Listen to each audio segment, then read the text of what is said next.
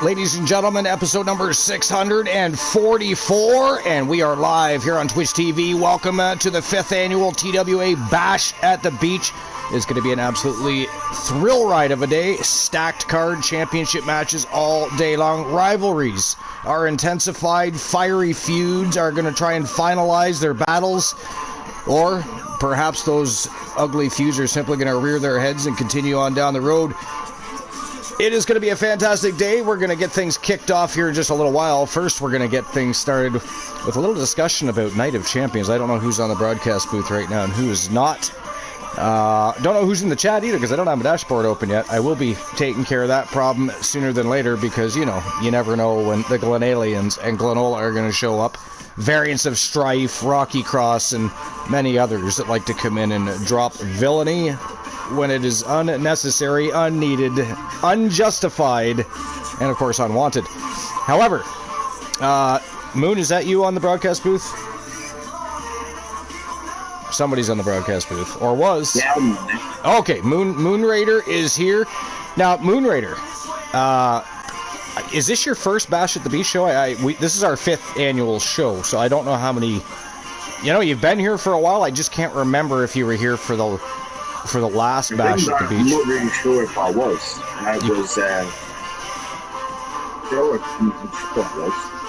We only have 3 shows that have been around since the dawn of time, as far as TWA goes. This being one of them, of course. This is our 5th annual TWA Bash at the Beach. Then in October, we have our 5th annual TWA Halloween Havoc show. And then in December, and it's usually about 2 weeks before Christmas. Last year we had to run late for several reasons. But it'll be our 5th annual TWA Slammiversary this year as well. Very shortly we're going to be doing our 3rd annual Weird Behavior stream preview. That's one of the stream. I don't know what was people just like. So the Weird Behavior stream preview got started over some drama that happened a couple of years ago. Not drama that really did anything to harm the channel or really bothered people too much because, you know, our community is a bunch of professional trolls and villains. They can handle themselves. Drama walks in, they get pirouetted back out onto the street, dropped on their heads, and a skull-crushing finale. Curb stomp, if you will. Usually my mods handle things before I even get to deal with it. You know, if it's that bad, which hasn't happened in a very long time, we've been very lucky with our community. I've said it time and time again. When it comes to internet platforms and communities, it's very easy to waltz in on a very toxic environment. And we've been able to keep collecting and congregating with a lot of very good people, very smart people. We've got a lot of people that are into writing books. They're authors. We have security guards. We have police officers. We have nurses and doctors. We have artists. I mean, we've got a lot of brilliant people. Musicians. I mean, it's just a great community, and it's really been a pleasure. Really been a pleasure. Here we are. This is our 6th season. We're in our 5th annual show, and I couldn't thank everybody enough for enjoying the shows that we create week in, week out, and of course our big stream previews that we put on once a month. Not only do they keep coming back, but in some cases they've brought new people with them, and then of course other people have found us in various different ways. So it's really nice. It's really nice. We never have to worry about coming in and not having a good time, which is the main point of the channel, right? The main point of doing these shows is to get together, have a great time with some great people, watch some great matches, and carry on with our day as such. But other channels not so lucky though. I've been to many of them. You know, I've been to channels where I've literally left just because there's way too much toxicity and drama, crazy things going on while somebody's trying to run a show of their own on their channel. You know, people complaining about wins and losses and just crazy stuff like that. I've never understood the wins and losses thing, right? I know we all like to win, but it's pro wrestling. It is pro wrestling, folks. Nobody wins all of the time. You know, there's been people that have had streaks, but it's not boxing. They don't have padded records. It is what it is, right? But yeah, it's been a great ride. And Glenola, of course, I was mentioning him earlier because he's one of our biggest villains in the community. Likes to cause all kinds of villainous acts while he's here. whether it be cutting cords or dropping swear jars or, you know, it's Glenola. He and his Glenalians like to try and, they also try to fish, they go fishing. They try to reel people in and get them involved. And Rocky Cross being one of them. Rocky Cross has not been here very long in the TWA community, and already he has turned into a villain. There's certain people that should just never, ever be around Glenola or Variants of Strife. You know, there's actually several people, really. But we'll just name drop them to say we did because, you know, they're the biggest causes of the drama that goes on during our shows. Now, it is fun drama. It is not bad drama. But, you know. I mean, the last show we had, I think I was off the broadcast more than I was on it. For instance. How dare they? Anyways, I am going to get my dashboard open because I have no idea what's going on in chat room right now. So I'll do that. But, did you happen to watch Night of Champions, Moon? Yeah, I saw it. I did see parts of it. As you said, glimpsed onto else I was. What? So did you watch any of the highlights, or like, do you know what happened? For the most part, I saw Jake Fargill with doing some type of botch, like trying to plant Asuka down with her finishing move, Jaded, and then she done a pin botch. Yeah, I did read some. I didn't really pay it. I wasn't. Well, I was paying attention. I did watch. I don't watch them live. I don't. I just have better things to do that time of day, so I never watch the Saudi shows live. Sometimes I don't watch them at all. The only reason I watched is because I actually think this might have been their most solid card they've ever had there. Usually their cards are just people, because a lot of the WWE superstars aren't necessarily, too thrilled about going over to Saudi Arabia for a multitude of reasons, especially right now with the conflicts going on, etc. But this year, it's such a solid card. Even I couldn't not watch. So I don't know. I can't remember what time I started watching it, but I did eventually watch it, and I was actually fairly impressed with how the show went. I thought it was a good show for a Saudi show. Cody Rhodes, of course, beat Randy Orton. I was kind of hoping Randy might win that. I was hoping Cody had put Randy over. You know, because my problem with Cody Rhodes being the king of the ring is this. He's Cody Rhodes, number one. Number two, he was champion for what, a day short of a year. And there's different avenues for him to get a shot or a rematch, which he's probably already due anyways. It's not like he's had a rematch, right, since losing that belt. So he's already due a rematch for that championship belt. Why does he need King of the Ring? I'm not gonna lie, and I love Cody, don't get me wrong, but I would have loved to seen Randy Orton have that crown. I really would. I think they made the wrong call there. Because again, what does Cody need the crown for? Just to add it to his resume? To my knowledge, Randy Orton's never been King of the Ring either. So I mean, I'd have to fact check that, but I'm pretty sure he's never won a King of the Ring before. Do you know for sure if he has or I don't think he has. I don't think he has. We may have to do a little fact checking on that, but alright, opening up my dashboard. Rocky Cross, speaking of the villain, the Super Troll. Rocky Cross is in the house. What's going on, Rocky Cross?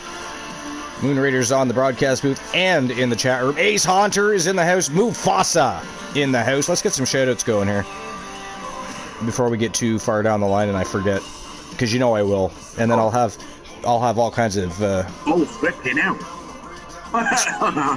Say that again. This Spoopina just knocked down the cameraman. Nice. Fucking OFW just now. Are you still watching football? I know, they legit just finished not long ago. Rocky Cross says, "Hi Archer, I'm here to troll your mind. How dare you, sir, even go there? We haven't even started the show yet. How dare you?" Moon, I got Archer with 30 seconds of swear jar. When? Not today. There is no swear jar. Lies. Oh yeah, he did. Rocky Cross did redeem it just not long ago. Did he really? I don't see it anywhere. I do not. Why is it not showing on my screen? So I got caught in a swear jar already. Did I swear already? I probably did. I'm always swearing. I'm terrible for that. Banned from the... How dare you, Rocky Cross? This is what I mean. This is why I got to make sure my dashboard's up at all times, because I never know who's in there. And we were just saying Glenola, Variant to Strife, Rocky Cross, and what do we got? We got Rocky Cross or Glenola Jr. in the house, already dropping a swear jar. How dare you, sir? And really, here's a question for everybody. I mean, the show hasn't officially started yet. I mean, yes, we're live, right? The broadcast has started. You know, the festivities are about to begin, and there's excitement in the air, but does it count before the show actually begins? There's a question for everybody. Should it still count, even though we haven't exactly started Bash at the Beach officially yet? We are live, but the show is not. It's like, you know, you turn on the kickoff show, and you're waiting for that main show to start at 8 o'clock or whatever time it might start in your region. Is the kickoff the same? I mean, should I be banned during a kickoff show and informed ahead of time that, well, by the way, when you start the show, you're automatically banned from that first match? It is gaslight. Ace Haunter with the AKO on Rocky Cross. Take that, Rocky Cross. It's like you turn on the kickoff and some... Yeah, that's what I was just saying. That's what I was just saying that to Moon, Ace. That's my question.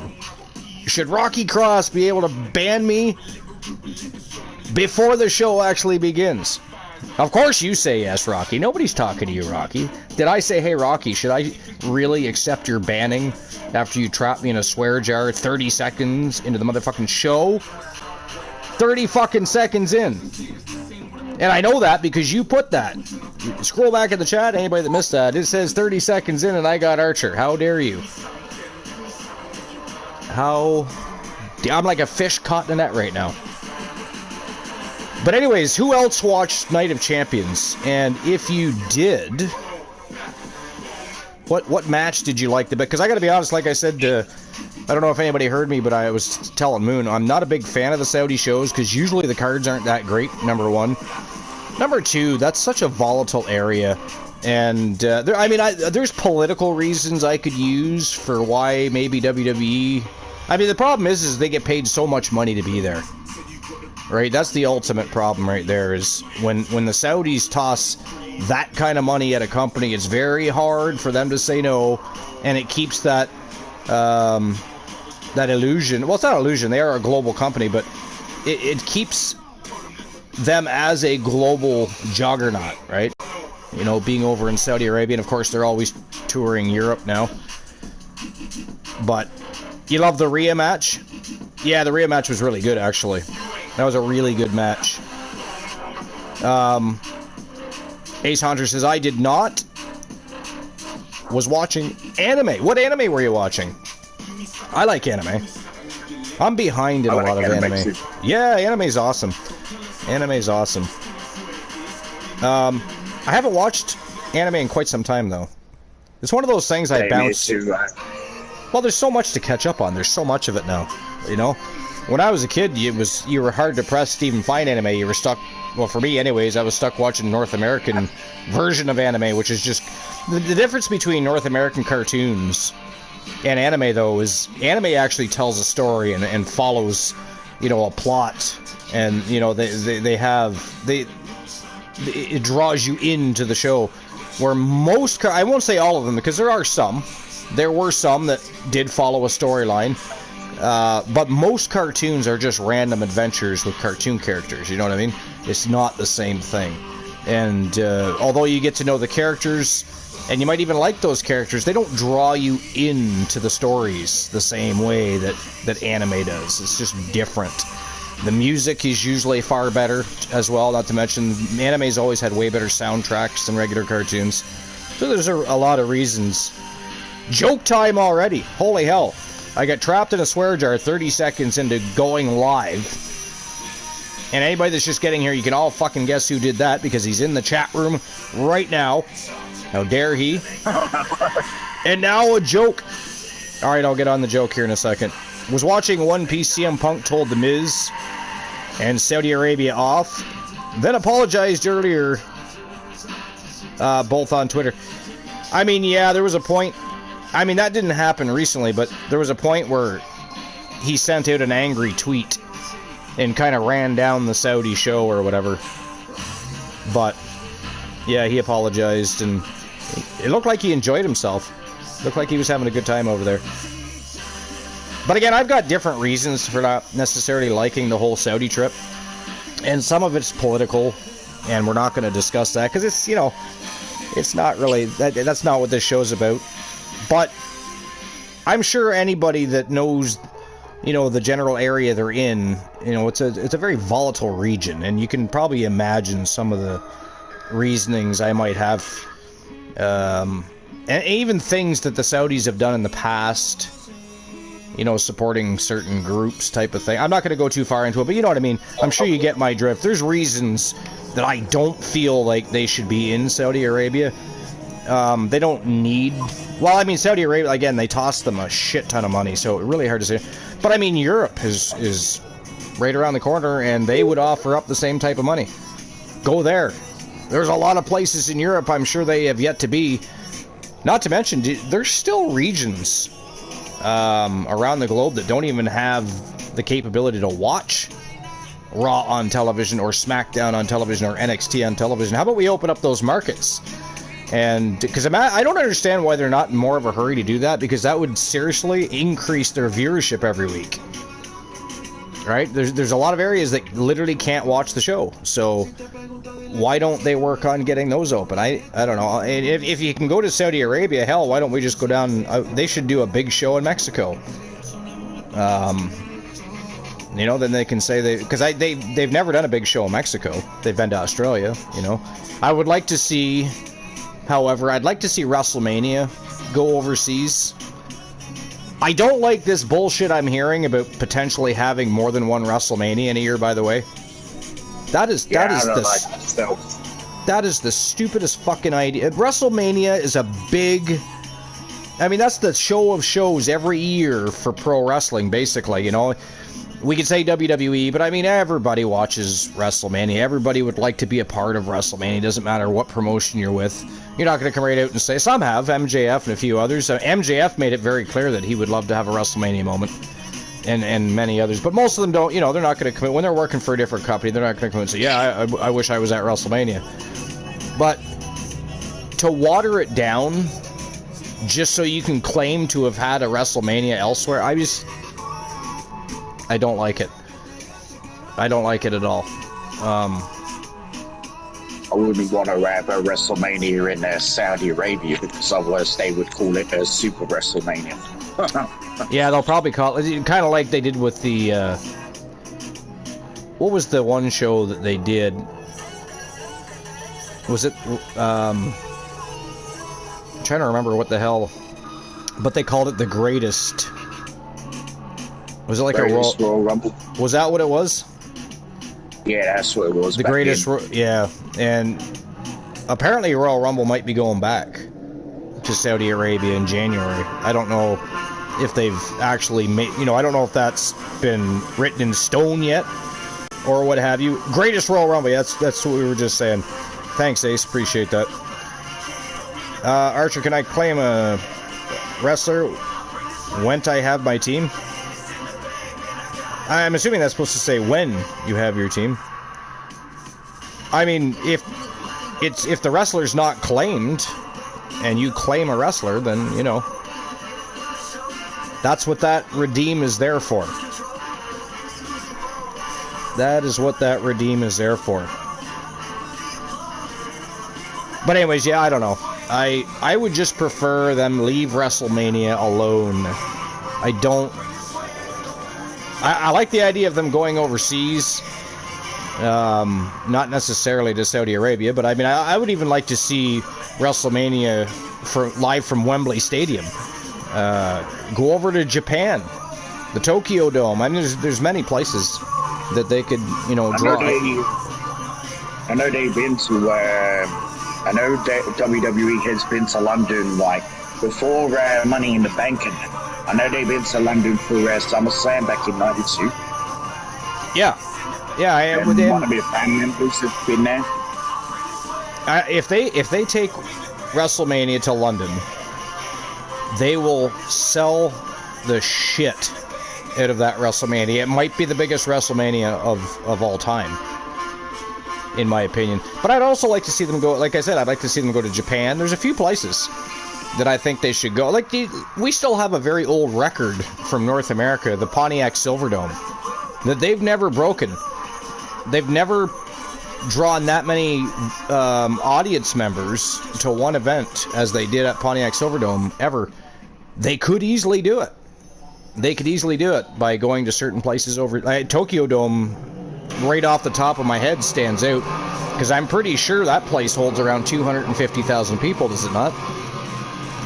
Yeah, it does, but it's like with Wrestle Kingdom over there, they just don't have like the top stands and that. There's like they're like empty seats apparently.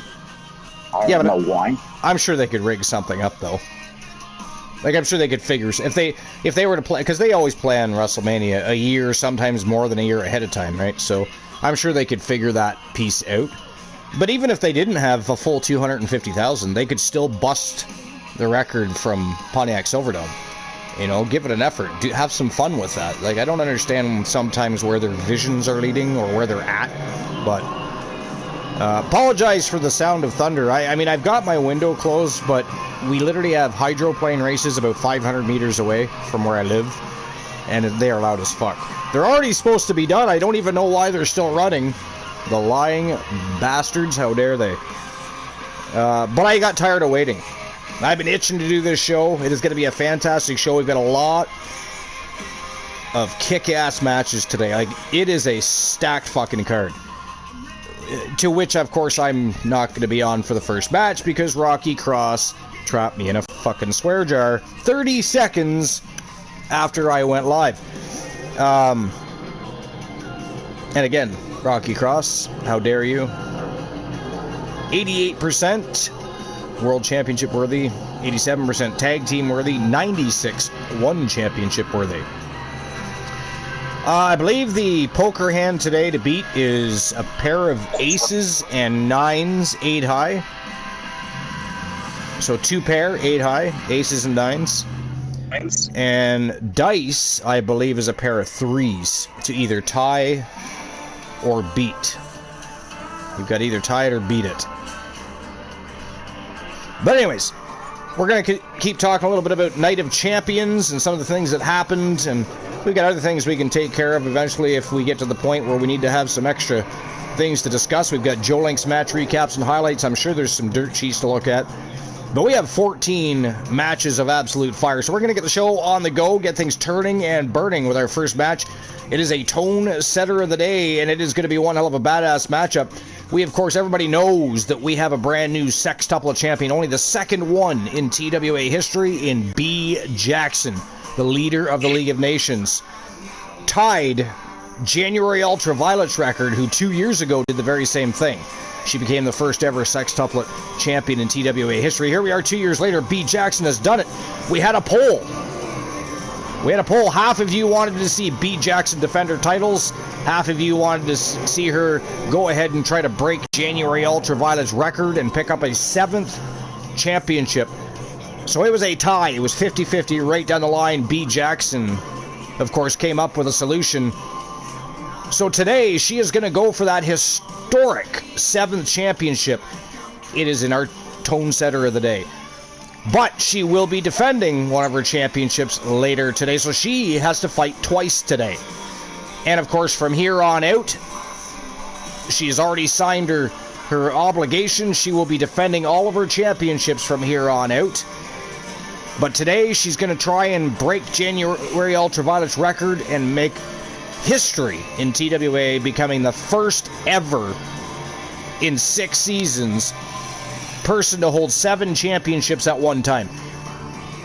Again, she will be defending one of her championships later in the day, so she might either retain her championship and continue to be a septuplet champion, or she might drop back to being a sextuplet champion. We're going to see what happens with that. But it's going to be exciting. First match of the day, our tone setter is an ambulance matchup between B. Jackson and Maxine Kitty for the WCW Women's World Championship. So let's get the show on the go right now, shall we? Here we go. Matchup numero uno. Here we go. B. Jackson. Now, I do say she tied January Ultraviolet's record being a sextuplet champion. However, she does have a bit. I mean, we don't talk about it. B. Jackson doesn't really go around talking about it too much. But although January Ultraviolet did become the first ever sextuplet champion, B. Jackson, not only is she now a sextuplet champion, she's also become a 4-time Triple Crown champion and a 2-time Grand Slam champion. So she does have a notch in her belt that January actually does not, right? Arguably, B. Jackson is the greatest superstar in TWA history as it stands now.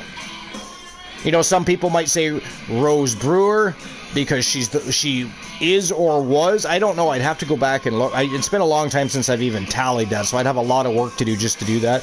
At one time, Rose Brewer was the winningest superstar in TWA history.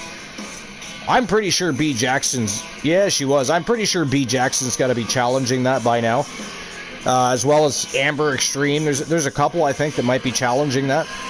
But aside from being the winningest, B. Jackson has the most championships that anybody has ever held. So, there's that.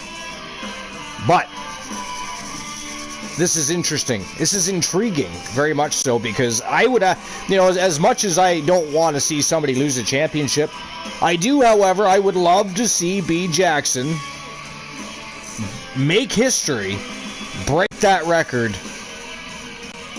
and become the first ever septuplet champion in TWA history. You know, the men have, I'd have to check, I don't even think the men have a Grand Slam champion. I think the farthest the men have made it, no, I don't think so. I think the farthest the men have made it is Triple Crown championships. I think only the women's division have Grand Slam, quintuple, sextuplet, and today we might possibly, for the first time ever, have a septuplet champion. So, but here we go. Team Honeybee Wrestling has 2 superstars in action right now, Maxine Kitty and B. Jackson. Which of the 2 members of Honeybee Wrestling's management team are going to walk out of here as the Women's WCW World Champion? Is it going to be B. Jackson? Or is it going to be Maxine Kitty retaining and going home with their gold? Who knows, but we're going to find out right now. Let's rock and roll. Matchup numero uno, our tone setter of the day. Let's go. Let's go. And as soon as this is the very first matchup, and of course when the bell rings, it'll be just you and Moon Raider for the first match. Rocky Cross trapped me in a swear jar 30 seconds after going live. 30 seconds. Yeah. Yeah, he's looking to be a little villainous today.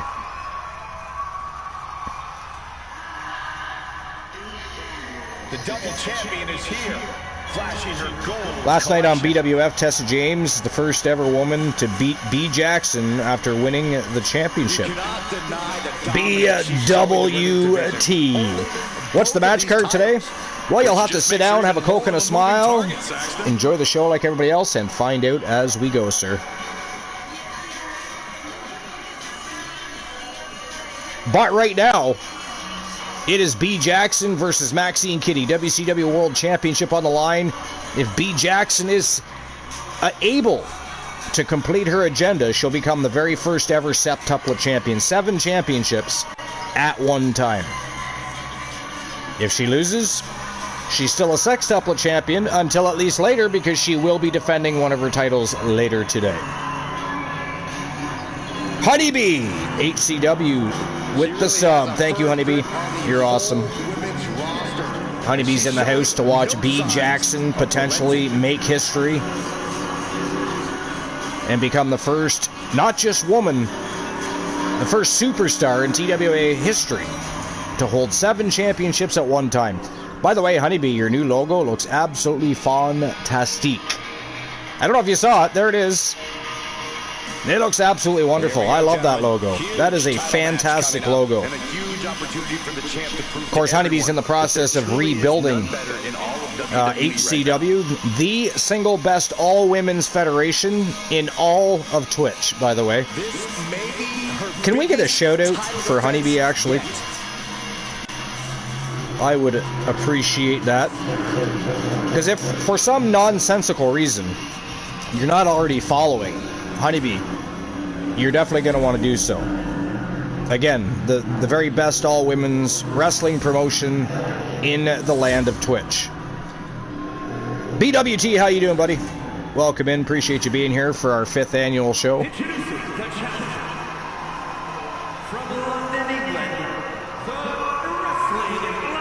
Bell hasn't rang yet, Rocky Cross, so keep your knickers on. I'm still here. Yes. How dare you? Before he says anything, you know, it's Rocky Cross. He's been hanging around Glenola and Strife, so he's all vilified out. I'm just waiting for him to say, hey, you're banned. I caught you in a swear jar 30 seconds into the show. I know that. How dare you? The bell hasn't rang yet. It's going to ring in a few seconds, though. The champion thrives in these situations. All right, here we go. The matchup's officially set to begin, so I'll see everybody after the first matchup. You can all thank Rocky Cross for that villainous bullshit. But you have Boss Apollo, you've got Moon Raider, you're in good hands. The ship will smoothly sail through very calm waters. There are no pinfalls, submissions, disqualifications, or countouts. Well, thanks for letting us know that. It's a fucking ambulance match. I mean, if there was any of those involved in an ambulance match, I would never watch another one again. Ever. Thank you for shouting out, Honeybee. Appreciate that. And here we go. Bell is rang. I am out for the first match. Rocky Cross. I will return. But the ambulance isn't the only threat to these competitors tonight. Danger looms over this match as anything goes. This is not a match you can easily prepare for. You really have to pull out all the stops in this situation. Oh, God, what a shot to the face. Oh, she was ready with the counter. These two have learned each other so well. Corey, do you expect the lack of disqualification in this ambulance match to be a big factor? I expect it to be the deciding factor, Cole. Whoever pushes the boundaries and goes to the most extremes with their offense is going to be in the driver's seat here. Taking a look inside the ambulance. Now has to think of a way to get their opponent into it. Now bringing the fight back into the ring. Uh-oh. Look at this. Look at that torque on the leg. Twisted into a leg breaker. She's stringing offense together here. She is meticulous and lethal with her offense so far. Forcing her right out of the ring. She wants to take this thing to the outside.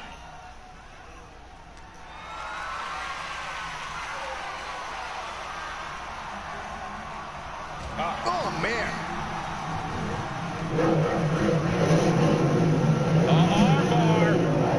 Punishing stretch. An isolated attack on the challenger's shoulder is just pulling apart those muscles. Oh, man, inverted backbreaker. Ow. Holy shit. This is a situation you want to avoid. As their opponent in the ambulance and one step. This is a hell of a struggle. Just try to. We've got 24 hours for B-Jackson. Like, when it comes down to wrestling and other promotions too. They escaped. 48 actuals or whatever. There it is. Reversal. Oh, these are just gnarly. And B-Jackson, even though she's the best, she's a great heel. Showing absolutely no mercy at all. What an onslaught. The champion taking even more of a beating here. Yeah, she is really looking out of sorts here. Left foot hospital, right Yeah, foot so yeah, I graveyard. grab it. You grab 3 gimmicks more than I made you. I mean, you Calculating the next move here. play 2 other things Tossed to into the play back about of the things meat and wagon. Trying to at least yeah, I slam went one through door some shut. various name change, various control Inches away from ending this one. like controller drifting, and also when I was young, I thought. Holy shit! That is it. Yeah, that is it. That is all. That's the fastest ambulance match I think we've ever had in TWA. What in the blue hell is going on? Ladies and gentlemen, the winner of the match and your new WCW Women's World Champion and the first ever TWA superstar to win 7 championships at the same time. From Team Honeybee Wrestling, it is the great B. Jackson taking home the gold to the League of Nations. Congratulations to Team Honeybee. And of course, B. Jackson, the League of Nations. Wow, I did not. I mean, Maxine Kitty is a fantastic superstar. I mean, she won that WCW championship herself with relative ease. Tonight, her luck ran out, and B. Jackson continues to soar to the top of the food chain. Hell, she's not soaring to the top of the food chain. She is hovering above the top of the food chain. She has not landed. She continues to climb higher. Wow. God damn it. Rocky Cross. Somebody AKO Rocky Cross, please. He did it again. How dare you, Rocky. He's just mad because the match wasn't very long. That's what it is. He's taking the shit out on me. Like it's my fault. Like it's my fault that B. Jackson went in there and whooped a member of her own team's ass. That has nothing to do with me. I did not do anything wrong there. I had zero to do with that. But how dare you, Rocky Cross? Oh, he got AKO'd twice. I like it. I like it a lot. I like it a lot. Out of nowhere. Twice. I like it. Alright, so. Honeybee Wrestling. I don't know what happened in the locker room after the beginning of the 6th season, and B. Jackson and the League of Nations took their little vacation. But for anybody that's not paying attention, not only is B. Jackson now holding 7 championships at one time, she is also 8-0 since returning. She has not lost a single match. 8-0. 7 titles. That is fucking phenomenal. Just flat out fucking phenomenal. All right. That's what I was gonna say. January. That's what you call a good motivation. If that's the word I'm looking for. Yeah, I mean, origin it like lighting a fire under B. Jackson's ass. Glenola told me to make your life hell. How dare he, and how dare both of you? How dare both of you? But yeah, January definitely lit a fire under B. Jackson's ass. But I just crazy. She's just so good, so good. Again, congratulations to Team Honeybee Wrestling, and of course the League of Nations. What a, I mean, I was gonna say what a match, but really, Maxine Kitty had her moments, but for the most part, B. Jackson owned that matchup. She whooped that ass. That was crazy. And again, that is easily the fastest ambulance match I've ever seen in TWA. Never have I seen one that fast. Yeah. That was crazy. It was barely even a matchup. B. Jackson had an agenda, and she was willing to do what it took to complete that agenda, and she did so. So, there you have it. All right. You know what I just realized? We didn't even have a betting line or anything. Nobody requested a betting line for that. I'm surprised nobody wanted to bet on that shit. I was positive somebody would want a betting line open, but now remember, before the championship rounds, or before what we now call the betting rounds, you have to initiate your if you want the betting line open, it has to be requested before the first bell. Kind of like when I'm banned, you know. As soon as the bell rings, I'm gone. So is your opportunity to open a betting line once that bell rings. But anyways, you want to open the betting lines for matchup number 3? Okay. And matchup number 2. Rocky is literally pulling a Glenola right now. Are you guys related? Are you in... Do you guys... Are you... Seriously, though. Are you guys cousins?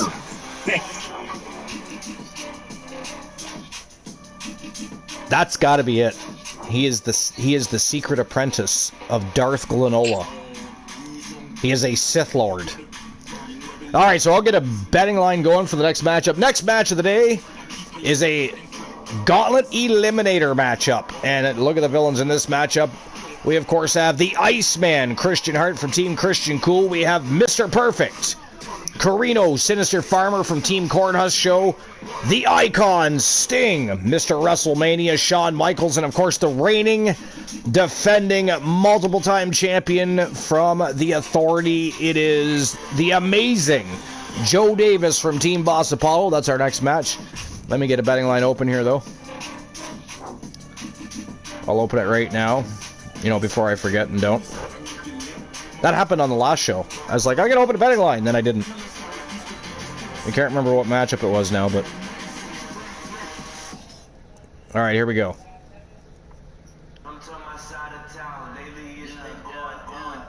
Who walks out? TWA Legends Champion. Is it going to be Shawn Michaels, Carino, Sinister Farmer, Mr. Perfect,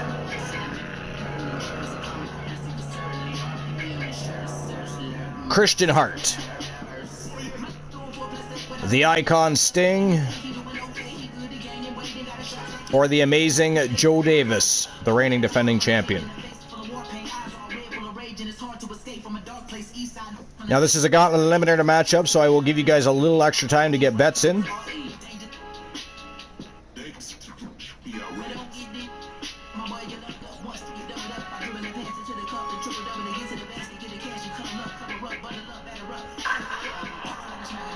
So I'll give you 15 minutes instead of the usual 10.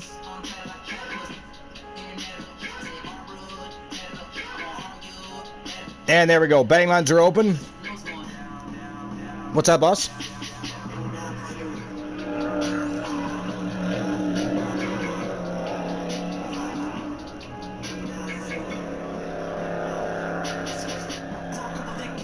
I mean, it's happened where they've been still open. Like a matchup was really quick, and people.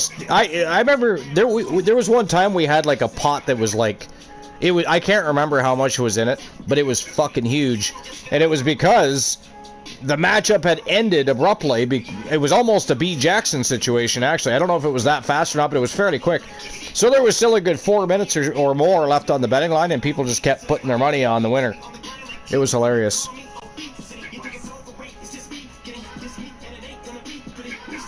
I think it was more than that, even. I think it was more than that, yeah. But it was up there. It was definitely up there.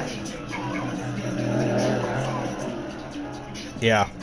So, but here we go. Matchup number 2 on the day. TWA Legends Championship is on the line. Gauntlet Eliminator time. Joe Davis putting his championship on the line. Let's rock and roll. It is time to turn and burn. Here we go. And I've got until the bell rings, and then I am again removed from the match, thanks to our good friend, Rocky Cross. The Apprentice. Yeah. The Sith Apprentice. I can still hear those boats going. Why are they still running? Do they not know what 1:30 is? It is 2:30.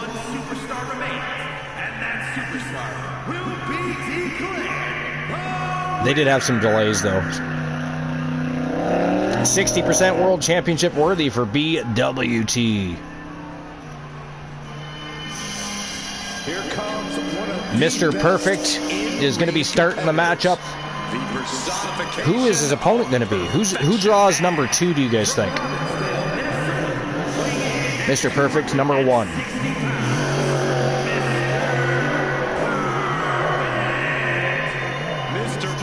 Kurt Hennig.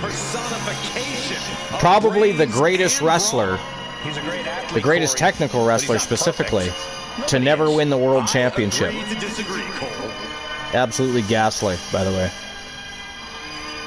That is absolutely ghastly.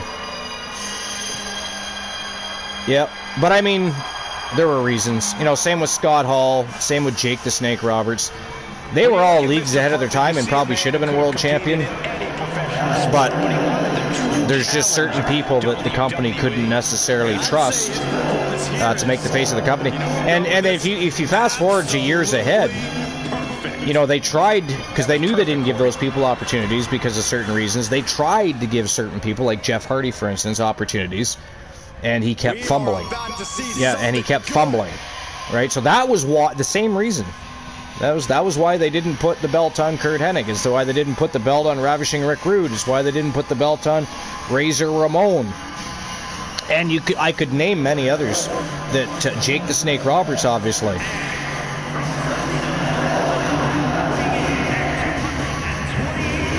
I mean, I'm waiting for one of those boats to drive into my house.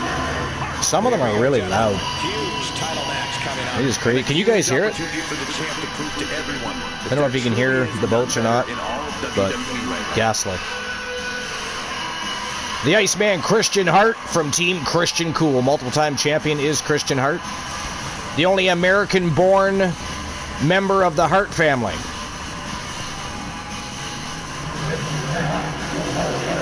He's been Legends champion before. Would love to be Legends champion again. Rocky Cross says, it is super loud. Yeah, it is. Yeah, it damn well is.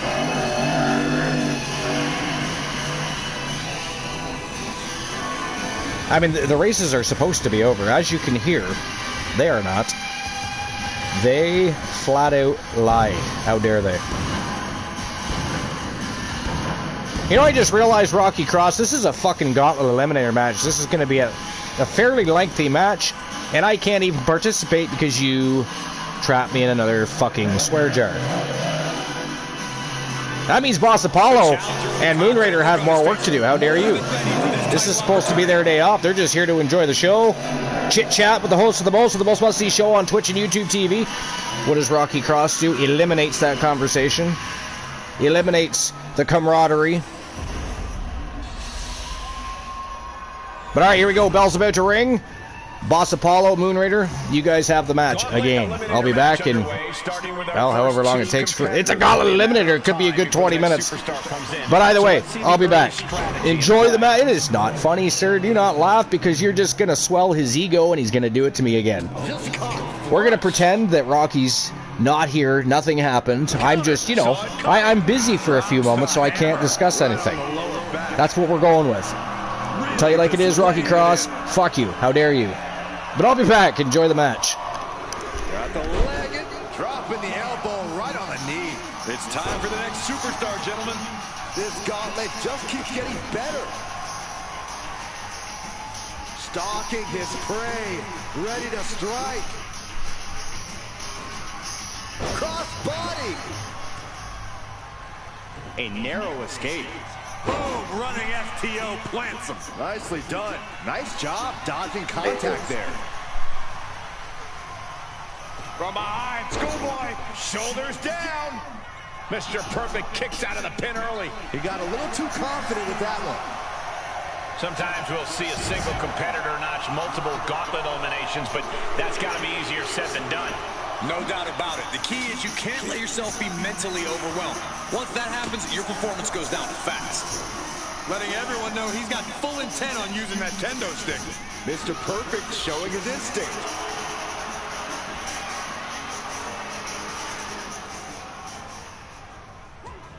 Ugh, across the back of the neck. Ooh, and he manages to reverse. Driven down with a sidewalk slam. Gets lifted into position. Slip behind, right to the left knee. He's getting back up. Straight into harm's way. Up high. Cross body. Play cover. All right, Shawn Michaels is headed into the gauntlet. So resilient. Boom. Dropped on the crown. And into the count. There's two. He narrowly avoids the count. At this point in the match, that could have gone either way. He's looking for an implement of destruction under the ring. Now we're talking. This sledgehammer might be what decides this match. O'Connor roll. Shoulders are down. This could be it. Referee in great position. He's not even close to being done yet. His adrenaline is pumping right now. Defiant counter from HBK. Time for another man to enter the gauntlet. He's heading to the gauntlet with purpose. He is in the zone, and he wants everyone to know it. He could pin his opponent right here. He forces a break before the count of two. Still in it. Oh, 8 knuckles upside your head. The champ finding a companion, but we know it won't last. Slips away just in time. Power slam. Oh my God, mandible claw. Oh, roast the mandible claw. Two. Champ with the shoulder up. He thought he had it. Neck breaker after the float over. That was pretty. Goes into the corner. Not a good Superman punch in the corner. And the spear. He thinks he has it. Sleeper hold cinched in deep. And breaks out of the sleeper. Wait, trouble here. Can he get it fully locked in? Trap, hold on, trying to maneuver out. Dropping bombs right now. And escapes. Rapid knee strikes. Nice clothesline. Oh, the moonsault connects. Big forearm. And he slides him back to the mat. And shoulders down. Oh. Kicking out in time. Both competitors digging deep into their well to keep this match going. Elbow drop right on point. Tombstone pile driver.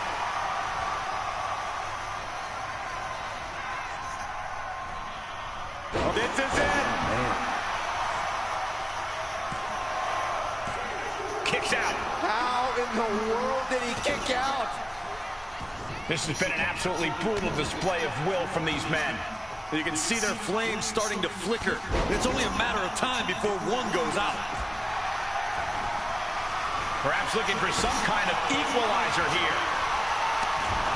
He grabbed the chair. Now would be a good time to run. Mr. Perfect looking to embarrass his opponent. Big elbow drop. Wards that off. What a response. The field is about to get filled up with more talent. The opposition know it. Will it be? Oh, I thought the champ had it. So close. That could have been it. Right And now Perfect could be closing in. Go ahead, Byron. Here it comes. Couple right hands. Does he get him here? Oh, I'm Riddle. I missed the Matt Riddle, the current MLW World Heavyweight Champion. Kicks out. How does anyone kick out at this point? The suspense this crowd is feeling. They get a hold of Michaels here. Showing off her Well, well-educated technically, feet and finish into the cover. that's what I am as well. I am today's Riddle He too. just won't give up. Mr. Perfect, he's looking for it, Corey. This isn't just great. Leg drop. Could that be enough to gain the title? Mr. Perfect. No clue what he hopes to find down there. Lift it up. What's next? Can't prepare your face for that. The WWE Universe is showing their appreciation. Uh-oh, this is not going to look pretty. Submission being applied. Oh, he slips out of harm's way. And delivers it. Oh, right there, elbow. And gets out of it. Here it is. Got them off their feet here. It's all about. He's going for the pin. This could be it. some shock in the arena after that kick out. He catches Mr. Perfect with a counter. Front face lock applied. Uh-oh.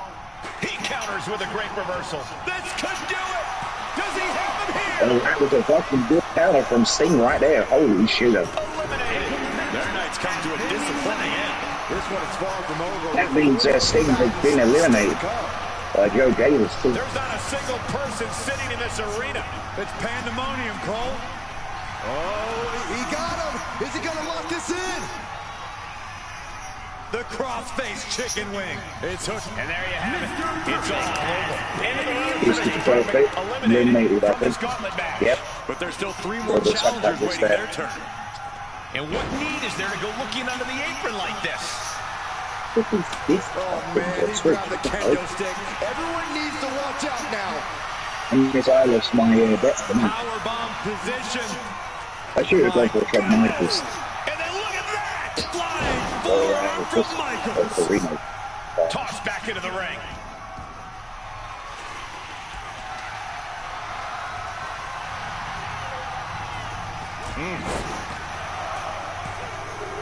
Oh, we have an elimination. And now with just 2 more entrants to go in this gauntlet, anything can happen. Christian Hart eliminated. Face first into the chair. Boom! Into the I think cover. Reno's going to win. Reno Khan is going to win the Emphatic kick out from the champion. I cannot believe what I'm seeing right now. No one can. Ooh. Old HB Shizzle, not above some mind games, it appears. And managed That's to the push first time off there. nails. O'Connor rolls, shoulders are down. DOA hit him right in the face with a steel champ chair. easily stopping the Absolutely count. savage. How does anyone have this much in them at I this think point? I think Randy is going to turn heel. And finishing I up think high. Randy is going to turn heel. I think he's going to be the one to turn heel. I know Cody Rhodes stated that he would have a heel run. It pulls off the reversal. Quick thinking that time. Corkscrew I think he would, did I say kill it as a heel? Both wrists captured it. Man, knee strike.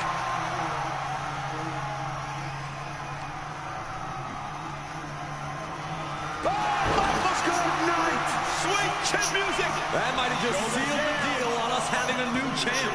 He manages to kick out. What strength. I knew it would take more than that to put the champ over. He may get the 3 count right here. I think so. It's a good look to start for that. I didn't think we'd see a kick out there.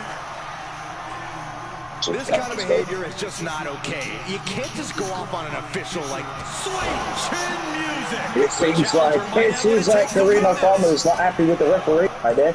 Hey, it's a super quick fire. They're switching music box I do down. not know how you survive that. Staying alive there. Yeah, they're going to do not have to. HBK thought he put the last nail in his opponent's coffin, but we still got a long way to go before we can turn the lights out on this one.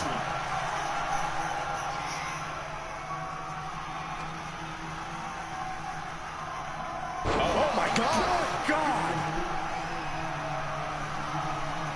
One step at Setting up again. Showing off her well-educated feet and finishing off with an enziguri. The showstopper looking as motivated as ever. cover. And that's it. Thanks for coming. Here they come, the last entry in this gauntlet match. Inverted DDT. Michaels avoids the attack. And Sean still managing to rally some offense. I'm not sure how, but HBK might be about to pull this one off. Ooh!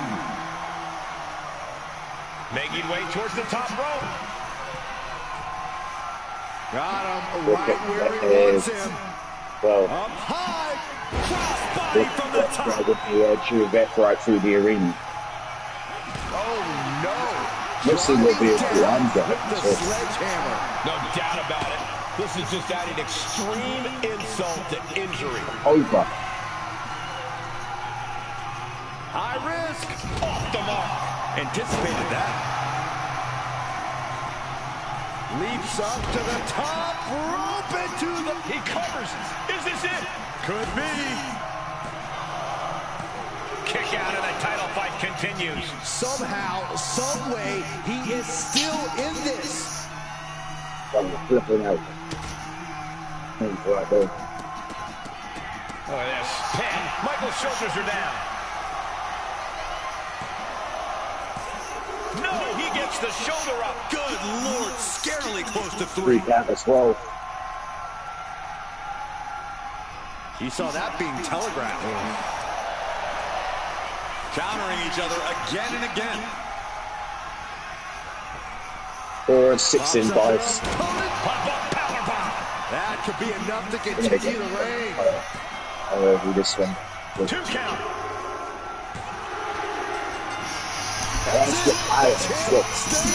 So they And that is it. That is all. What a matchup. That was probably one of the best Eliminator matches I've seen in quite some time. Man, nobody... Yeah, it was. Nobody was willing to give up on that matchup. I gotta tell you, though. I gotta tell you, how the fuck Joe Davis pulled that off. I mean, did anybody else see what I mean, I don't know if anybody else was wincing in pain as I watched it, but Shawn Michaels delivered like 3 blows with a sledgehammer to the no-no square. Goddamn. That was ghastly. That was hard to watch. But ladies and gentlemen, the winner of the Eliminator matchup, and still the TWA Legends champion from Team Boss Apollo, and of course representing the Authority, it is the amazing Joe Davis with the retention. Going home with his gold is Joe Davis. So congratulations, boss. And of course, congratulations to Joe Davis and the Authority. Speaking of the Authority, man, there's a lot of heat going on backstage, and I mean, there's promos going back and forth between the New Shield and the Authority and TDL and Death Set. I mean, the tag team division is absolutely on fire right now, and after this show, I mean, I can't expect anything other than that to continue to burn. The fire is going to continue to burn. Team 3 teams going for battle. You know, and Joe Davis, that also makes him one of very few people to defend a championship in a gauntlet and win. You know, it doesn't always go the way of the champion. It does not always go the way of the champion, but this time it did. Okay, so I'll issue the payout for that. And I'm just checking my dashboard quick. I don't see any... yeah, I don't see any new swear jar. Rocky Cross! Rocky Cross. Somebody AKO Rocky Cross, please. He needs another AKO. Maybe drop that fucker twice. How dare you, sir? 2 swear jars and now I'm banned for a match? That is absolutely horrifically ghastly, to say the very... It is not funny, BWT. That is not something that we should be laughing at, because we're just going to feed the already lunacy mind of Rocky Cross. He's already got Glenola in his head. The Glenalians warping his mind. We do not need to encourage such villainy, BWT. How dare you, sir? How dare you? You did it. You did not do it. You know what? I'm not even going to believe that for half a second. I do not believe for half a second that Moon Raider wanted you to ban me from the next match. Nice try, Rocky Cross. How dare you? First you swear jar me twice, then you ban me, then you try to throw Moon Raider under the bus like I wasn't here the whole time. Like, I know what's... How... Rocky Cross. You know what? Actually, never mind. Because in the middle of the sentence, he'll probably drop another swear jar, and then I'll be gone for a 4th match. So I'm just not going to say anything. I'm being very careful with my verbiage. If I have to say poopy for the rest of the show, then so be it. Rocky Cross, how dare you? He didn't laugh. He's not laughing at the ban. He's laughing because you are trying to convince me that he wanted you to ban me for the next matchup. It is not funny, BWT. BWT, You and I got to work on our communication here. See, we don't encourage Rocky Cross. Rocky is a villain. He is a troll. Okay? He does not need his ego inflated any more than it already is. That's, you know, Glenola has already done that. The Glenalians have already corrupted him. This is why we're dealing with the situation at hand. He does not need help in the area. And how dare you, BWT? How dare you? You got 60,000 TWA coins left? That's a lot. That is a lot. I don't like to hear those things. All right, so let me issue the payout. And Rocky, how many betting lines did you open? Remember that the final 3 matches do not have to be opened, just in case you or anybody else decides to open up more. So there's 14 matches. That was our second match. The final 3 open automatically, remember. All right, winner of the match was the amazing Joe Davis, retaining his TWA Legends Championship. And again, congratulations, boss. Nobody bet on the champion? Nobody? None of you. Not one. Bet on the wow. Not even boss. Not even boss bet on his own guy. What the hell, boss? I mean, that's going to be a conversation later. I mean, he is going to see that in the headlines. Team Boss Apollo refuses to bet on their own superstar, who went through a gauntlet eliminator. Villain after villain after villain to retain his championship in great fashion, and you did not place a bet. How dare you, sir? You opened them all but the last 3? Okay. Good to know. That saves me from going back and counting. All right, here we go. Moving on to matchup number 3, which I'm also banned from. Again. Here we go, though. The Women's 1 Championship is on the line. It is a Fatal 5 elimination matchup. Julia, Melissa Archer, Nia Jax, The American Dream, Anna Jay, and from Team Honeybee Wrestling, it is Julia Jackson stepping foot inside the squared circle. Of course, that was another poll. We do have polls for the 1 Championship. That's one of the main ways to become 1 Championship worthy. The people vote you into the matchup. In this case, we had a 4-way tie. Therefore, all 4 are in the matchup. Fatal 5-way elimination style matchup for Anna Jay's 1 Championship. That is our next match of the day. It is going to be an absolutely phenomenal match. Look at the Vixen villains in this matchup. It is going to be absolutely phenomenal. Looking forward to this matchup. But here we go. I'm going to get the betting line open right now. And then we'll get the show back on the go. Sort of. Anyways, I don't get to watch this match either. Well, at least not with my good friends Boss and Moon, because one of our other villainous little friends, would-be friend Hopeful, Rocky Cross, keeps eliminating me from the broadcast booth. It's like he doesn't want to hear my voice. How dare you, Rocky Cross? I serenade everybody with my beautiful voice. You are ghastly, sir. I would say it's ghastly, but you, sir, today, you are ghastly. Alright, so who walks out? TWA 1 champion. Is there going to be... I'm damn sure it's not going to be Julia Jackson because of what she's been doing recently. I mean, Julia Jackson's been up to a lot lately. On HCW and other promotions, not to mention. There's a lot going on in the Jackson family, but it seems to be in TWA. I don't know, for whatever reason, they seem to click here. They don't always get along. There has been some minor issues here and there along the line, but for the most part, for whatever reason, when they come to TWA, they seem to act as a unit most of the time. Go elsewhere, not so much. You know, they attack each other. They cause each other to lose matches. I mean, it's incredibly insane. It's almost like watching the Wolfpack back in the day. They haven't done it recently, in recent times, but a lot of the time, the Wolfpack, if they get bored, they'll beat each other up. They are crazy like that. It's kind of weird, but it happens. All right, or is it going to be Nia Jax?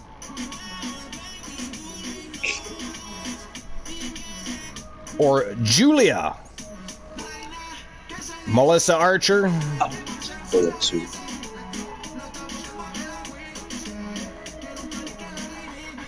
Or the reigning, defending one champion, Anna Jay.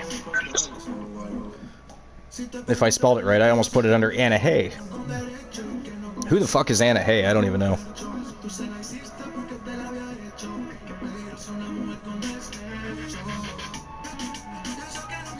All right.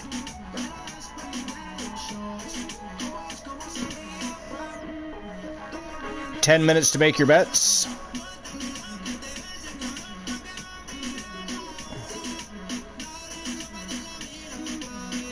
If it lets me open the bank. Oh, there we go.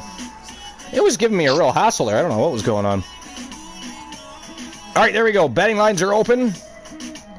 Time to take a stand. Pick a side. Choose a superstar. Who's it going to be? Is it going to be Julia Jackson? Is it going to be Nia Jax, Julia, Mrs. Archer, or perhaps the reigning defending champion? We don't know, but we're going to find out. 9 minutes, 40 seconds to get those bets in. Let's get the show on the go. It's time to turn and burn with our third match of the day for the TWA 1 Championship. Fatal 5 elimination style matchup. Let's go. And of course, as soon as the bell rings, I am once again removed from the broadcast booth. If anybody wants to send hate mail, it goes directly to Rocky Cross.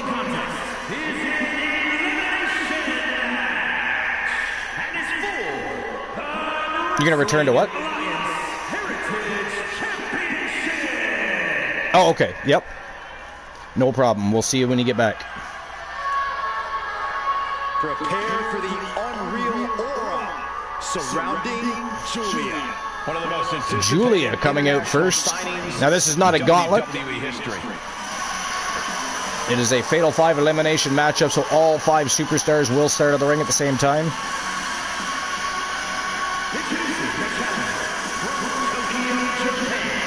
And by the way, Rocky Cross, I saw that you become 100% one championship worthy. Did you put that in the correct spot on Discord? I assume you probably already did that, but I thought I'd ask anyways. Variants of Strife's in the house and driving a Tesla right through the arena. How dare you drive a Tesla?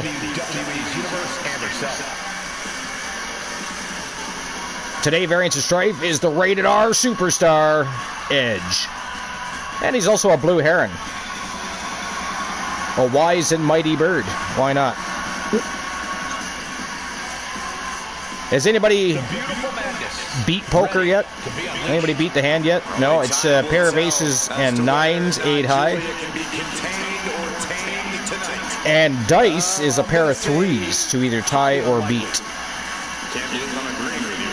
So if nobody's won that yet, feel free to continue playing. If you don't play, you don't win. It's like the lottery, right? You don't buy a ticket, you can't win the motherfucker. Morgan James is going for... Oh, you know what? I was going to ask you about that. Because you now have 4 different people you could have that qualify for, right? I mean, you could have given that to Mad Dog. You could have given it to Rocky Cross. You could have given it to Tessa James. You're going to give Morgan James a fantastic opportunity before she begins her tag team career with Tessa. Very, very cool. I mean, at least you're nice to your own people. You know, I did wonder, you know, how things are in the locker room, behind the scenes. If you're this villainous, you know, to the host of the most, I can't imagine what you might do on occasion to your own people. But at least you're being decent to Morgan James. This much we know. 4 to 5. Got to get a pair of 3s. Pair of 2s. No cigar.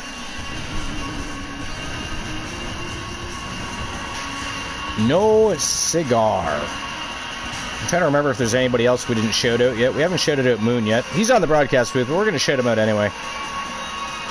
There we go. Perhaps the biggest match of her career. I'm just looking to make sure we've... It's about more than becoming champion. Variants of Strife will be next, of course. But is there anybody here now that we missed? or that's been participating in chat anyways. Sometimes people stay kind of silent in the chat room. I know BWT got a shout out. Rocky got a shout out. Honeybee Wrestling got a shout out. I think we're good to go. I think we're caught up for once, at least for now. At least for now. You had a teacher called Miss Anna Hay. That's kind of funny.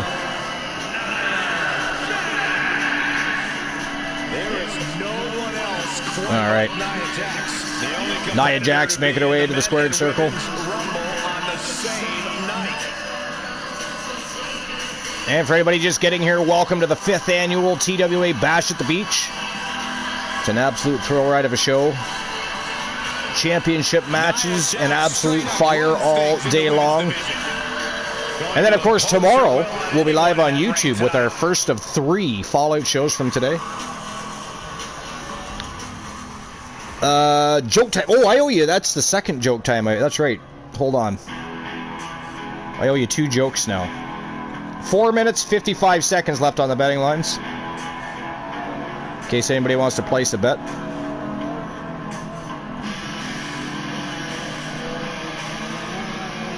Alright, let's see what I can come up with here.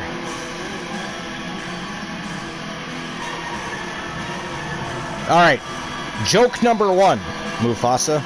And for anybody else who wants to take a shot at the joke. What do dentists call their x-rays? What do dentists call their x-rays? Is the first joke.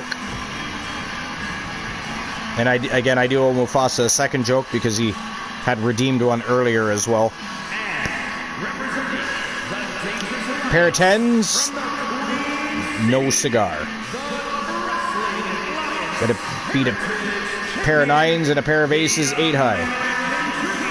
4 to 5, no cigar. The champ comes into his title defense incredibly confident, Corey. And with good reason, Cole. When you're the champ, you don't have to worry. So what does a dentist call their x-rays? Variant of Strife says smiles. Mufasa, do you have a guess? She is determined to stay atop the division. We'll see if she can do just that. Do you have a guess, Mufasa?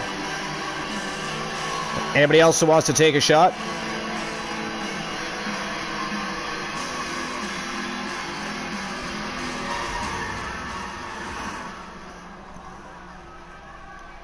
Yeah, I didn't see where you switched her entrance, just everything else.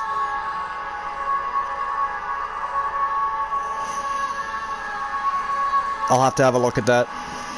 I'll make sure it's switched up before tomorrow.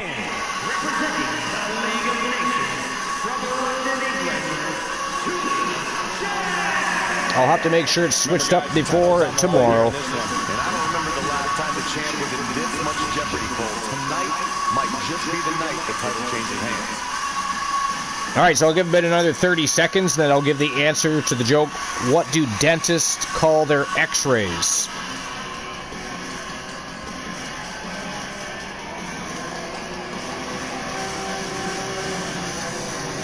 Julia Jackson, multiple-time champion, making her way to the squared circle. Ready for action, looking to win some gold. It's been a hot minute since Julia wore championship gold around her waist.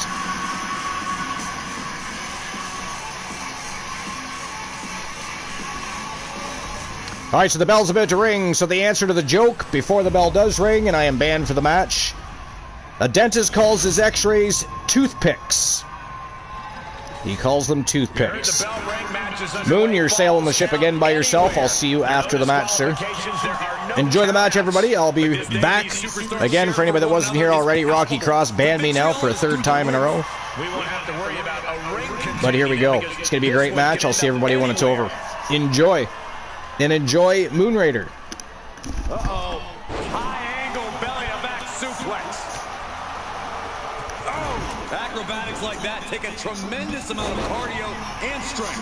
She's going for the cover. And a kick out. She's not wasting any time going after an early pinfall. Love it or hate it, there's a certain toughness that's brought out in no DQ matches. Yeah, no DQ matches can really test just how much a superstar can take. Sometimes it's even more than they expected. For certain superstars, it may unlock a new part of their personality. The amount of force behind that is enough to knock a normal person out. Freaking very nice. That's in there every other one down. Holy shit. And a series of vicious stomps. That was a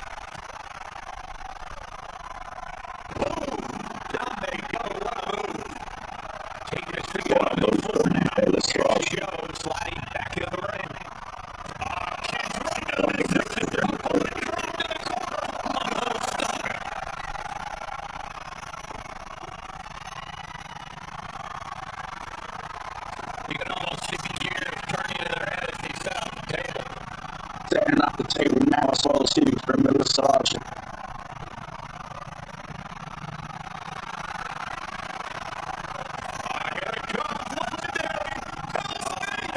Submission of the ring, which is a triangle hold.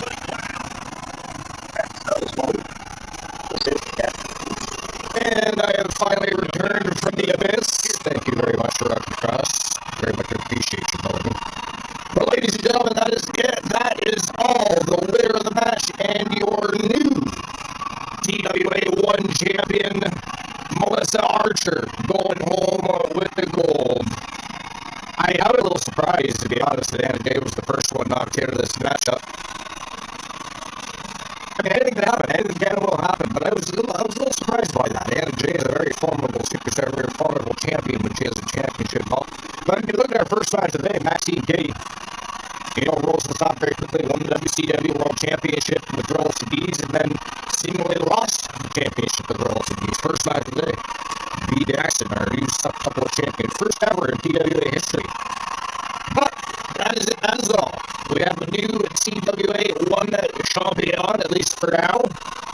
And it looks like Melissa Archer is already going to have a contender to deal with, because Rocky Gross has informed me that it will be Morgan James taking the 1 championship worthy redeem and challenging for the TWA 1 championship. So that's going to be coming up in the very near future. But congratulations to Mrs. Archer. I'm sure she'll be excited about that later. She's at work right now. And it's quite likely not watching the show, even though she should. How dare she?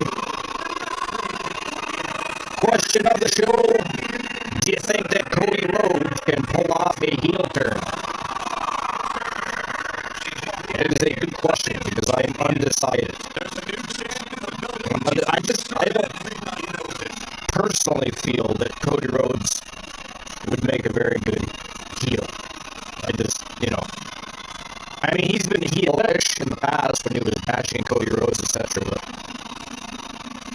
actually, technically speaking, I think it was when he was undashing Cody Rhodes. But I just don't see him pulling off a heel turn. I don't know. He's just one of the personalities. He was his heel when he was with the Bullet Club, I think he was. Yeah, when he was with the Bullet Club, I believe he was supposed to be a heel character. I just don't know if he's a believable heel character is my real problem. He's just one of those superstars that are able to be a babyface their whole career and not having it hurt the career. There's been very few. You've got your Ricky the Dragon Steamboats. Obviously you've got Cody Rhodes. Yeah, there's been others, but most people. But I don't think Cody Rhodes is one of those people, and he is very over with the audience. So a heel turn would be very interesting, but I'm not just 100% sold he pulls it off. I guess we'll see. It is rumored that may happen, so I guess we'll find out. But all right, let me issue the payout for that match.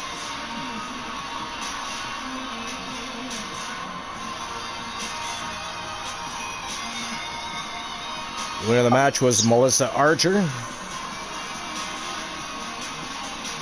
our new TWA 1 champion. 5,000. Go to Variance of Stripe and Moon Raider.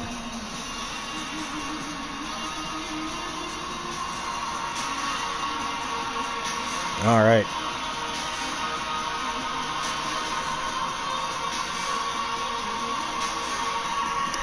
And here we go. Move on to the next match of the day.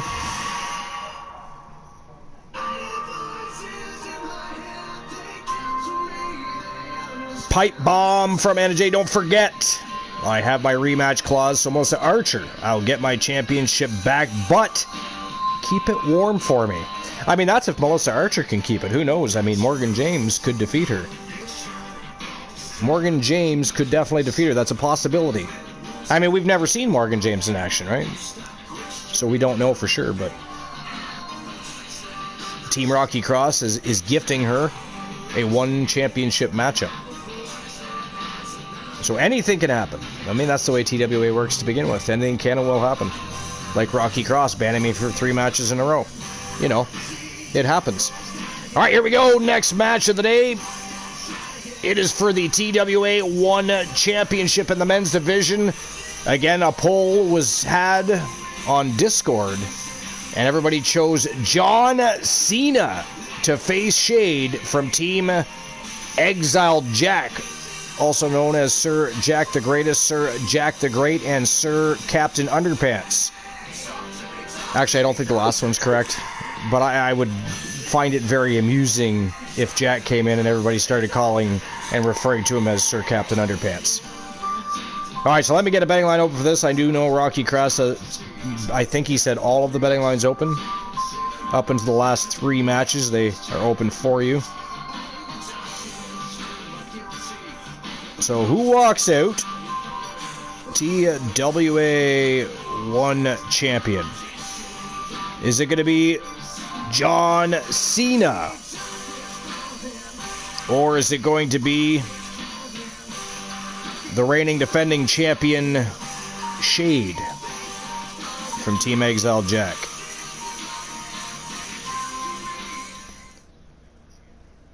$10 minutes to make your bets.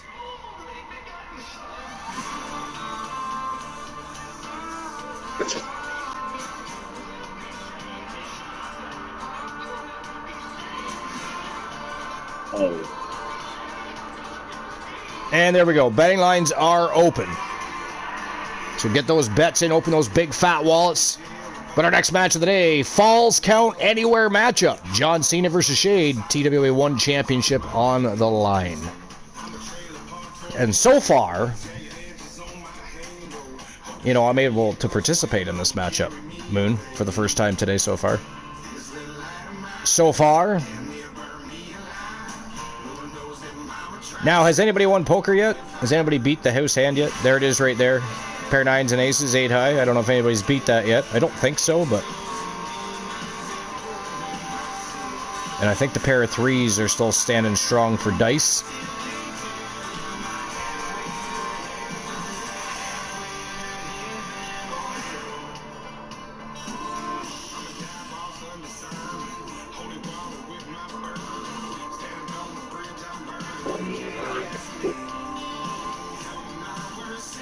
Anna Jay very quickly reminding everybody that a rematch clause is in her future. Will she face Melissa Archer? Or will she face Morgan James? Only time will tell. Depending on what happens with Morgan James and Melissa Archer will of course depend on who Anna Jay faces next. My mic is glitchy. How so?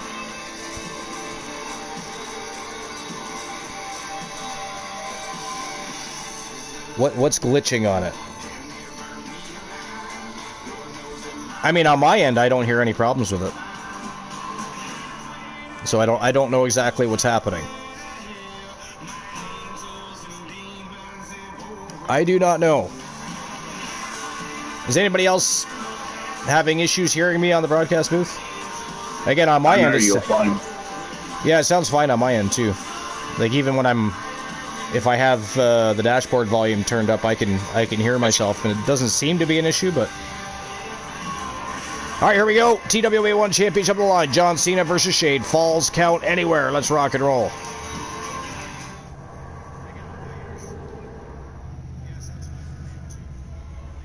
Our 4th match of the day. The following contest is a Falls Count Anywhere match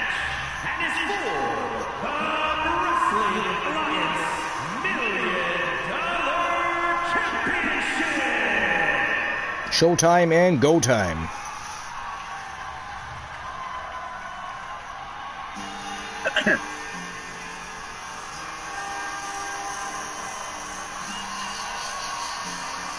And here comes the multiple-time champion John Cena. And Cena's looking to make even more history in his farewell tour.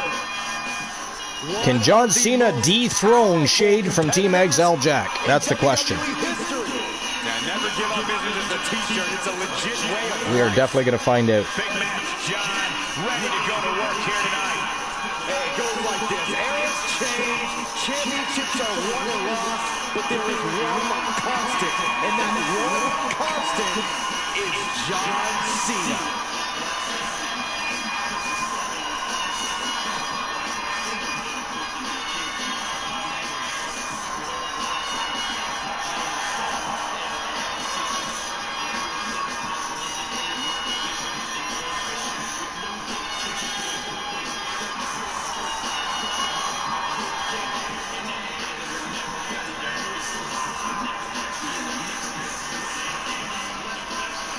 Great matches so far. I think some folks still aren't here. There's a bunch of people live today, though. But we know we have channel bouncers. He's here and holding 2 championships. Holding 2 titles is the ultimate So far, we're not statement of power. Who could proving to be the question him place at to this be point? today. They are elsewhere. There be no doubt this is what domination looks like, and he's at the top of his division. They are over at Infinite Onis and Oni Shinobi FU. And wherever else they might be, instead of being here for our 5th annual show, how dare they all? Nonetheless, we are going to continue to rock and roll with a thrill ride of a show.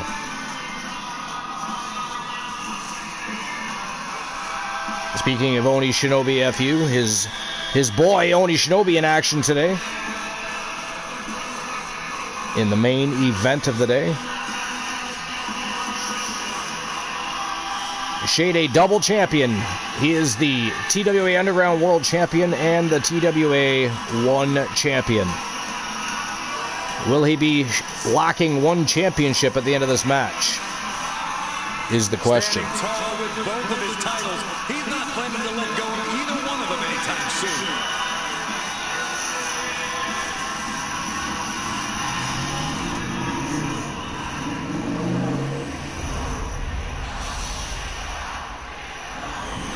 The crowd seems to be firmly behind John Cena at the moment. Very interesting. Very interesting. From West Newbury, Massachusetts, weighing in at 251. Mufasa says some words are cutting in and out. Yeah, I don't know. Again, on my end, I don't hear that. And his opponent, from the edge of reality, weighing in at 221. So I don't know. The Wrestling Alliance $1 Million Champion and the Wrestling Alliance. I mean, I've been listening back to the broadcast. I just don't hear it on my end, so I don't even know what to say.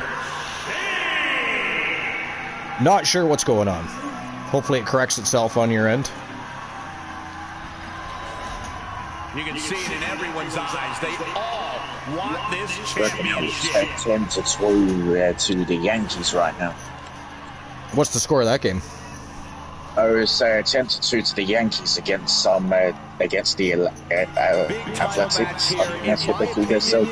10-2? Could main event any show. Yeah. That's a hell of a friggin' game. I mean, at least that makes it more exciting. One of the things I've never liked about baseball is it's, you know, I don't mind watching it live because, you know, it's a different type of atmosphere, and you're probably there with some friends having a good time, having a few drinks, and watching the game. But I tell you, I cannot watch baseball on TV. It is like watching paint dry most of the time. But a 10-2 game, that's exciting. A little bit embarrassing too if you're the Oakland Athletics. I mean, 10-2. What inning are they in? They're in the The 6th inning. The 6th inning? Yeah. Okay. Great way to disorient your opponent. Wait, what other teams are playing today, do you know? Does it... Is it... I can't be just... The challenger stays in the Pirates are playing against the Mets. I don't know if that's the New York Mets or something. Or, yeah, the New York Mets, yeah. Yeah, it is the New York Mets. What's the score there? It's 8-1 to the Pirates. 8-1 for the Pirates.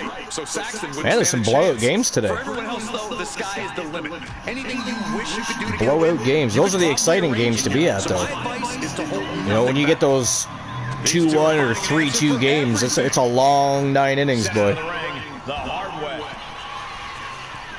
It is a long 9 innings when nobody's scoring. I remember back in the late 80s, early 90s, I mean, you had people all juiced up on steroids and hitting 70 home runs per year, so things were a lot more exciting then.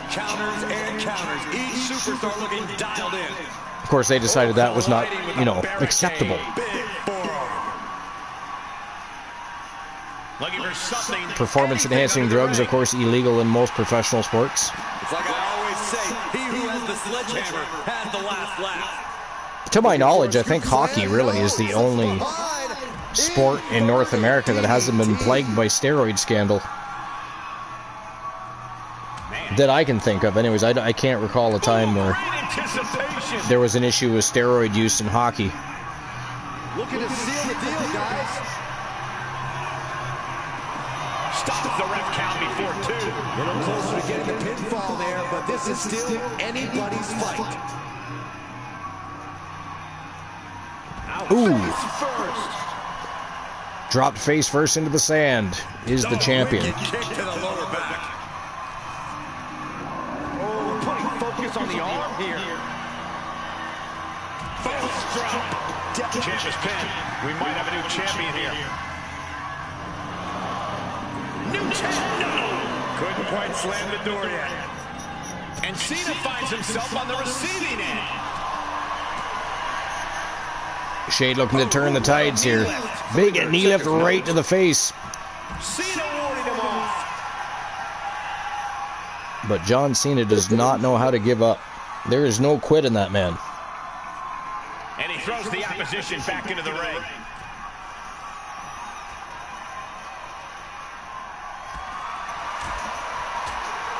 Clothesline. What impact. The challenger's in a bad way.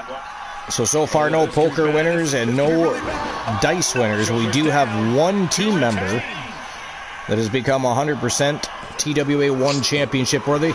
Wow, that is it. That is all, ladies and gentlemen. The winner of the match and still the TWA 1 champion from Team Exile Jack. It is Shade going home with his gold. Big win over John Cena for Shade. Congratulations to Team Exile Jack and, of course, Shade.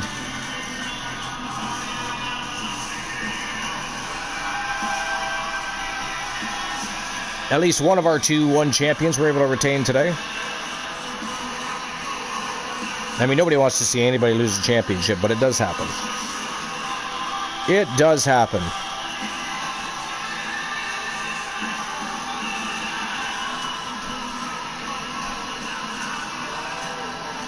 Shade did not waste any time. Showed no fear and no mercy. Eliminates John Cena. Or defeats him. I mean, it was just the two of them. But again, congratulations to Shade and Team Exile Jack. Shade walking out still double champion. TWA Underground Champion and the TWA 1 Champion is Shade. Yeah, hats off to the champion. They could not be kept down in this one. All right, I'll issue the payout for that.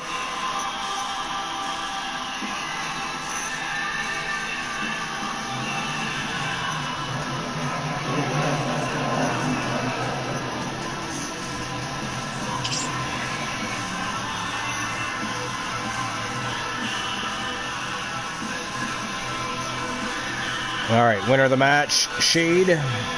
Still your reigning, defending double champion. And there we go. Payout has been issued. Nobody thought that would happen. People were putting their money on John Cena, apparently. That or nobody placed a bet. That's a possibility. That is a possibility. Again, other people are live, so not everybody's here at the moment. For our 5th annual TWA Bash at the Beach show. But here we go. Let's move on to the next match of the day. Our 5th match.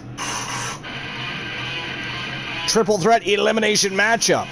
Tornado tag team action on your way. It is the Wolfpack versus the Ego Club versus the reigning defending WCW World Tag Team Champions, the Coalition. That is our next match of the day. I'll get a betting line open right now. Again, Rocky Cross opened them all up until the betting line rounds. Look at that, walks straight back in and super punches me. How dare you, Rocky Cross? I do not appreciate the hostility, sir. Villainy and hostility from Rocky Cross today. Alright, so who walks out WCW World Tag Champs? Is it going to be the Wolfpack?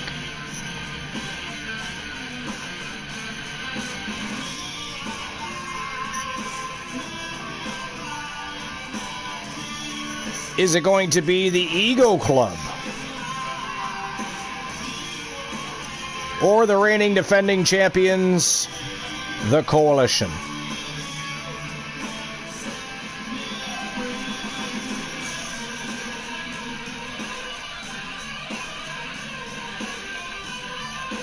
Ten minutes as always to make your bets.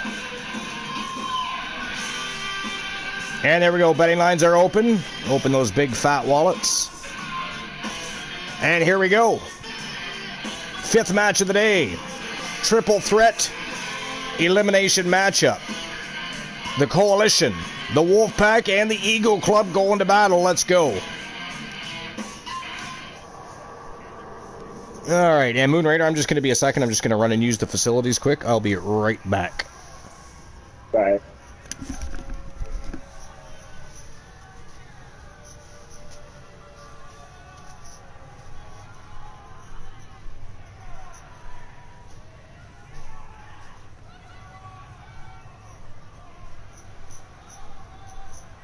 They are ready for battle.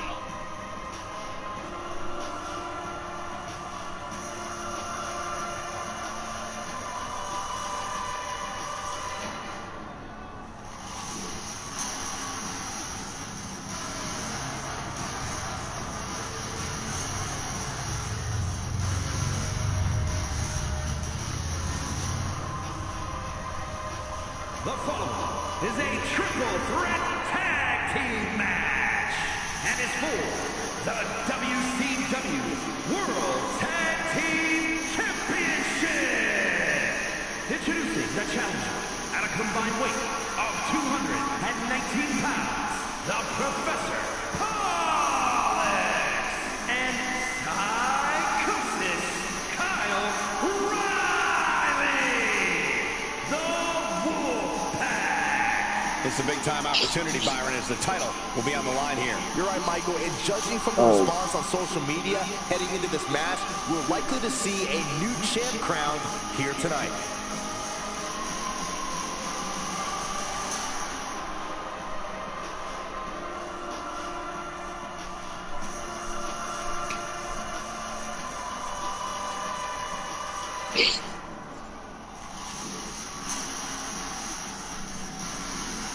He's made the time as well.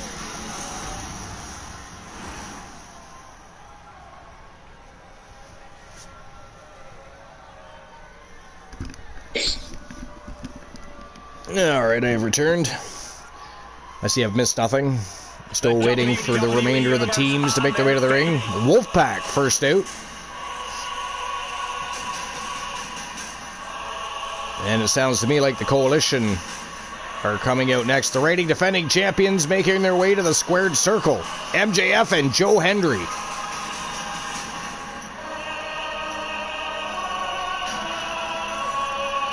The reigning defending WCW World Tag Team Champions.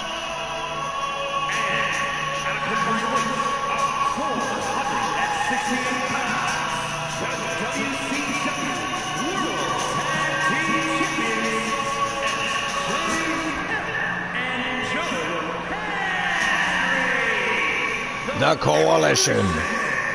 Here we go, gentlemen.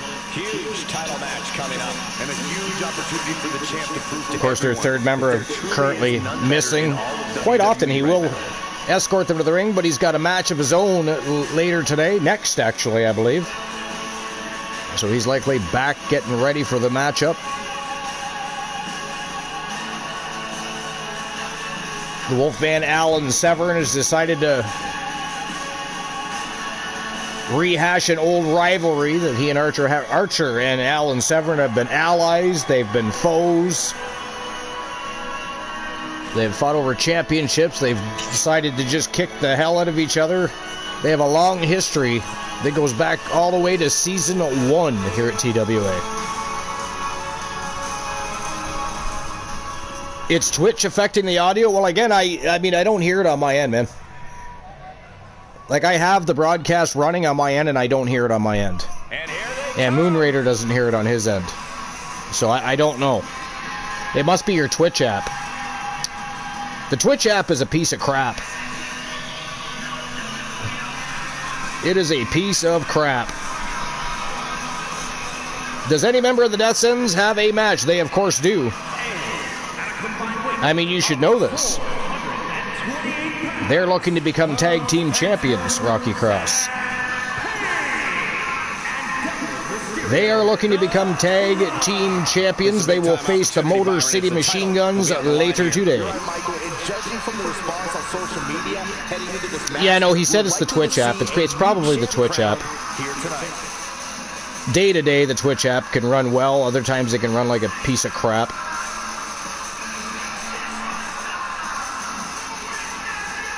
They do need to fix it.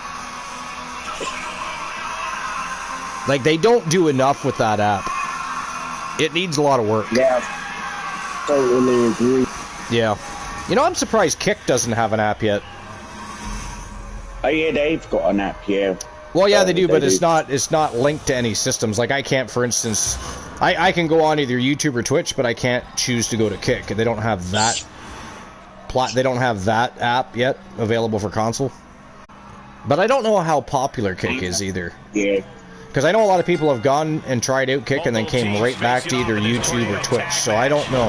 And I know a lot of shady shit happens over there too. They put up with a lot more crap than Twitch does. Yesterday Twitch was offline for 5 hours. I don't doubt that. I also found that the PlayStation Network was kicking up a fuss yesterday too, and the day before that. Both companies can and should do better at the end of the day. Alright, so they need to get better. Yeah. So who watched Night of Champions and who did not? Also, the question of the day, do you think that Cody Rhodes can pull off a heel turn? Because, of course, there is grumblings and rumblings of a potential heel turn coming for one Cody Rhodes. So there's two questions, really.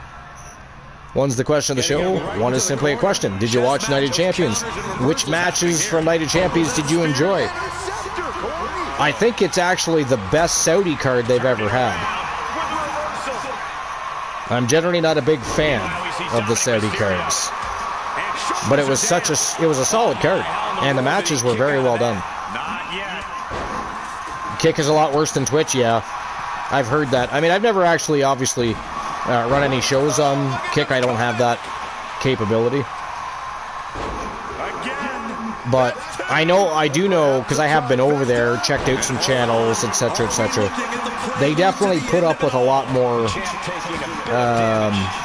Massive miscalculation on that. inappropriate content, we'll say, Dominic gets the better. than Twitch does.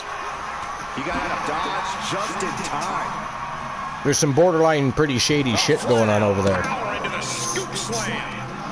You thought Randy would have won King of the Ring? I was hoping Randy would have won King, because Mufasa, or not Mufasa, Moon Raider and I were talking about that earlier. Cody Rhodes did not need the King of the Ring. He was just champion for almost a full year, 1 day short of a full year, and there's other avenues to take Cody Rhodes. I mean, he's already, I know they don't deal with immediate rematches, but he's obviously already going to get granted a rematch at some point anyways. I think it would have been a good time for Randy Orton to win his first King of the Ring, and for him to go on and challenge for his 15th World Championship, which I do hope I hope he gets that opportunity before he decides to call it a day and hang up his boots. But yeah, I agree, Rocky Cross. I thought Randy would have won King of the Ring. Would have and should have. Did not happen, unfortunately.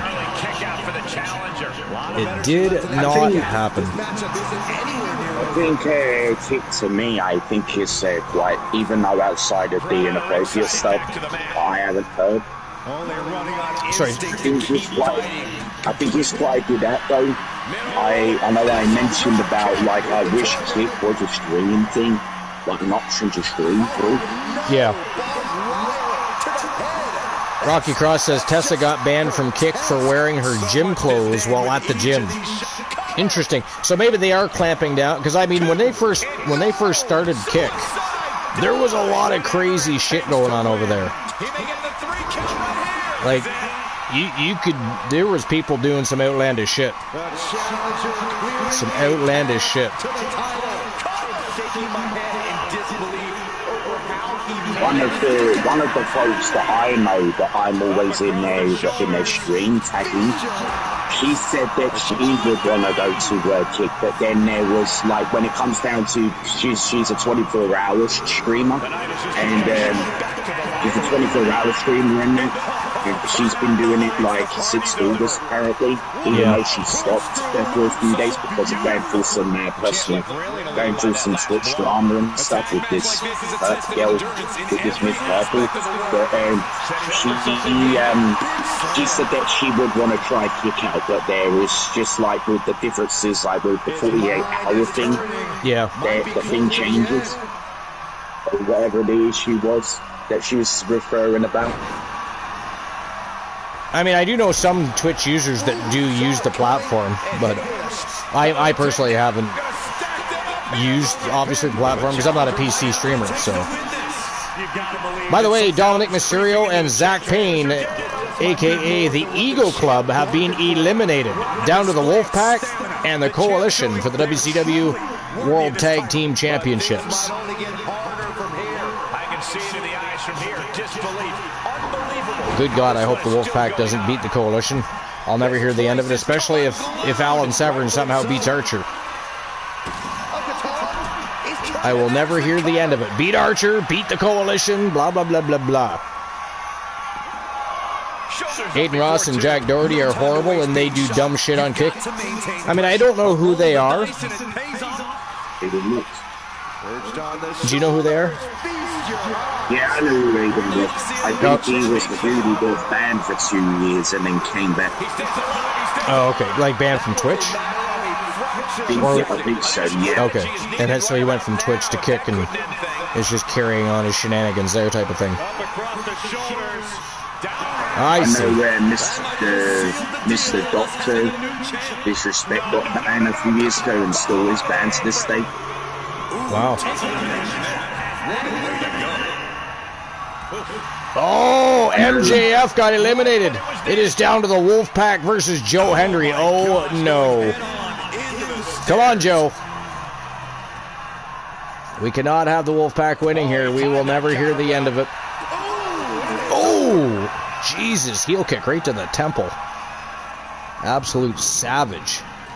Not a single person in this place is sitting down. We might just be watching one of the greatest matches we've seen in quite some time. Oh! Joe Hendry get out of the way just in time. Kyle O'Reilly with a standing moonsault landed right on the steps. Round the waist. Oh, Hendry going for a pin. Is how a true champion defends their title. Poindexter right there, though, breaks the pin up. Put in the corner now. Knife edge chop echoing through the arena. Come on, Hendry. We believe in Joe Hendry. Followed up by a textbook. Shaq has not seen action yet.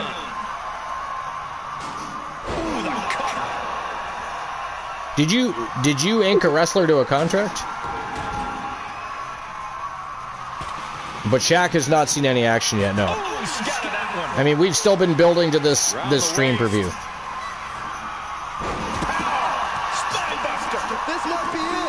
I mean, I don't. Did you? I mean, either way, we've been building to this stream preview for about a month. So there's a few people that had, like Morgan James hasn't seen any action yet. Tessa James has only had one matchup. Yeah, I don't know how much longer a good defense will even matter. Oh, flipping out right from there. Yo, Infinite Oni invading the compound with 3 villains. How was Infinite Oni? How was I forget what he said he was playing. It's what's the name of that game? I forgot. I know, I forget too, but he told me he was Oblivion. It's Right. some game with the Oblivion at the end, I think it is. Right. Yeah, that's what he just said. He said he was. I'm okay. I was playing Oblivion. How did the stream go, Oni? Did you make any progress? That should do it right there. Hitman says I can't remember. I mean, me neither. But we'll get it worked out. Don't worry. And that is it. That is all, ladies and gentlemen. The winners of the match and your new WCW World Tag Team Champions. From Team Froggy Moth Legs, Team Life is Great, and of course representing the Wolfpack, it is Poindexter, a.k.a. Professor Pollux, and Kyle O'Reilly, a.k.a. the Wolfpack, your new WCW World Tag Team Champions. So congratulations to the Wolfpack. Jack Doherty attacked his ex-girlfriend, so she rang the police on him. She attacked his, like, aunt. Did this happen live? Or is this something that happened? I mean, tell me more about that. B told me everything. Yeah, quite a bit. Just need a break from the computer. Nice, yeah. Well, I mean, it starts to strain your eyes out. The next thing you know, you're getting a headache. But yeah, so tell me more about that Jack Doherty situation. First and foremost, that is ghastly. But, like, did he do that while he was live on Kick or Twitch? Or was it something that happened after the fact? Glenola must be on a break. I know Glenola was at work. That or you're done already. I'm not sure which. I assume you're still at work, Glenn? Good timing. Wolfpack just won Tag Team Championship Gold. Glenola defeated the Eagle Club and the Coalition to become the new champions. So congratulations, seeing how you're here. Not that we didn't already congratulate you anyways, but you're here now. So congratulations. Big win for the Wolfpack. Once again wearing Tag Team Gold, Glenola. It's been a hot minute. They paid their dues.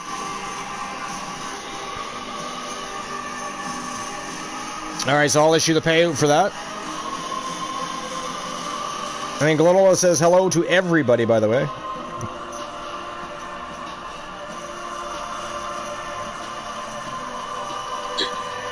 Alright, so the winners of the match, the Wolfpack, your new reigning defending WCW World Tag Team Champions. And there we go. Payout has been issued. 2,000 go to Variants of Strife and Mrs. Cross. Congratulations to both of you. And I'll get the betting line ready for our next match of the day. And here we go, matchup number 6. 6 of 14. No holds barred for the WCW United States Championship. It is the Wolfman, Alan Severn, leader of the Wolfpack from Team Glenola, renewing an old rivalry that goes back all the way to season number 1 here in TWA. It is Alan Severn versus Elijah Archer 1000. I mean, they probably haven't had 1,000 matchups, but it does feel that way. They've been at it for a long time. Again, they've been both friends and foes. They've worked together. They've worked against each other. They've fought each other over championship gold. They've helped each other win championship gold. They have a very strange relationship. Let's put it that way. But that is our next match of the day. No holds barred. Alan Severn versus Elijah Archer for the WCW United States Championship. So let's get a betting line open right now. Who walks out WCW United States Champion? Is it going to be the Wolfman Alan Severn or the one Elijah Archer, the reigning defending champion?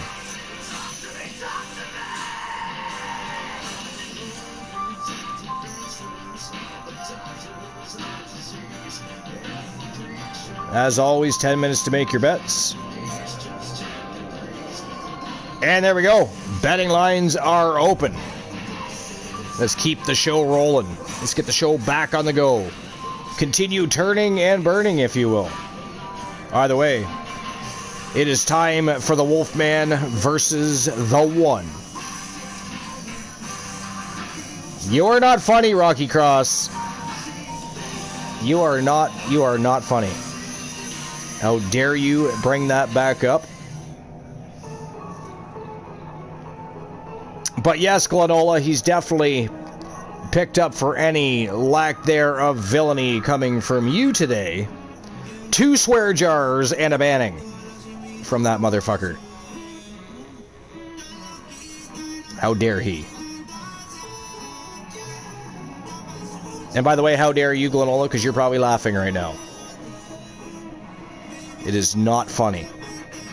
It is not okay. It is not appreciated.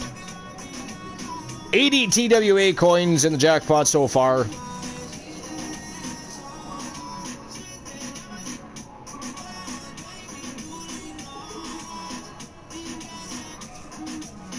I mean, you don't want to change too much, Mufasa, because that's like one of the very first matches she's even lost. So her moveset should be fine. It's the entrance we have to fix.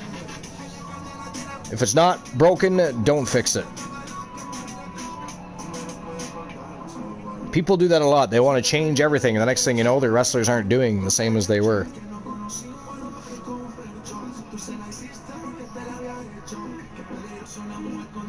There's the question of the day again. Do you think Cody Rhodes can pull off a heel turn? I still think no. I don't see Cody Rhodes being I don't see him being a believable heel. I just don't. You know, he's one of those people that can maybe play the line. You know, like Undertaker, even Stone Cold Steve Austin has done it. They went against both baby faces and heels. They were kind of more of a neutral. A gray Jedi, if you will. But a full-blown heel, I don't see Cody Rhodes making that work. I don't know. I could be wrong. I could definitely be wrong. Alright, here we go. The Wolfman versus the One. WCW United States Championship on the line. Let's go.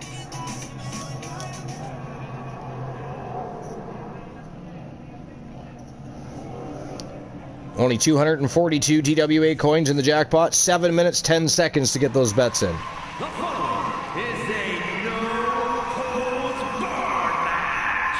And it's for... Can he pull it off? Yes. Should he pull it off? No. That's a good answer. That is a good answer. I mean, I guess it depends on definition of pull it off. I mean, for me, I just feel like he wouldn't be a believable heel. I don't know. Looking at the opposition, I can say that the champion will have quite the hill to climb in this one.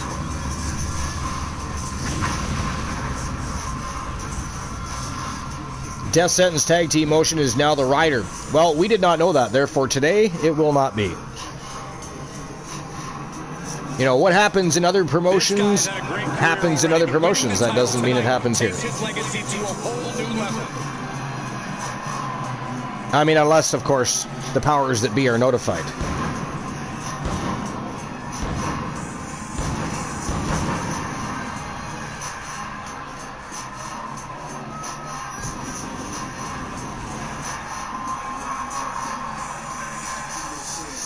Lia Valkyria, you mean? Yeah, that wouldn't be a very big change, actually, because the movesets are very similar anyways. So you're keeping the same SIG and finisher. Yeah, that's not a huge change at all, actually. So I'll make sure that's taken care of before tomorrow. You missed the Jack story?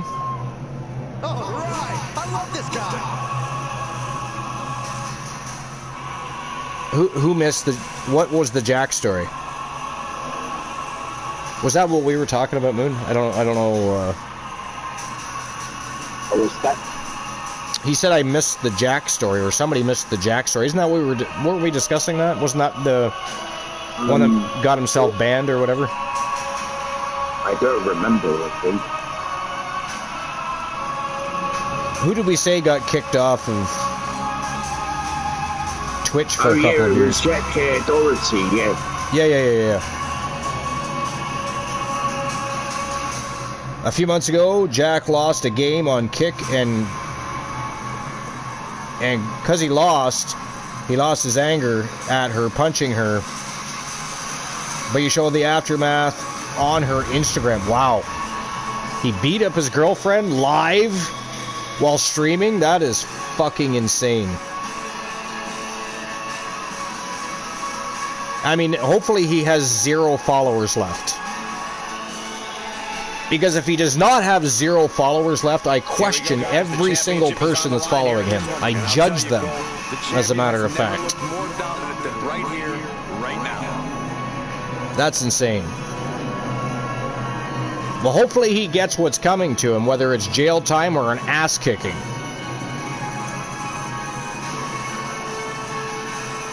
And I would hope, you said ex-girlfriend, so I'm assuming she left him, is no longer with her abuser.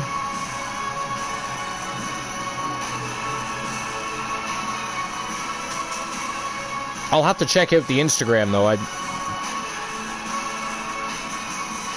can't believe that. That's insane. That is insane.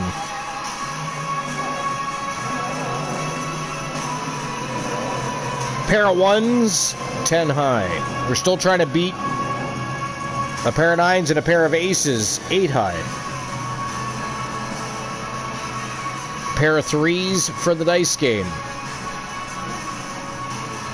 And we've had only one championship-worthy team, and that is Rocky Cross.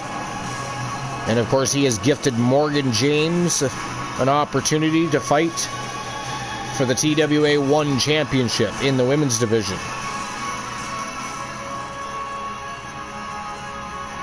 My vote is hopefully someone beats Jack Doherty's ass, then jail. He deserves... Absolutely. Absolutely. That's fucking crazy. What game... Not that it matters. It's kind of neither here nor there, right? But what game were they playing that he somehow managed to lose control of himself to do something that horrendous? Don't get me wrong. I've smashed a controller in my time. Maybe, possibly even a television. No, I've never caused any harm to anybody else, though. You know?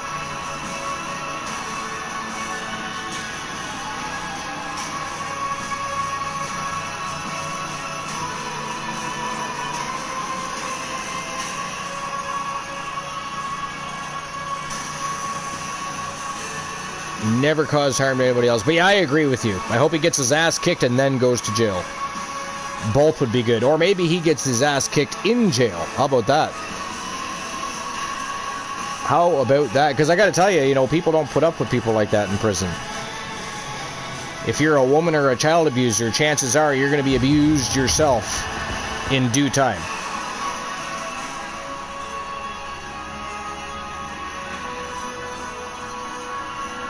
Wonder what Luke the Gooner is up to. He is not here. He is not at our 5th annual TWA Bash of the Beach show. How dare he? Probably at the shrine of Mickey.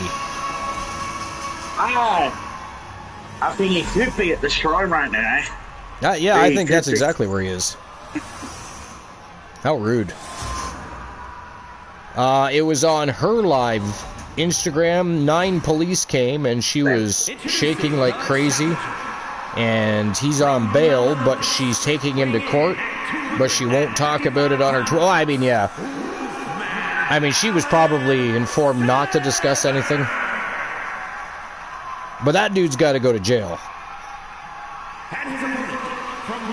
That dude has got to go to jail. You can't do shit like that.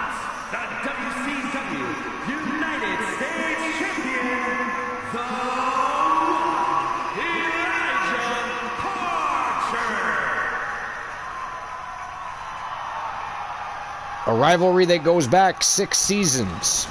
The past doesn't matter. About to rear its ugly head one more time over the WCW United States Championship.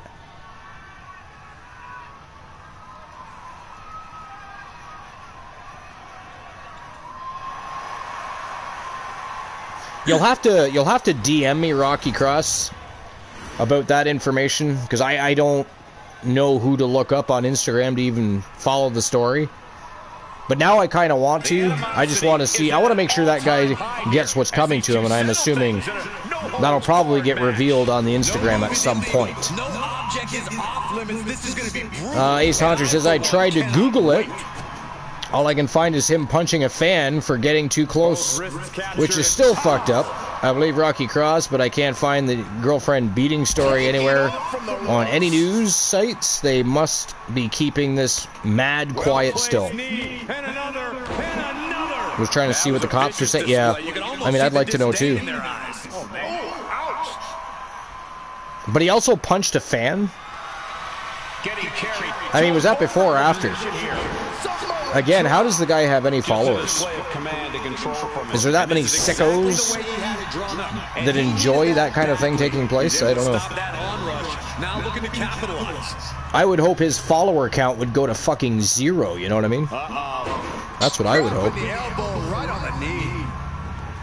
It's just flat out disgusting. Yeah, it is definitely flat out disgusting. Yeah. All the ligaments in the leg. And here we go. Single leg crab. Outright priest. He's got to relieve a while ago, maybe last year, he punched a fan. Okay. I mean, I'm surprised he had fans left after that. damage starting to affect the challenger. You just looked at her Instagram. She took the story down. Yeah, she was probably told to.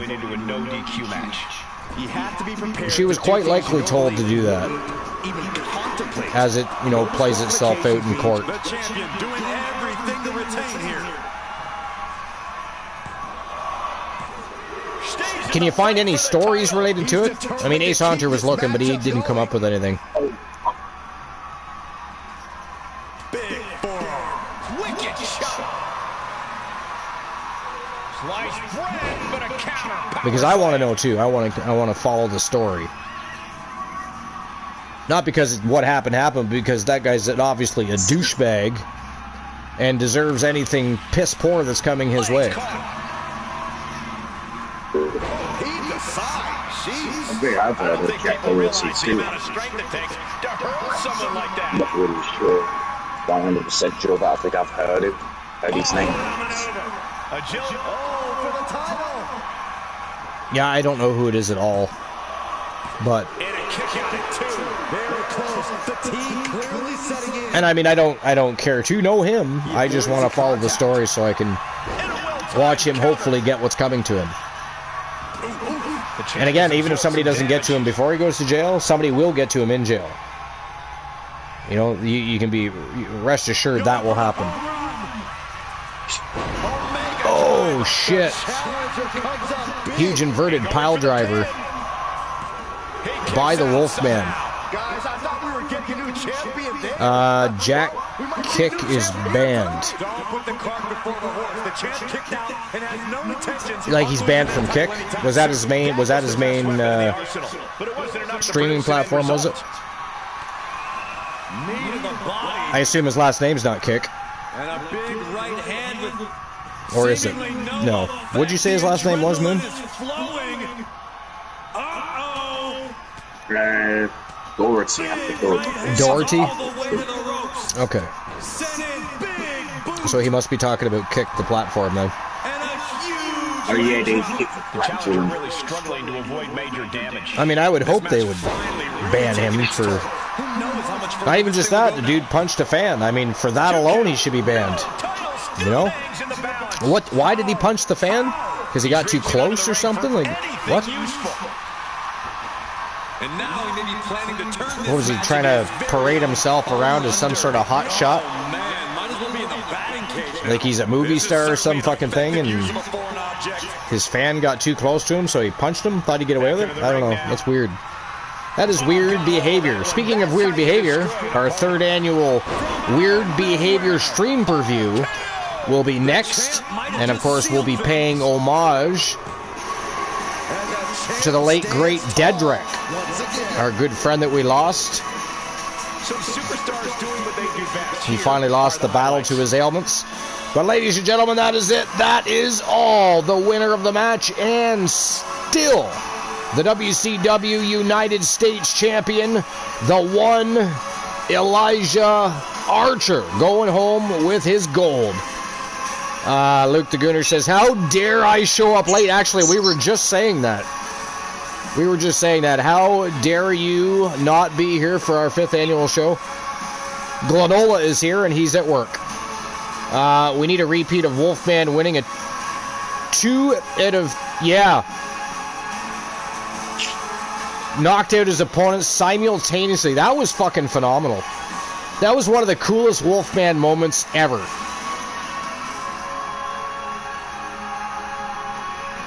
Gooner is definitely in action.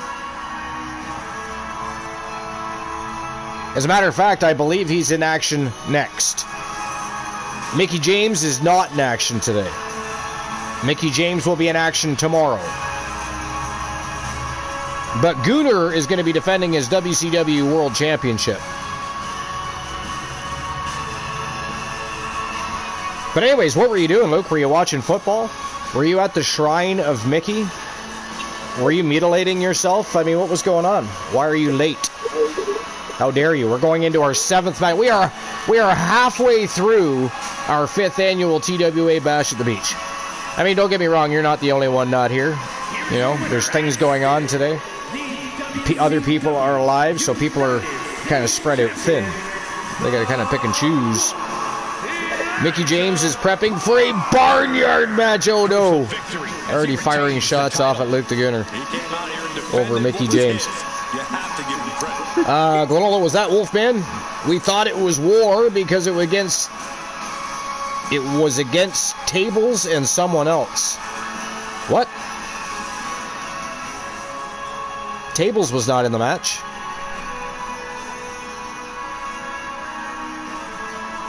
I mean, it was the Wolfman versus Alan Severn. There was not even a third person. Are you well? Are you having a bad day, Strafe? Are your eyes playing tricks on you? Are you actually watching the show with your eyes open, or are you like trying to use the Force or some shit? Oh, you're talking about, yeah, double choke slam. No, it was definitely the Wolfman. That was phenomenal. That was one of the coolest moments ever, I think. Because, I mean, I had not ever seen that then, and I still have yet to see it again. Beat both of his opponents at the same time. 2 out of 3 falls. Bam! One and done. Choke slam them both, pin them both. Actually, I think he knocked them out. It was a KO, wasn't it? Glenola, double knockout.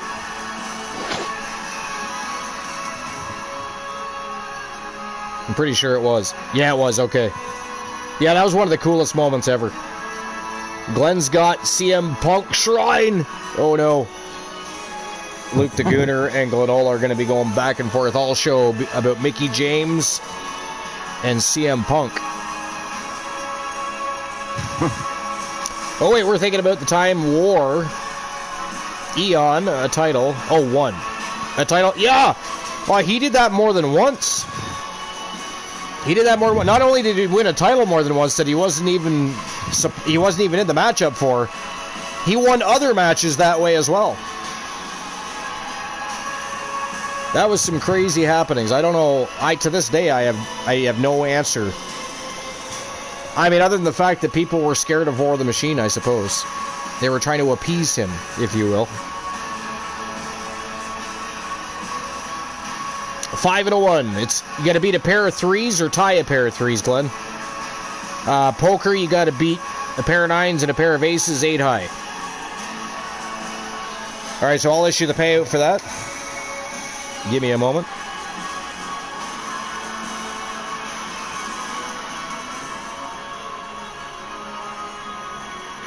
Winner of the match was the one Elijah Archer. And there we go. Payout issued. 10,000 TWA coins to Mrs. Cross. Thank you very much, Mrs. Cross, for actually taking the time to bet on the one Elijah Archer. We appreciate that. Apparently everybody else was awaiting his demise. How dare they all? How dare they all? Pair of nines and pair of sevens. 3 5s, 10 high. Beats 2 pair. Sure does. Did you get... You got 3 5s? I somehow missed that. Hold on.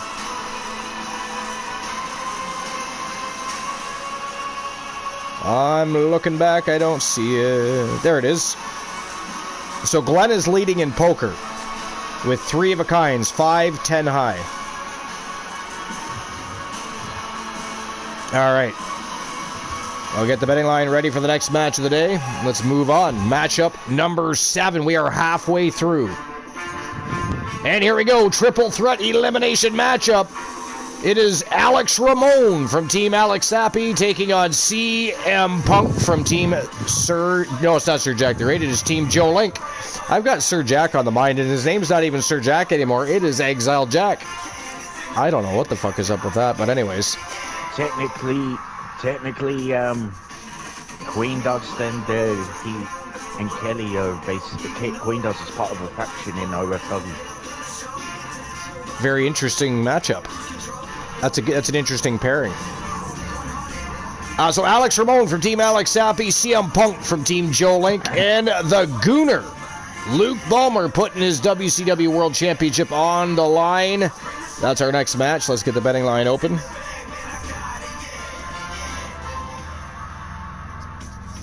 So who walks out?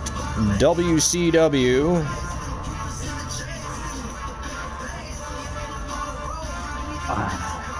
World Champion. Is it going to be CM Punk? Alex Ramon? Or the reigning defending champion, the Gooner, Luke Ballmer?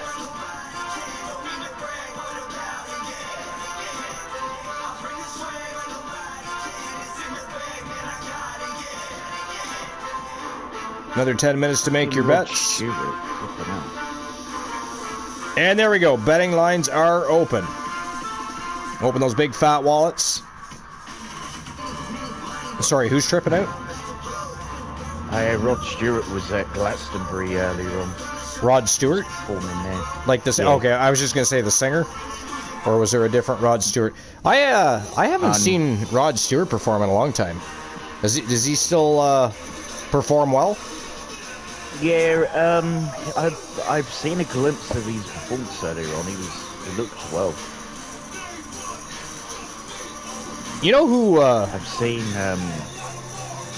what's her name? Charlie XCX. I saw her performing last night. Oh yeah, how'd that go? There was some, I don't know if they were right or wrong. Apparently Charlie XCX some people were saying that Charlie XCX was basically auto-tuning a song, one of her first number of songs. But it's just, they were just whining about it, like, yeah. I mean, you can tell when people are doing that. All you gotta do is look at their neck and their chest. And you can tell if they're singing or not. You know what I mean? I know that, like, they were complaining about, they were whining about, you know, like with the flashing light and all that the music artists want for their live performance. And for every song they want to perform at a big event, such as the likes of Glastonbury or fucking Brit Awards or Grammys, whatever it's called, whatever that's called. They just were bitching, like whining about that, like smoke and mirrors, they were saying. And I was just like, why complain about that? Like, I mean, at the end of the day, yes, we do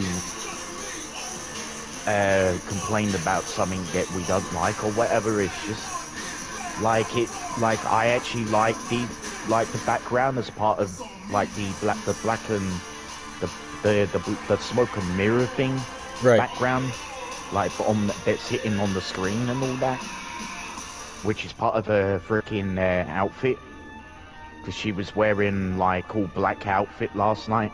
Yeah, like black shorts and stuff, and it was part of her thing.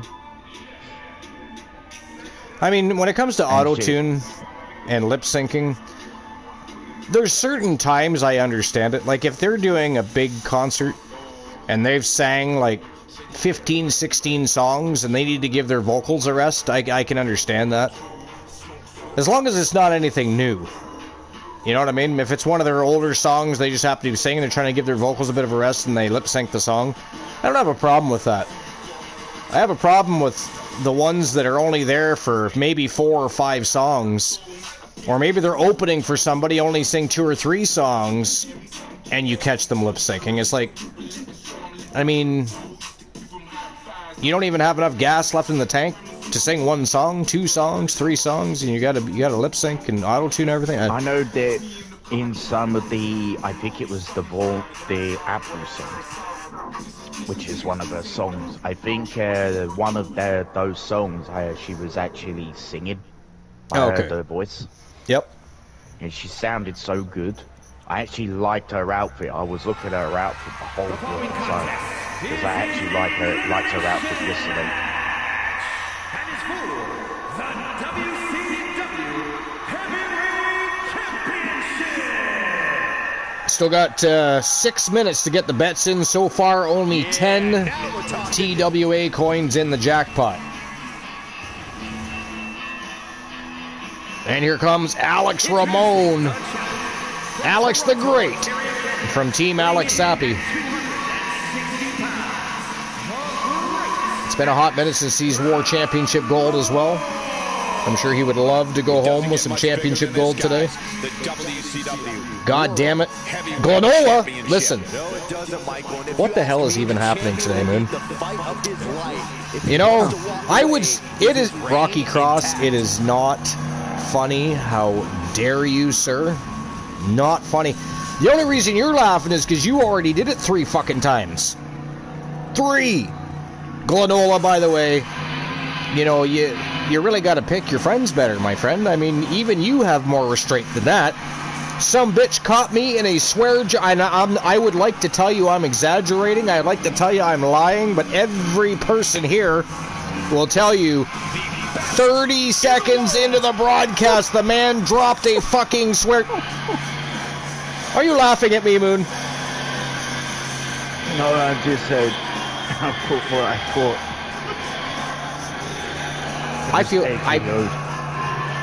Oh, you AKO'd Glenola. Except for he's a mod, you can't AKO him, unfortunately. Bows to his chief, Glenola? Are you bowing to Glenola or the fucking Glenalians? Treacherous, traitorous little bastard pets that he breeds and spreads like flies. they breed and spread like flies and maggots. The larvae end up everywhere. Infestation.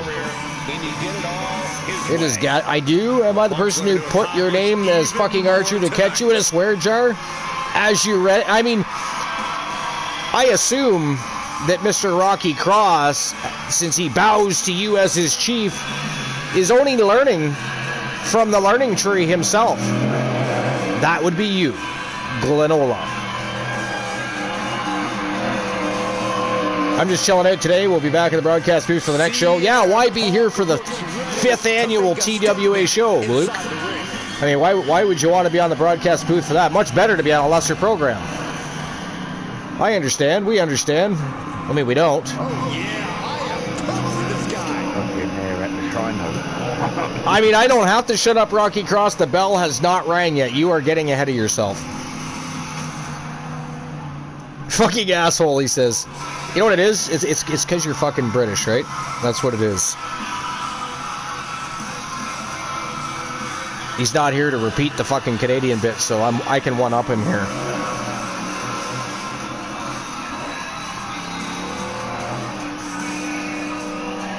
And here comes the reigning defending WCW World Champion from Team Luke the Gooner 94. It is the Gooner Luke Ballmer. Multiple-time champion. Looking to... Wonder if he's been in the shrine. You did not hear the bell ring, Rocky Cross. How dare you? What you're hearing is Luke the Gooner's entrance music. That is not a bell. It is music. There is drums, there is guitars, there is vocals. There are no bells. It has not rang yet. How dare you? Don't make me join the booth, he says. I mean, it's fine if you don't want to, you know, talk with Moon and myself and have a good time, continue the camaraderie. 5th annual show, great crowd, people that would love to hear the voice of Luke the Gooner 94. It's fine.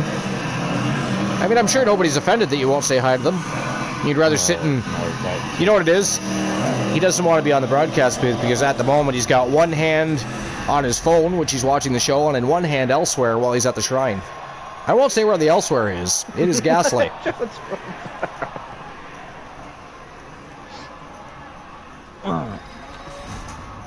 Alright, bell's about to ring. I am out for the match because of the Chief, apparently. Glenola. At least that's what Rocky Cross is referring to him as. Bell is rang, I am out. Enjoy the matchup, everybody.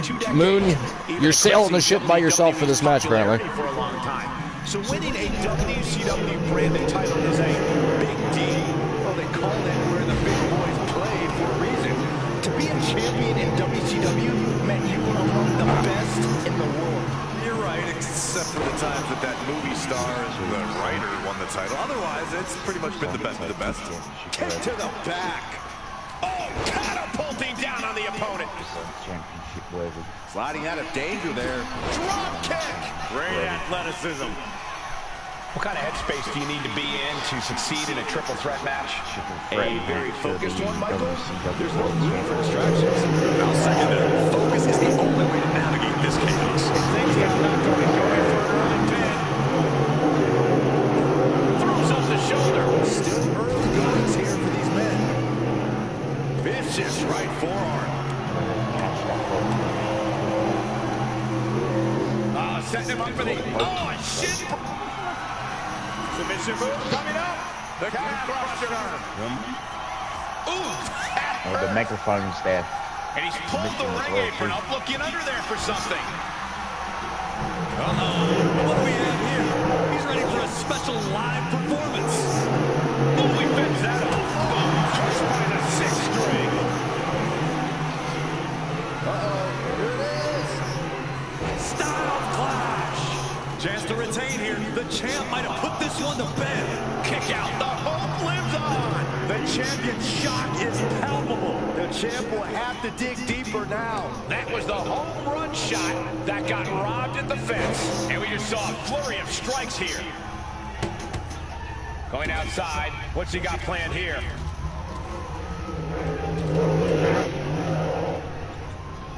Here it comes. Neckbreaker.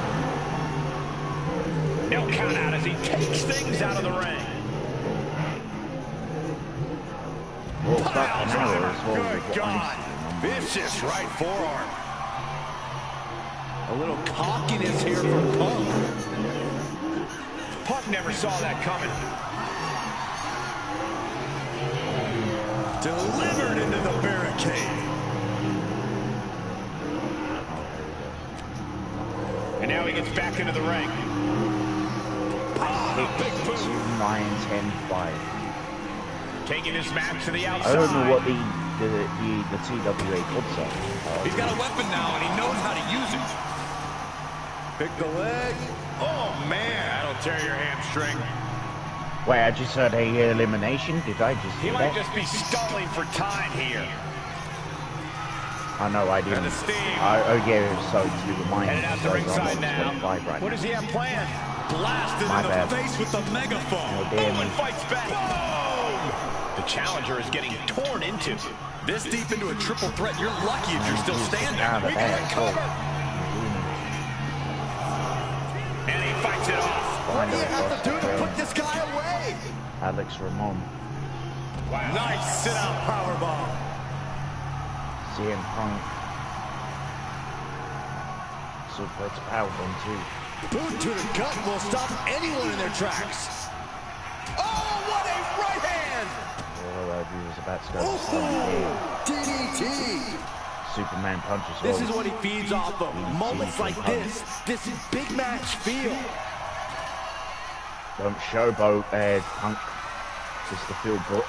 Oh, God. Did you hear the feedback? He may get the 3 count right here. This is it. And he's just basically hitting there. No, God knows 2 what. count. Getting dangerously close to ending it all there.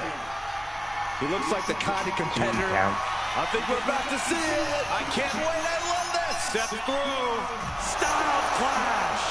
Champ close to ending it here. Styles Clash. 2. Ah, he was almost finished. I don't That's believe it. Punk How out. did the challengers survive that? By the skin of 2 their count. teeth. And don't expect the champ to start going easy on him now. And you can sense the desperation mounting as that last move couldn't finish And things. that's a good one, I don't know.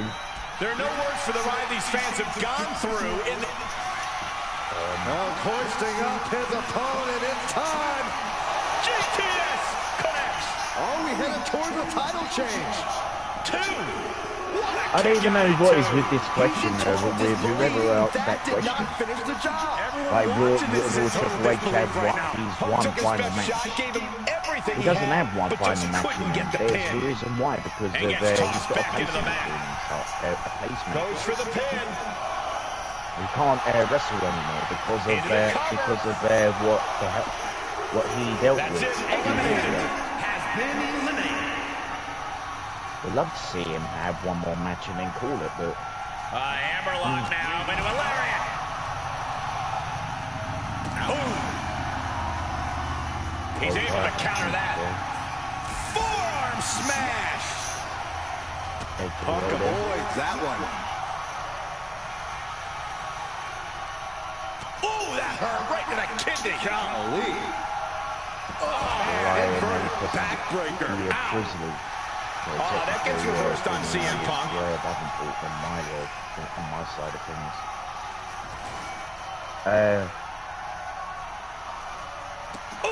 The challenger struggling for anything here. Well, Looks like the Toronto gas tank Blue is running Jays fast. have Even just now, beaten the Punk Boston wasting Red no Sox motion on the counter. by 5-3 And he gets set back into the ring.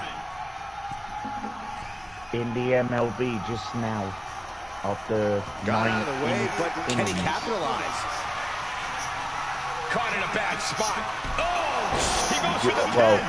Alex this be Ramon it? has been eliminated technically now. The champ narrowly kicks out. We are seeing Now, something but special from the between champ CM here. Punk I don't and know what Union, they're looking for here. 2 count. From the top, through the air, and Oh, shoulders there's down. the, CM Punk might have him. And the champ gets free in 1. What? What? Oh, what do you say? This is amazing.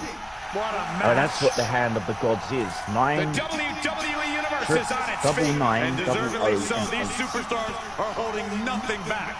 Uh-oh, he's searching for something. What is that person there, Julia? And it must be garbage day because out comes the can. I haven't done poker for a Took while. him out at the knee. Oh, I've got Ooh, snaps the leg got across 2 the falls. head. Punk has that look. Gonna try to end it. I've got 2 4s. Oh, this So should be it. in the bit on the left hand side, I've got 0 9. 5 4 4.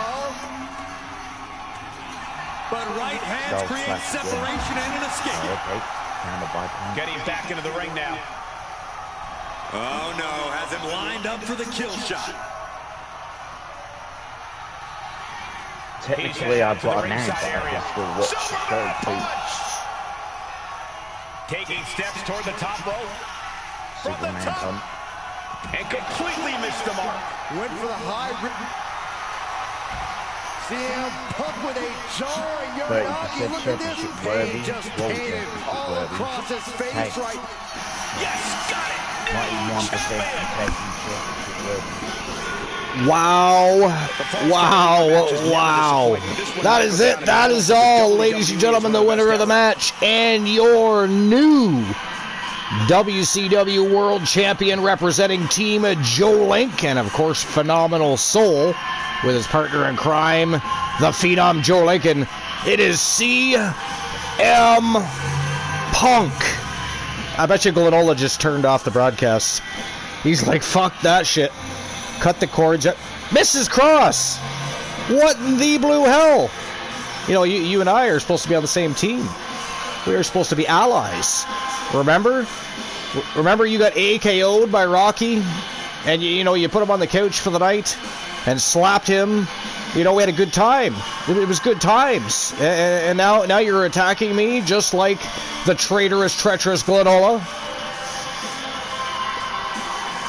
And the now and new traitorous and treacherous ally of Glenola, Rocky Cross. How dare you, by the way?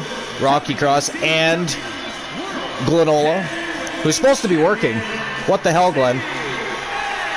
What the hell? How many times have you made fun of Joe Lincoln and exiled Jack for twerking? What are you doing? Twerking. And you're not just twerking, you're causing villainy from the workplace. How dare you? I'm sure your boss would love to know that instead of, actually, I don't even know what the hell it is you do. I mean, are you a door greeter? Do you work in the electronics department? Are you in the lingerie section, perhaps? I would be greatly amused if you were in the lingerie section. Just saying. But Mrs. Cross, what the hell? Well, I thought you told me last night you were working today. Wait a minute. Wait one goddamn minute. What do you mean you're off? Are you telling me that you too were late to the show?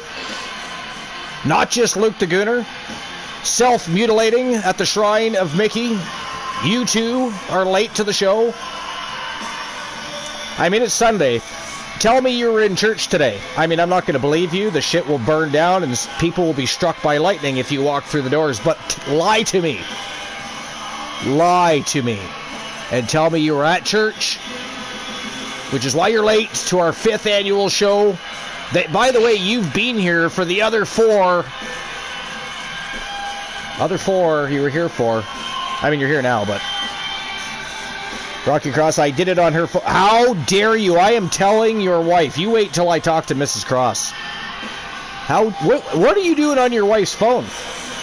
I mean, to be fair, that's fairly impressive. That means you have, you know, great respect for one another. Great trust in one another that you can just jump on each other's phones like that. Mrs. Archer and I are like that, too. I don't have any locks on my phones. I have nothing to hide. Plus, my wife is hot as fuck. I wouldn't be going anywhere if I was paid. So, I mean, lately I think I got to pay her. But, yeah, anyways. Glenn lost to CM Punk today. Glenn... No. That was you that lost to CM Punk, Luke. That was you. And Alex Ramon, to be fair. And Alex Ramon. You both lost. You allowed CM Punk to walk out with the WCW World Championship. Which, by the way, tomorrow, live on YouTube, will be the first of our 3 Fallout shows. We always do 3 Fallout shows after any stream preview. So we'll be live on YouTube tomorrow with WCW Nitro. You don't want to miss it. It's going to be an epic adventure. And, of course, today's show has been absolute fire so far, except for I've hardly been on the broadcast booth at all, because how many matches have I been here for? 2, maybe? Moon Raider and Boss Apollo. Actually, Boss isn't here right now. He was on his way home from work. We're not sure what he's doing at this point. He could be self-mutilating. We don't know. We don't want to know, for that matter. But I'm pretty sure. So that was our 7th match.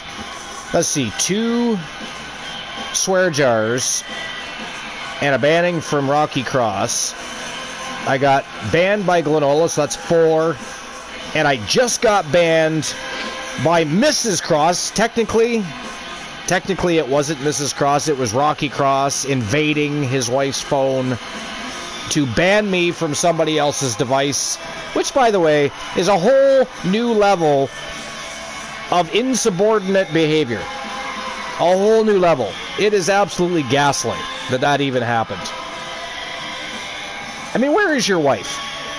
What is she doing? Does she know you did this? I'm concerned about the fact that you're just able to invade her device the way you did and ban me from her phone. It is ghastly. Oh, look, he's been keeping count. You've been out for 5. Thank you, Big Bird. I mean, I appreciate the counting. I mean, are you the next host of Sesame Street? She's asleep. She fell asleep during the show. I mean, she was just on here saying hi less than an hour ago. Why is she sleeping? She's probably bored out of her mind hanging out with your insubordinate ass. Insubordinate and villainous. Insubordinate and villainous. All right, let me issue the payout for that match real quick. You notice Glenola hasn't said a damn thing. CM Punk won the championship, and he's still being featured on the screen. I mean, so there's that too. He is not a CM Punk fan, for those that don't know. World's largest CM Punk hater, I think. So the winner was CM Punk. He is now the WCW World Champion. She's not been sleeping with... Oh, she's... okay, so she's with the newborn. Okay. I didn't even know you guys had a new baby. Congratulations. Is it a boy? Is it a girl? What's the name of the child? Inquiring minds must know. Uh-oh, pipe bomb. Listen up, pencil necks. Big changes coming to the Wolfpack. We are adding new members.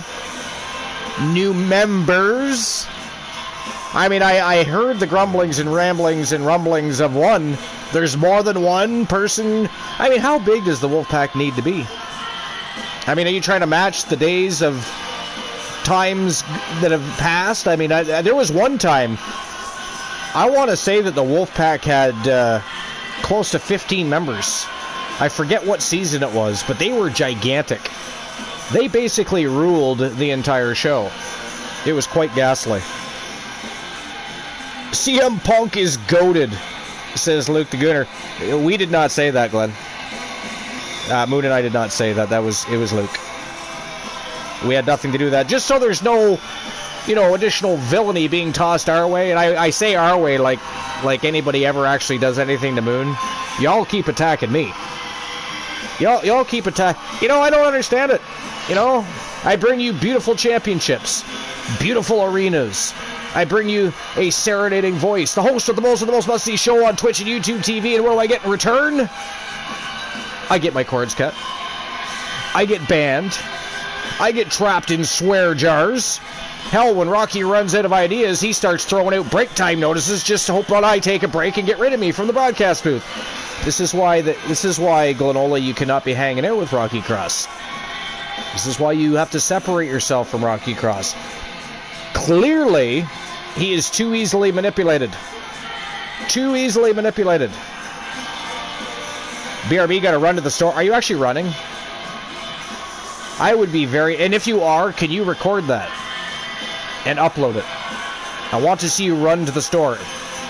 And what are you going to the store for? Are you going for snackables? Perhaps something additional for let's see, what time is it? 4:46? I think it's 2:46 Glenn's time, so it's got to be getting close to dinner time or preparations, therefore, anyways. What's going on at the store? And which store? Is it a store? A convenience store? A clothing store? But anyways, all right, here we go. Let's move on. Again, congratulations to Team Joe Link, Phenomenal Soul, and of course CM Punk, the new WCW World Champion. Here we go, next match of the day. Speaking of Team Joe Link, it is the Outlaws. Dangerous Amber Extreme, a.k.a. The Captain, and Dr. Britt Baker, DMD. They are taking on the Social Outcasts in a tag team lockdown matchup for the TWA Underground Tag Team Championships. That's the next match of the day. That is the next match of the day. Alright. Oh, wait. Betting line. Betting line is being opened right now.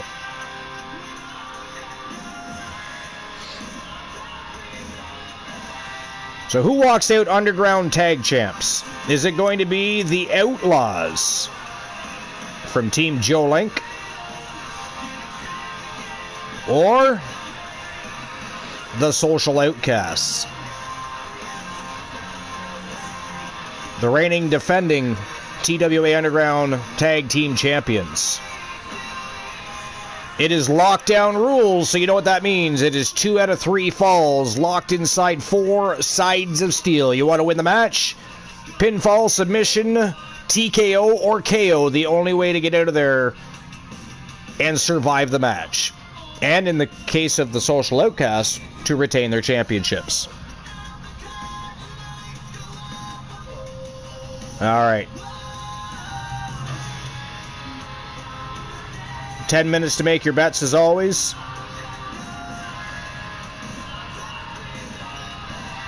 And there we go. Betting lines are open and ready to roll. And here we go. It is time for the Underground Tag Team Championships. The Outlaws versus the Social Outcasts from Team Boss Apollo. Let's rock and roll. Speaking of Boss Apollo, I thought he said he was coming right back. Where the hell did he go? Does he have a shrine too? They are ready for a fight. We know Luke the Gooner 94 is at the shrine, refusing to join us on the broadcast booth for the 5th annual TWA Bash at the Beach. How dare he, by the way? How dare he not be here on the broadcast booth with us? Pipe bomb. Oh, wait. Glenola says, hell no, I am taking the car. It is 3:46. Oh, you're only an hour behind. Okay. You need soda. You don't need soda. You want soda. Soda is not your friend. And I didn't know you drove. That's fucking scary as hell. I mean, should we put out an Amber Alert? Why do you have a car license? Children going missing in the neighborhood all of a sudden, it's because Glenola is driving. I feel for the safety of the people in your neighborhood as well. I'd be much more amused if you were actually running. And I would like to see that, not to mention. Death Sentence with a pipe bomb. Wolfpack, I have an offer for you. How would you like an extra 4 members in your army? Death Sentence and the Wolfpack as one army. I mean, don't give them any ideas. Do not give them ideas like that. They are difficult enough to deal with. They are difficult enough. I mean, that said, Death Sentence would, I mean, you would almost think they were Wolfpack members. They would definitely fit in the mix. They do not need an army. They already have Tables. That is true. That is true, and I heard Tables is making his way back to the squared circle very shortly. And from what I understand, I mean, I haven't seen the paperwork, so I don't know for 100%, but I do hear that the Occult have finally inked a contract for ladders, which none of us have ever seen before. We've heard about ladders. We've been told the stories about ladders. We've heard how big and monstrous he is. Also how agile and athletically gifted he is for such a big man. So we've heard that too. Been in many battles. Lots of scar tissue on the man apparently. He's been wrestling for years. Always likes to involve himself in extreme matches. Hardcore style matches. But I do hear that he has inked a contract finally. Yeah, we know how dangerous the Occult already is with Humboldt's the Arcane and chairs. Now we're adding ladders. Again, we haven't seen him in action, but the stories we've heard, or I've heard anyways, I mean, business is about to pick up for the Occult. Let's put it that way. Business is about to pick up for the Occult.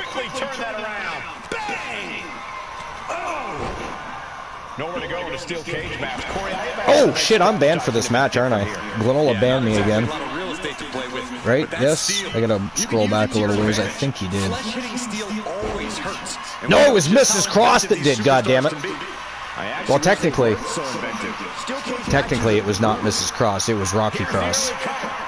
Some bitch banned me from his wife's phone. How dare he?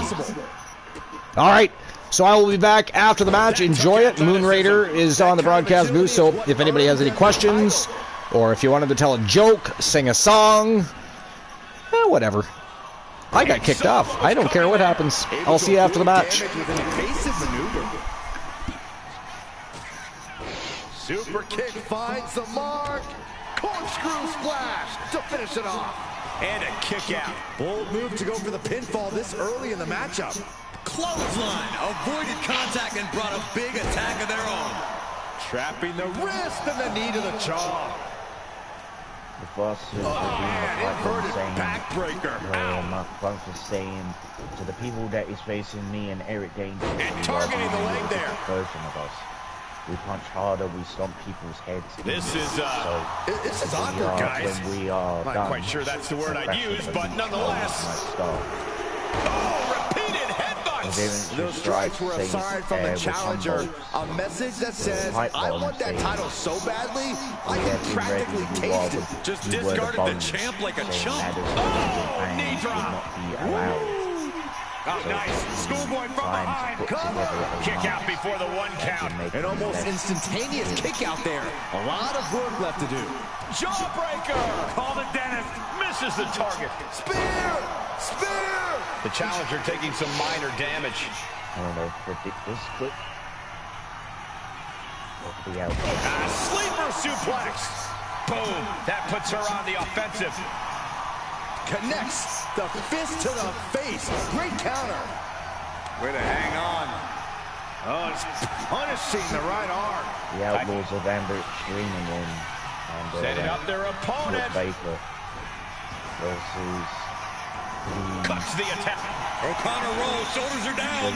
Just escapes defeat. Front face lock applied. And the former champion. Springboard. Ooh, she can do it here. That woman defeated Queendos before. The challenger doesn't even allow a 1 count. Clearly, she's still got a lot of fight left in her. She puts the brakes on that. Speaking of her, she hasn't been around for months. Turning the tables. She's been busting her ass in every other promotion. Just working her ass. And met with a right hand. She thinks she has it. So worth it. And she's not done yet. And those kickouts are only going to get harder. should I say, has been on a Steps vacation. aside, avoiding damage. Punch straight to the face, stays off the attack. Blow after And of blow, course, hit this after triple hit. is Somehow double these nine, women double O, just and keep eight. going.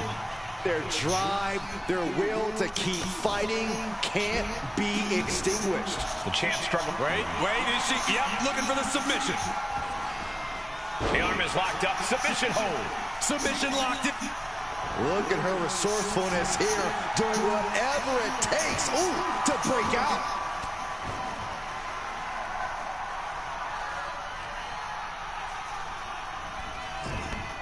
DDT! She covers for the pin. Kick out after one from the champion. How this match is still going on defies all reasoning. She turns that attack away. Knee straight to the neck. 10-3-0-8. Emphatically delivered. And she He rolls reversed the it. dice. Running Hurricane Rana. 80% Body shot. World Championship worthy. Oh, what a shot. 98% And now tying World up the leg. Tag Team Straight to the Championship knee. worthy. And retaliates with a counter.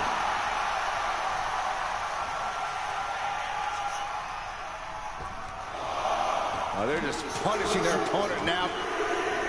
Just like that. She turned it around. Just I battering think their that's opponent. Prop.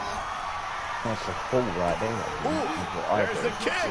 Second row. Followed by Panama Sunrise. Can the champ recover from that? Not even a 2 count. What Liv unbelievable Morgan power. undergoes shoulder The surgery. volume in this building has increased exponentially. I know I The heard that fans she'll are be willing out for these a few months. competitors to push forward. Win or lose, I these don't know superstars if are that's going to the be held case or in not. High esteem after this one. The champ holding on by a thread. Yeah, she's really in trouble now. I don't know if she can turn it around. I don't really know if that's the case or not. And reversed it. I know some of these. Stomping. Liv Morgan has officially had shoulder surgery and will now focus on her road to recovery from a dislocated shoulder. In a recent post on Instagram, Morgan's physical therapist Kevin Wilk of Champion Sports Medicine shared a photo of the pair. Morgan could be seen painfully pouting while wearing a sling in the post. Wolf said it would be an honor working with a WWE superstar on her rehab. And again. Great way to wear down your opponent. Splash. Cover. And she Typically, a makes the save. dislocated shoulder can take anywhere between 4 to 12 weeks You can to heal, feel the but full recovery can take as long as 6 months.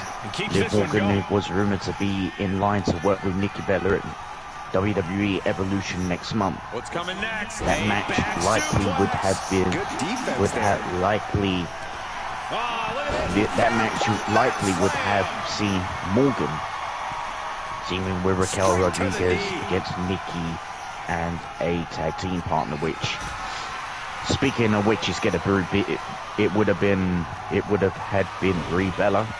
Look at But this. Oh, from the rope. The champ struggling to fight back. I mean, technically, These are the like, moments professionals it's train just, for. When you are at your breaking point. I don't see, to be honest, if I was creative, you don't have, when they don't have a division, they got rid of fucking Candace, She manages to well, reverse it.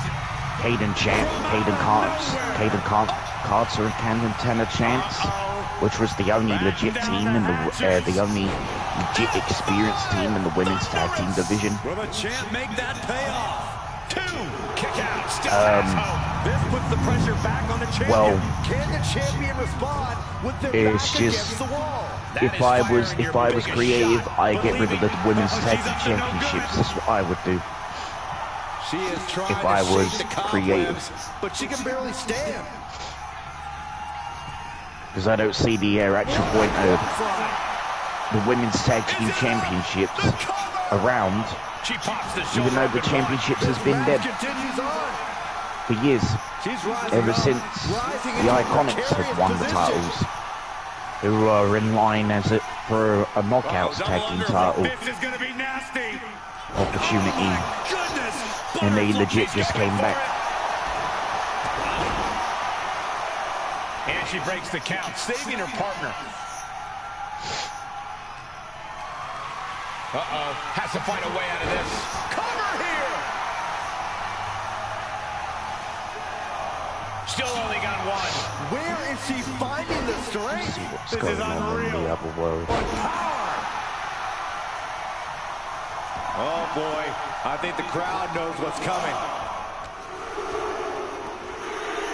Here we go. Heads up the cage. I think that's a fall right there as well. To get back up, but she's about to feel so much worse. I'm sure that was a fall. Cover! 2 count. Oh, soon we could be seeing a submission here. Wow, the power that takes is Okay, insane. shoulders up. Tap out. 2 count. There it is. Submission. And she's set right into that corner. And she picks up a late fall. Exploder! I think we could be crowning new World Women's Tag Team Champions right here. Underground Tag Team Champion. Champ's in trouble. This is the TWA lockdown. Oh, it is the Outlaws. I did hear the freak out then. And ladies and gentlemen, that is it. That is all. The winners of the match and your new TWA Underground World Tag Team Champions representing Team Joe Link. It is Dangerous, Amber Extreme, and Dr. Britt Baker, DMD. They are the Outlaws, and they are your new Underground Tag Team Champions. Congratulations to Team Joe Link and the Outlaws, wearing gold once again. That was a great match. Great match. I say I missed 2 pipe bombs. Mufasa says, to the people that is facing me and Eric Dangerous, you are dealing with a different version of us. We punch harder, we stomp people's heads in, so when we are done here at the bash at the beach, I'll leave my scar. Humboldt says, we have been ready. You were the ones saying ladders, horns, and fangs would not be... I mean, we can't have people goring people with horns and biting people with fangs. I mean, we already have, you know, past issues with Carino Farmer, and we do not need another. So it took him time to put a mask together that makes him less him. Interesting. I mean, how does that work? How do you contain horns and fangs with a mask? Actually, I don't even want to know. You guys are all fucked up. The entire occult, crazy, mystical. I you know, albeit I give them that, they are mystical. Also an intriguing group, but alright, let's see, what else did I miss? Anything? Morgan James says, here's my contract signed. And just to let you know, I was told by my leader that I have a 1 championship match coming up, and I want to challenge the champ into Rage in the Cage, aka Steel Cage 2 up 3 Falls. I mean, that's not what it's called here. It is a TWA lockdown match. How dare you try to rename our matches? Titan G, what's going on, Titan G? I see the Death Sentence is afraid to face the new Shield, so you have to go and try to join forces with the Wolfpack. No matter who joins, you can't escape your fate. Yeah, business in the tag team division is going to get a little fiery, I think, immediately following this show. But anyway, welcome in, Titan G. Appreciate you being here. Welcome into the show. Alright, I'll issue the payout for that.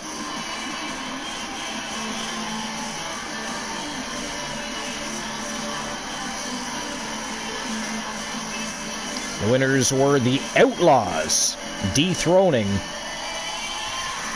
the Social Outcasts. And there we go, payout issued. 5K goes to Variance of Strife and 2 other villains.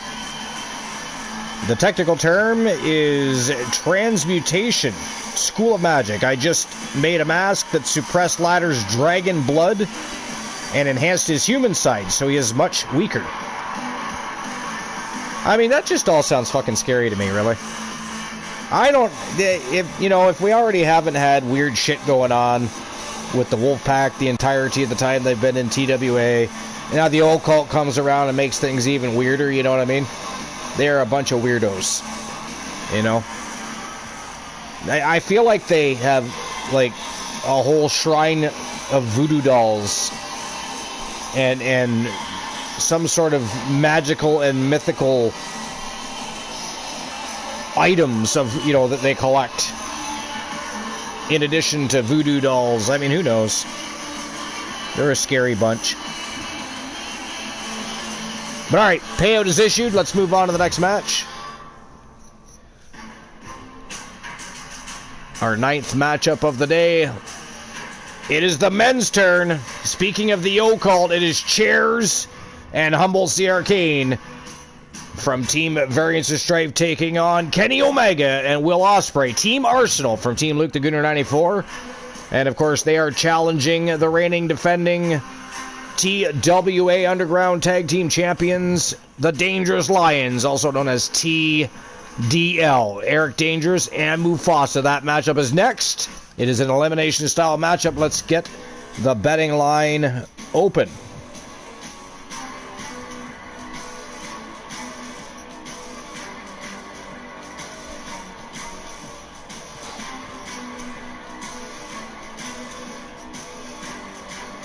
All right, so who walks out Underground Tag Champs? Is it going to be the Occult?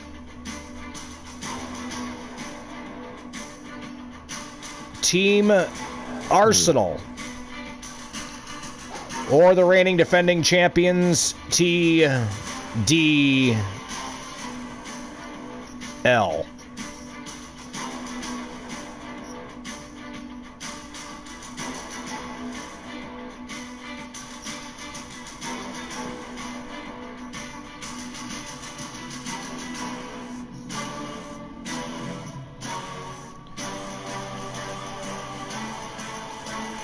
All right, there we go. Betting lines are open. And we are moments away from a triple threat Tornado Tag Team elimination style matchup for the TWA Underground Tag Team Championships. Open those big fat wallets, place your bets, take a stand, pick a side. Who's it going to be? Are the champs walking out with the titles? Or are we going to crown new champions? We're going to find out here shortly. Luke the Gooner 94 says, we'll be signing someone else to Team Arsenal as well. I'm just waiting for the right moment. Sounds good. Pipe Bomb from Death Sentence. Titan G. We are not fucking running from the shitty team called the New Shield. Or should we say the Crybabies? Because I will destroy each one of this shitty team anywhere, anytime, any place. Just watch your back. Because Death Sentence have a number assassin in the team. They have a number assassin? They have a number assassin, apparently, Moon. I don't even know what to say about that. But anyways, here we go. Time to turn and burn. Match numero 9 for the TWA Underground Tag Team Championship. Let's go.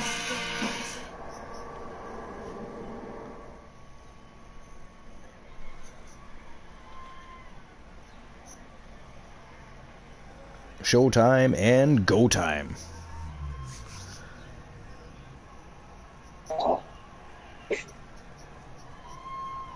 They're here. 5 matches remaining. 6, including this one, I suppose.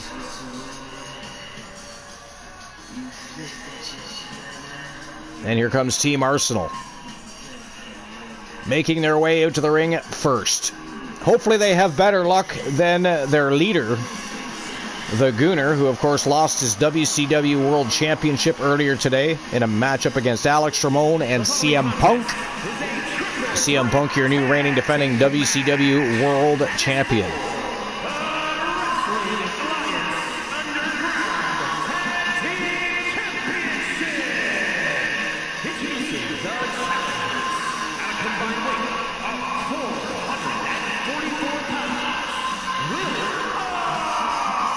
Kenny Omega and Will Ospreay from Team Arsenal.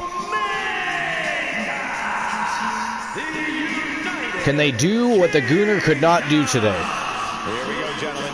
Huge title match coming up. Miss Cross says another what? There truly is none better in all of WWE right I now. don't know what you're talking about.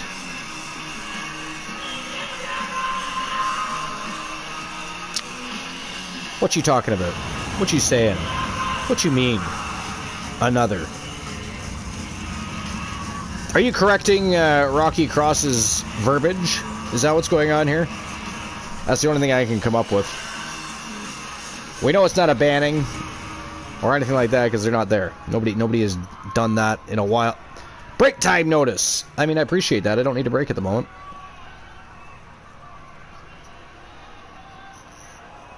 Look who's here. I do not. Break time notice is actually optional. That's the only thing that doesn't force me off the broadcast booth. But I appreciate it. In case I have to pee. You know? Relieve the bladder. Drain the dragon, if you will. 476 pounds, The Chosen One. A.K.A. Chairs and Humble C. Arcane. You're right, Michael. Ready for action. Response on social media heading into this match, we're likely to see a Don't new take champ this crowned ass here whooping tonight. personally. It is all business for the occult. They are definitely not here to make friends. Boss Apollo, welcome back. Get your ass on the broadcast booth. We already have one lazy member of the team, Luke the Gooner 94, but we won't mention any names, of course. Decided not to be on the broadcast booth for the 5th annual show. 5 years in a row. Luke decides he'd rather touch himself than be on the broadcast booth with Moon and I. How dare he? How dare he find the shrine more entertaining at a time like this? Here comes trouble. Death Sentence and the New Shield and TDL. Let's get one thing straight.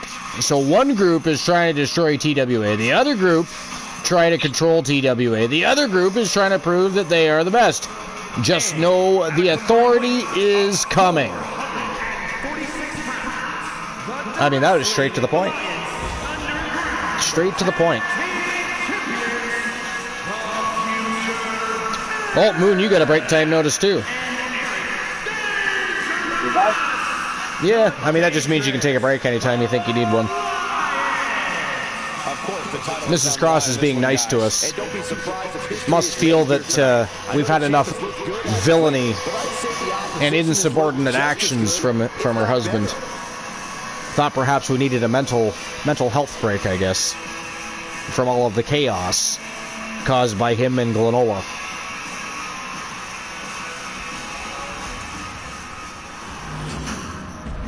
But yeah, Boss Apollo, if you're not doing anything, get your ass on the broadcast booth, sir.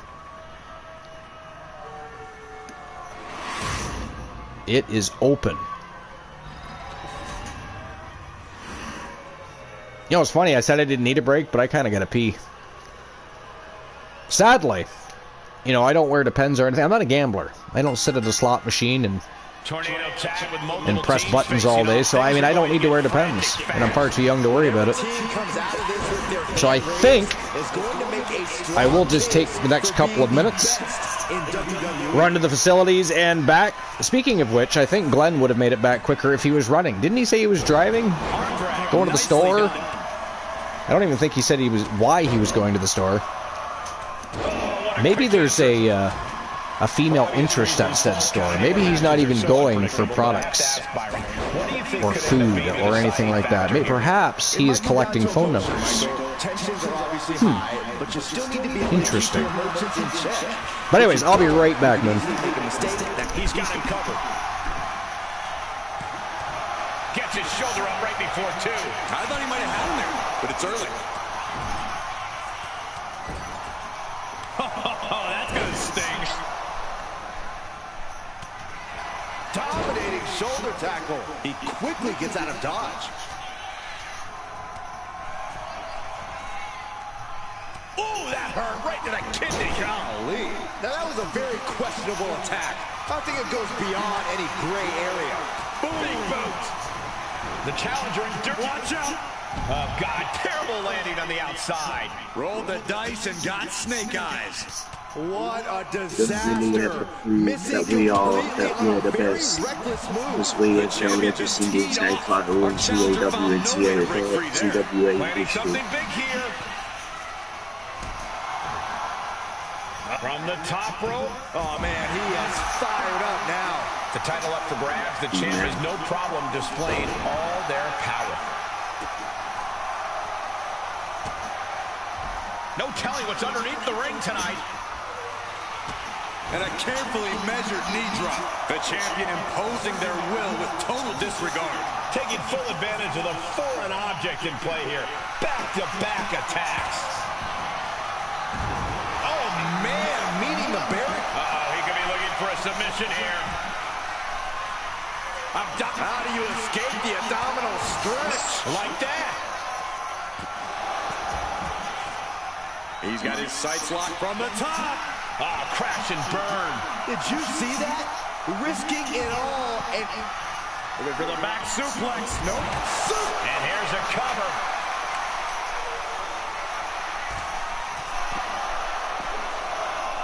Keeps his team in this one.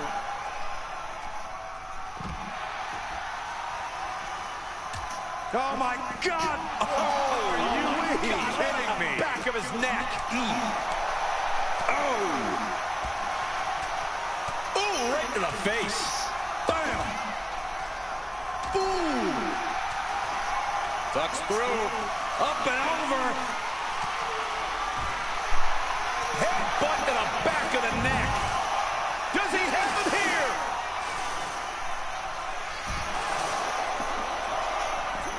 Yeah, no. He doesn't get the three. What a mat. To the gut. Double underhook. Are we going to see it? Consider your title dreams dashed after that. Shoulder up before the count started. We're well into the match, and he still seems so fresh. It's almost... This could do it. Didn't like Jake. Yeah, I didn't like it myself. They should have gave the guy. They should have gave What's he going to find down there? They should have gave the dude more I did not see that of a long title reign. If I was creative, I would do that. Staggering. Oh, jarring back elbow. That I'm currently doing in my show as well. Makes the cover. A kick out. It was almost all over. Almost a 3 count. Yeah, Find the rightful guy to take the championship off of Solo, off of Jacob. Heat-seeking missile hit the target right on the mark. That he's the longest reigning MLW World Champion as well. Quick count after 1. That's smart. Taking the one to catch your breath. Boom! Good defense Speaking from of him. Jacob Fatu, Being carried around now. No. he always had some good things about that dude as well, too. The wrestler he is. Why he's the longest of the MLW World title long.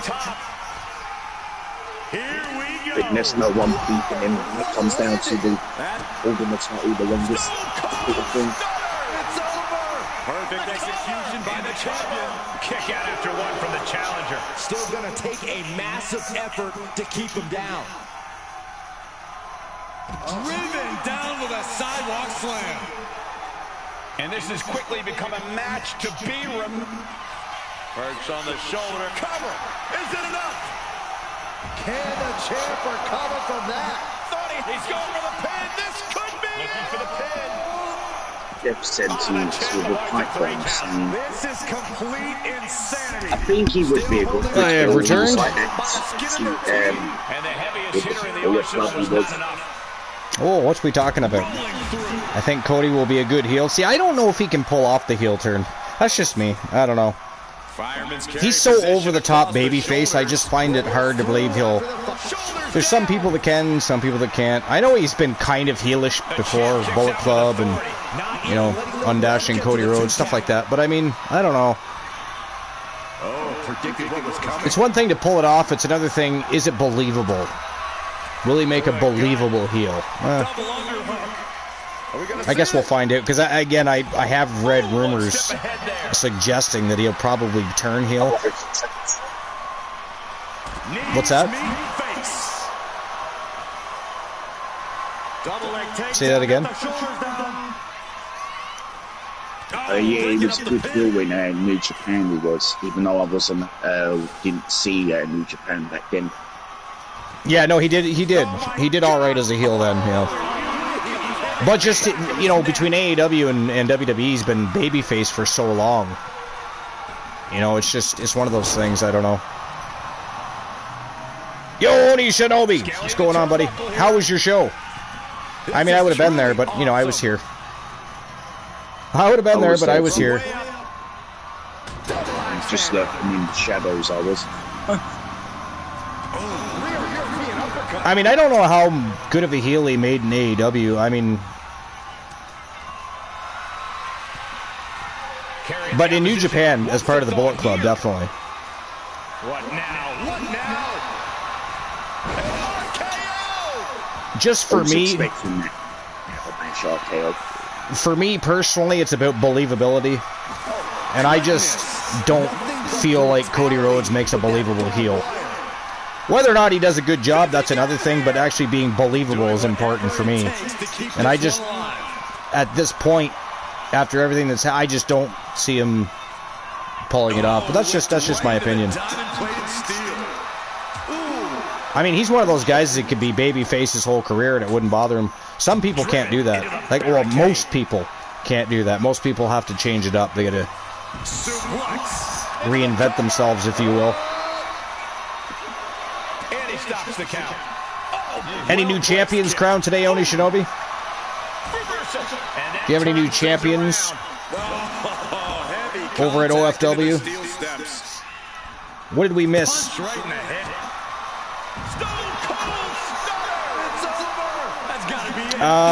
What did the asshole do to you that I have to punish him for? I mean, I didn't say anything about punishing him. I said you did last time. But I mean, he's been absolutely flat-out villainous today. Creating chaos. Being insubordinate, if you will. Oh, and by the way, he was on your phone. Apparently you were sleeping with your newborn. But he was on your phone banning me from your device. Maybe that's what we're discussing here. That could be what we're talking about. New hardcore and 2 new U.S. champs. Fantastic. Today was Money in the Bank. Style PLE. Nice. You got contract holders? I have 3 contract cases, but I don't have any holders as of yet. I haven't popped them into action yet. Why? What did he do? I mean, he went on your phone and banned me from your device. I'm assuming because he couldn't do it again from his own. Because, you know, there's a limit of how many times people can do that in one show. So he decided to utilize your device. He invaded your phone so he could ban me. It just got as bad as it could for the champ.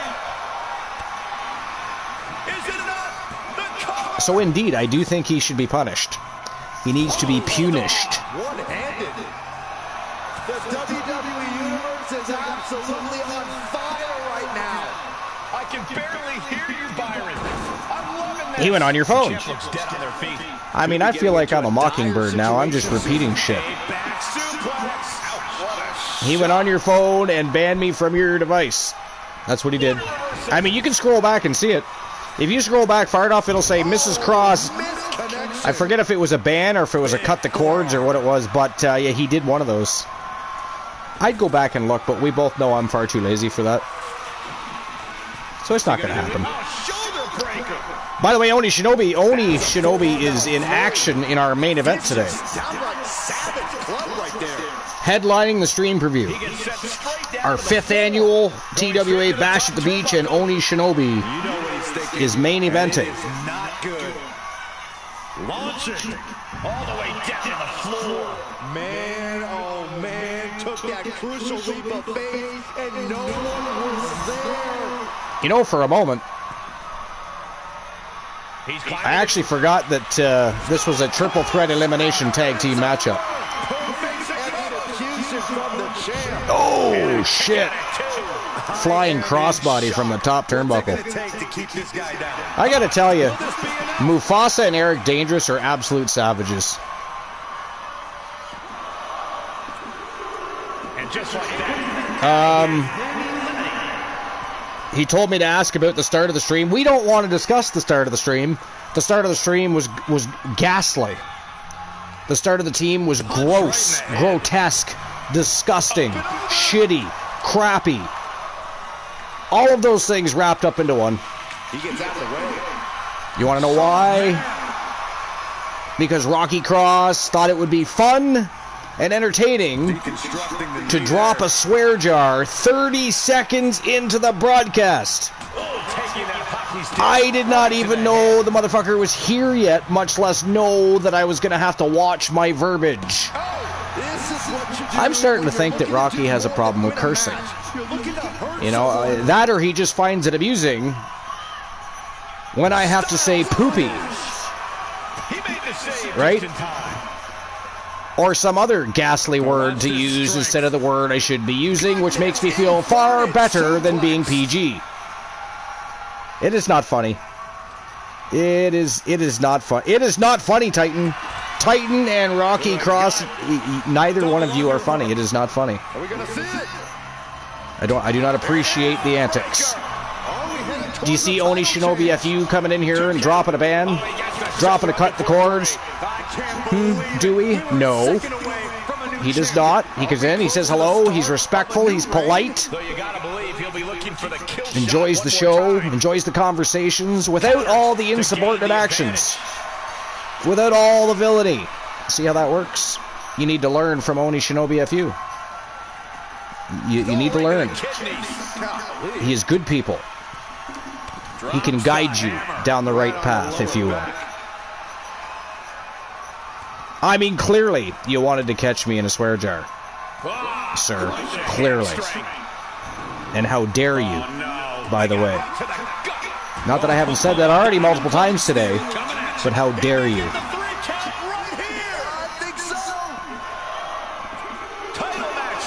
Oh! Kicked out he did. I thought it was over. Wait a minute. Is it down to Will Ospreay and TDL? That is not good for Will Ospreay.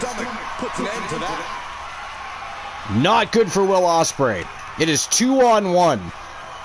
One of the very best teams to ever come in to TWA versus Will Ospreay, who, by the way, is one of the best in the world. But when you've got two villains like Eric Dangerous and Mufasa, 2-on-1, that's not a good day. That is not good fortune. It is not. It is great tag team offense by TDL, but that is not surprising at all. And TDL are fucking amazing.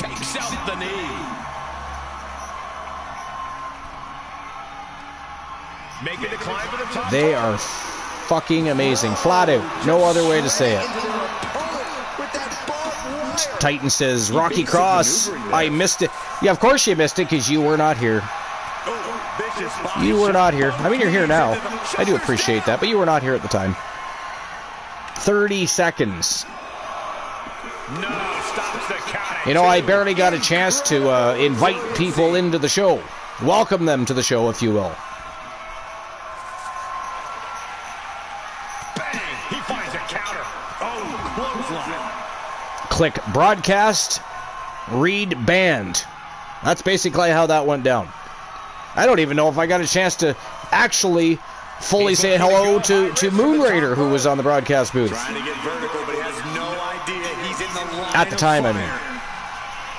I mean, he's still here. I meant at the time when I got banned. Well, actually, I got trapped in a swear jar, but same thing. It is the same fucking thing. Bang! Crucial counter there. that hurt right to the kidney. Golly. And Will Ospreay's really holding his own here. Stunner. Big forearm. But, oh! Good God, Eric Dangerous just about decapitated him with that one. And there you have it, ladies and gentlemen. That is it. That is all. The winners of the match, and still your TWA Underground World Tag Team Champions, representing Galaxy Phantom and Team Mufasa. It is Eric Dangerous and Mufasa. They are the Dangerous Lions, a.k.a. TDL. Picking up the big W-I-N, and they are still your reigning defending Underground Tag Team Champions. Congratulations to Team Galaxy Phantom and Mufasa, and of course TDL. Very impressive victory over two badass teams. The Occult and Team Arsenal were defeated by one of the greatest tag teams to ever ink a contract in TWA. Wow. That was an amazing victory. I mean, TDL just flat out looked really good. There's no other way to put it. They looked awesome in that match. New haircuts, a new look.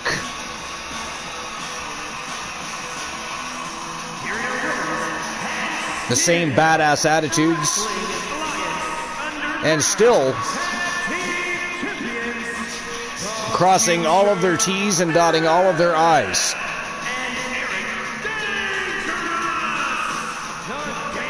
They work together like a well-oiled machine. One of the best teams around with that win. Absolutely, Cole. We just witnessed quite the combination of endurance. I mean, I would not know Rocky Cross. I have not seen their new look yet. Some pure luck. I would not know. But that's interesting. It seems like everybody's changing up their appearance these days. Keeps things fresh and interesting, I suppose. All right, here we go. Matchup number 2 for Shade from Team Exile Jack as he puts his TWA Underground Championship on the line against Tucker Pollux from Team Toya Hachijo. This is an underground-style matchup. So it is underground rules, and that is our next match of the day. First, I'm going to issue the payout from the last match.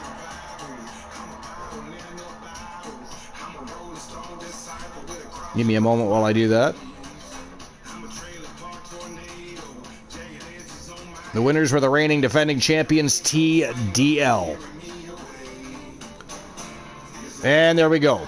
Payout has been issued. 3,000 go to Mrs. Cross and Moonraider. Yeah, it was a good match, Titan. You're right.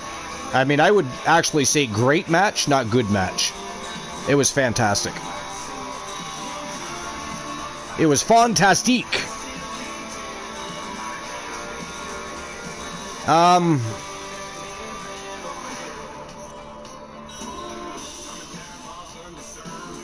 After Tessa messaged you about her feet. Yeah, I mean, we talked about Tessa and Morgan. We didn't discuss any kind of new look for Rocky and Mad Dog, though. There was no conversation about any sort of a tire change for Mad Dog and Rocky Cross.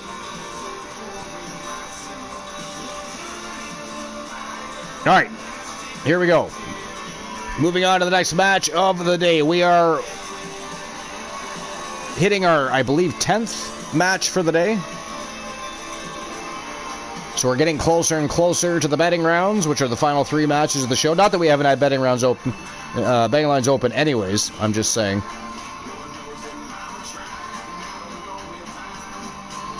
All right, so let me open the betting line.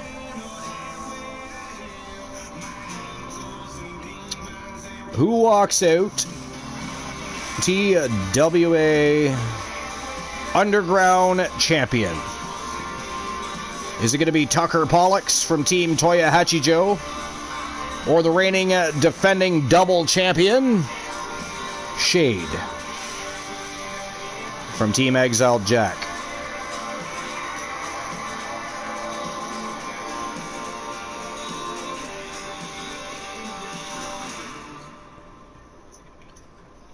10 minutes to get your bets in. And there we go. Wait a minute.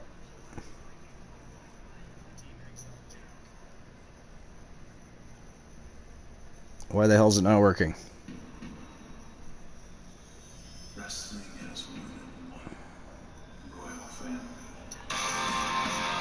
I just got to see why it's not working here. I don't know what's going on.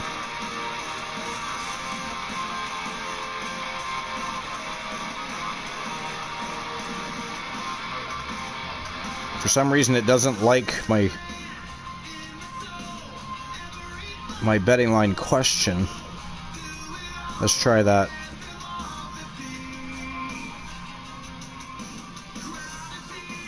Alright, I'm gonna have to redo it. For some reason, it's being a fucking asshole and won't let me do the betting line.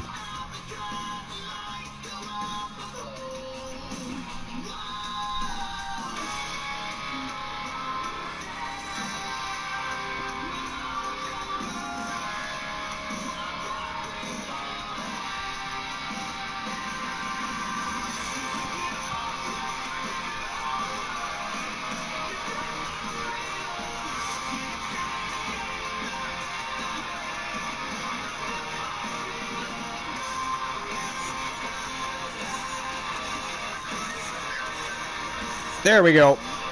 I don't know what was going on. It was being glitchy as a mofo. There we go. Betting lines are open, so open up those big fat wallets. And it is time to turn and burn with our next match of the day. TWA Underground Championship on the line. Tucker Pollux versus Shade. Let's rock and roll. Underground rules do apply. So take that into consideration when you're making your bets. Yo, PFD, what's going on, my friend? Welcome in. I am back. Let the chaos begin. Now the new Shield is all here. Glola says, I am back. Ate some pizza for dinner. Nice. What kind of pizza did you have? We were curious why you were going to the store. Here we go, guys. Hopefully everybody was safe with your, you know, being behind the wheel of a vehicle, which is kind of scary when you think about it. Just a little scary. Yeah, I was kind of thinking pizza would be a good idea too, actually. I am hungry. I am definitely hungry.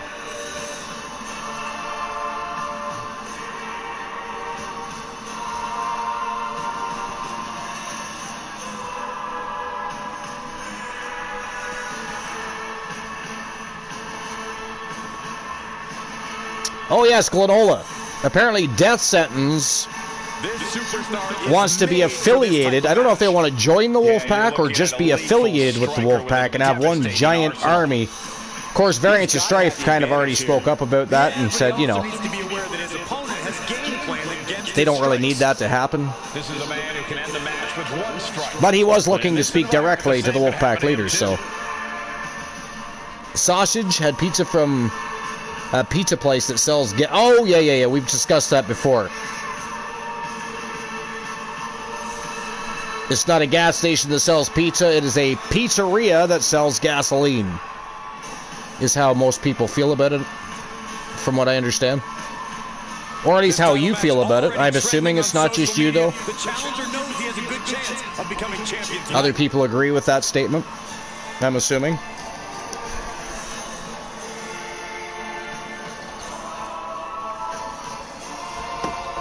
I'm assuming. Moonraider is still here, by the way, everybody. He's just looking for Luke the Gooner. He's trying to track him down and understand why he's at the shrine wearing his Houston Rockets jersey and self-mutilating instead of enjoying the 5th annual TWA Bash at the Beach with everybody else. I don't think he's tracked him down yet, though. It's called Casey's. I mean, you're there, but you're not here. You have not joined Moon and I. Moon and I, for the last 10 matches, have been here entertaining the masses. The most must-see show on Twitch and YouTube TV has been live with its 5th annual show Moon has been addressing the fans. I have been addressing the fans. You, however, said "Fook the fans." The pressures of being champion are very real, but this guy is ready for it. You said "Fook the fans." They do not need your attention. They are not worthy of your time. Ah, that says it all, right? I'd love to address and acknowledge all of you, great TWA family folk, but currently I'm indisposed and at the shrine of Mickey. I'll get back to you as soon as possible. Thank you, Luke the Gooner 94. And for any hate mail that needs to go to him, there's his link. Joke time!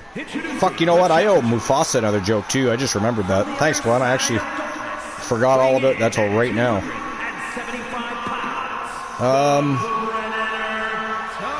Okay. Let's see. Let's see. All right. Glenola, why did the melon jump into the lake? I mean, I assume by melon they mean a piece of fruit, not, you know, a breast, just so we're clear. We're not talking about boobies here. Although that would be a much more interesting conversation, but as it is, it's a joke. Why did the melon jump into the lake? Taking their eyes off the championship. And the champ is to be fair to Luke, no one wants to hear him at the shrine. That's fair. No counts, that is fair. Hold on one second. My wife is calling. Someone quit or to stop the fight. The Underground does not show any mercy. Underground matchup underway, and the only way to win this one is by knockout or submission. No pinfalls, no countouts, and obviously, no rope breaks. Underground is a place to prove your mettle, to show that you really are as tough as you say you are. A familiar but foreign domain for these superstars looking to take each other down in the most visceral way possible. It's time for a fight, gentlemen. Kick to the back. What a way to get out of that one. A reversal. He saw that coming. Oh, to the arm. Terrible. Got out of there at the perfect time. Well-framed standing moonsault. Why not look like $1 million when hitting something that effective?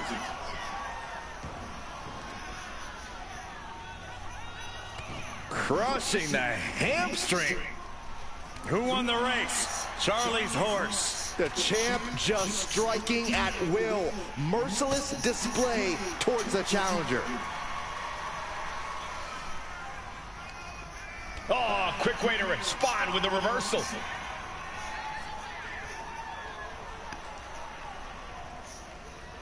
He's quick to get out of the way there. Corey, Underground is so unique. How does a competitor leave here with a victory? You have to focus around the specific ways to win the match since there are only a few. It's knockout or submission, so fight your instinct to exert energy, execute. Sky high! Taking a flight to nowhere. Just couldn't line it up and collided with the ground.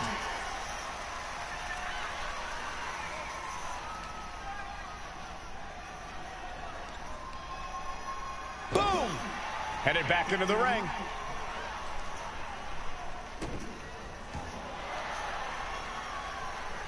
Oh, he saw it coming.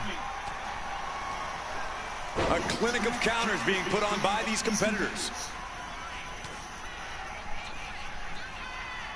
On the shoulders and a slam. He's in a bad place. This is where it could all end for him. And what he's looking for here looks like a potential submission maneuver coming. Oh, the ankle locks in. The ankle locks in, and he's going to tap. This is grueling. Look at the... And he just decides to end the hold. Wonder what he's thinking here. Countering that offense.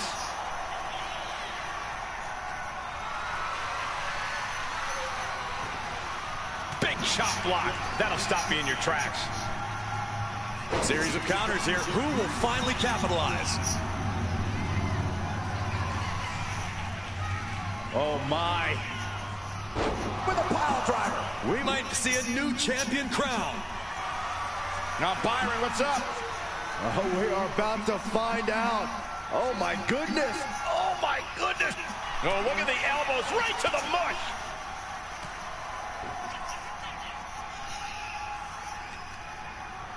Uh-oh.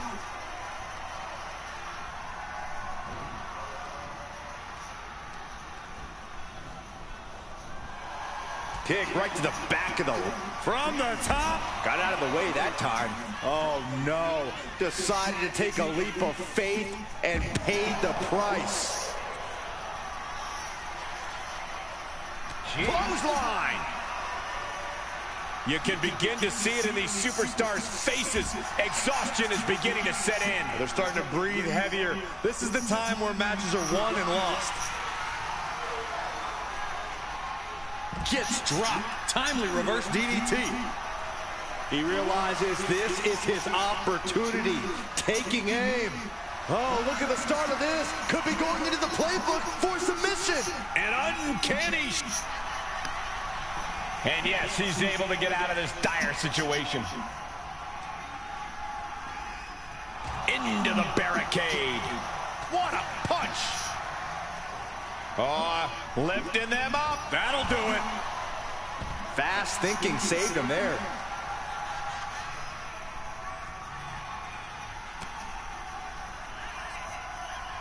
On the shoulders and a slam.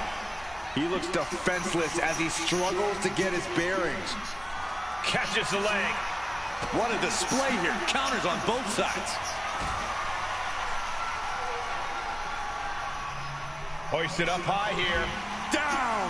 Brutal. This arena has come unglued. You can feel the foundation shifting with every turn in the match. Turns it around. Not target of the arm. Target locked in. He knows it's that time. Popped up. No way. Yes way.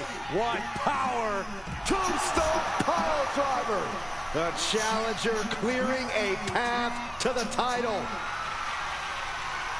Carried in a jeopardizing position here. Oh, with authority.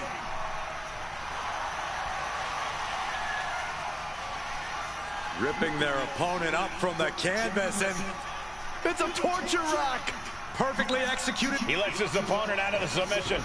Yeah, but who knows what damage has been done.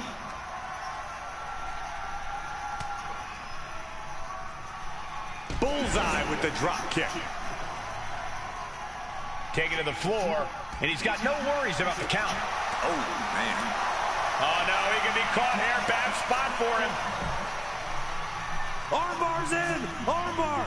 The arm's trapped. Not finding an easy way to get out of this one. And wait a second. Interesting turn of events here. Yeah, he just released the hold, and I'm racking my brain wondering why. Hold on a second. Could be a matter of time. Submission being locked in. Ankle lock is in deep. Wrench. Retains the title. These guys feel no love for each other. Here's another look.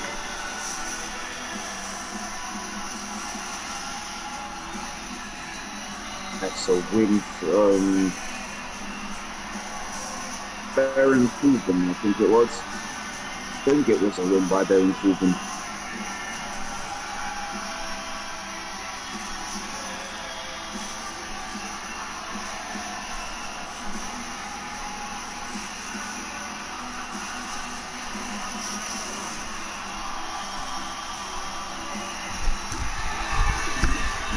I have returned. Sorry about that.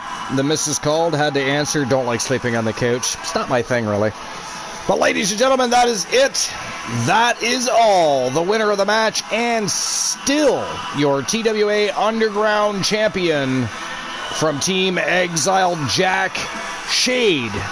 Going home still a double champion. So congratulations to Team Exile, Jack and Shade. Huge win over Toya Hachijo's Tucker Pollux in Underground Rules. Amazing match. Hey, yo, what's going on, Monroe? Just want to drop in and say hi. I appreciate that. We appreciate you being here. What's new and exciting? Anything? I was gone for a short spell there. My wife called. I don't like to ignore the missus. It's not good for my health, if you will. It is not good for my health. All right, I'll issue the payout for that. And I still owe Mufasa a joke. And I don't know if Glenola answered my other joke. Why did the melon jump into the lake? Let me have a look here. Archer mentions melons and Mrs. Archer calls him. Things that make you go, I know, right? That was actually interesting timing. Pipe bomb by Rocky Cross. I'll get to that in a minute. Glenola says to be a watermelon. That is actually correct. That is the correct answer. The melon jumped into the lake because it wanted to be a watermelon. I think TDL is the only champions to retain. Am I wrong? No, we've had other champions retain today. We've had other champions retain. I mean, Shade has defended both of his titles today. Archer defended his. And there was some others. As far as tag teams go, yeah, I want to say TDL's the only ones that have defended their tag titles, though. Leota King! Yes! The new Shield, from what I understand, is going to be back and ready for WCW Nitro. I don't know if that's true or not. That's what I hear. That is what I hear. Alright, so I'm going to get the betting line open. Or actually paid out, I think, actually, is what I'm doing. Because I haven't done that yet. Winner of the match, reigning defending double champion Shade from Team Exile Jack. Alright, we're on to the next match of the day. Let's go. We are one match away from the betting rounds, but this is an Iron Woman matchup, triple threat. Iron Woman matchup, to be exact. The 3 Iron Men today becomes the 3 Iron Women. 15 minutes of brutality. Selena Price from Team Ace Hunter. Nightshade from Team Exile Jack. And of course, the one that took the television championship away from Nightshade, Stephanie Vaquer from the Occult and Team Variants of Strife. They are going to war. Who can score the most pinfalls, submissions, or knockouts and go home with one of the most coveted prizes in TWA history in the TWA Television Championship? That's our next match. I'm going to get the betting line open right now. And while they make their way to the ring, Moon, I'm just going to take my dog for a quick pee. She's been waiting very patiently for the past 4 hours. I mean, she went out right before we started, but it's been 4 hours. Not that she's been drinking out of a toilet or anything, but she would probably like a little fresh air and maybe piss on a telephone pole or something. Which I think sometimes she does just for fun.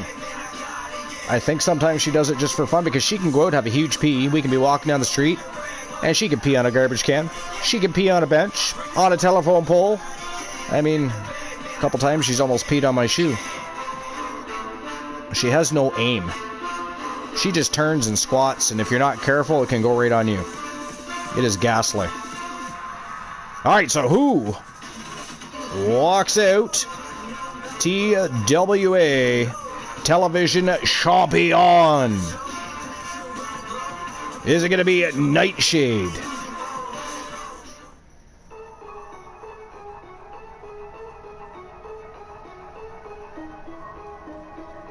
From Team Exile Jack, is it going to be Selena Price?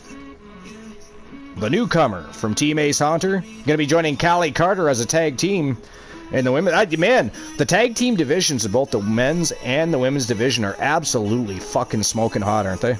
Crazy. Callie Carter now with a tag team partner. Callie Carter, multiple-time champion. Or is it going to be the reigning, defending TWA Television Champion Stephanie Vaquer?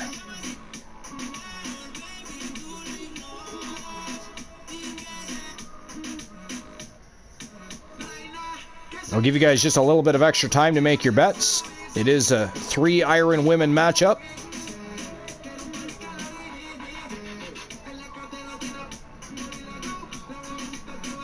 So I'll give you 15 minutes to get your bets in, starting right now. And there we go. Betting lines are open. Ladies and gentlemen, we're just about to the final 3 matches of the day. Just about to the betting rounds. Even though we've had betting lines all day long, it is a stream preview. That's what happens at stream previews sometimes. Well, except for the first match. We did not have a betting line for the very first match. But here we go. TWA Television Championship on the line. Champion Stephanie Vaquer putting her championship on the line against Selena Price and Nightshade in a 3 Iron Women matchup. Let's rock and roll. It is showtime and go time. And Moon, I'll be right back. Just going to take Priscilla out to utilize the bathroom. You know, she's not trained to use a toilet, and I don't really want her messing on the floor. So it just is what it is. I'll be right back, sir. And Mufasa, I have not forgotten about you, my friend. Don't worry, when I return to your greatness, and I say greatness because what a fantastic team is TDL. Imagine eventually when TDL adds on to their already amazing faction they've got. Anna Jay, Eric Dangerous, Mufasa. Such a great faction and tag team. That could easily be built upon. But anyways, Moon, I'll be right back. How dare you ignore me, Moon? It is ghastly. BRB.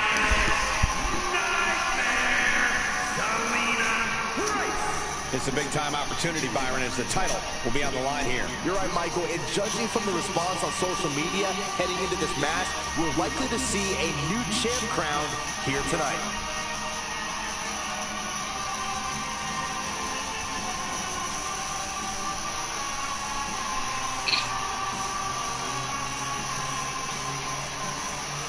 A lot of pressure on this woman. Tonight is where she needs to prove that she's championship material.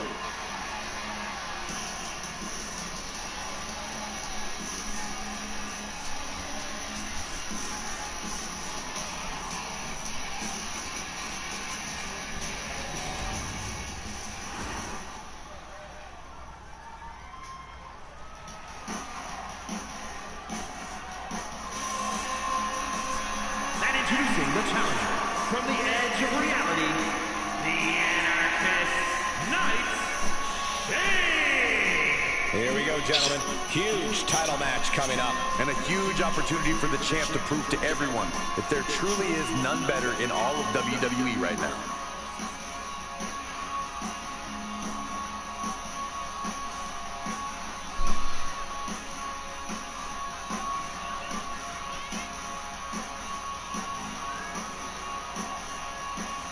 Big matches are where this woman thrives, and competing for that title is about as big as it gets.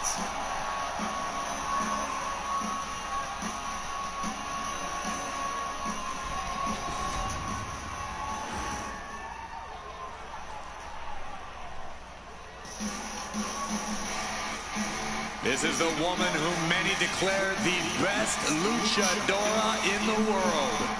There's a chilling calmness that emanates from the Dark Angel. And introducing the champion, representing the OC from San Fernando, Chile, the Wrestling Alliance Television Champion, Stephanie Vaquer. Stephanie acknowledges she didn't become the best luchadora in the world overnight. Her training took years. But Vaquer has spent years traveling the globe, honing her craft in Japan, across North America, and her native South America. And now she's ready to show the entire WWE Universe what she can do.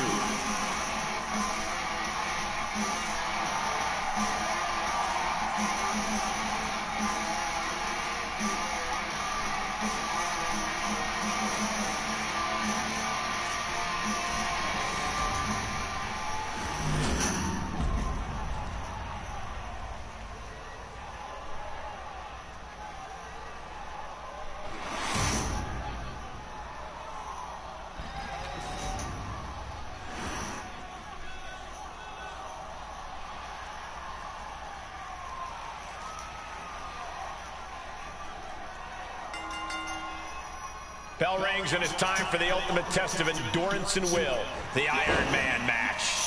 These superstars want to prove that they are the best this division has to offer. And that is just what an Iron Man match is all about. Whoever can get the most falls, the most submissions, they will end up etching their name in the history books. Right now, they have a long path ahead of them. You have to admit, that was a smart bit of offense, cutting their opponent down to size like that. Oh. Fought back with a punch to the gut. Oh, that hurt right to the kidney. Golly. Slam! What impact!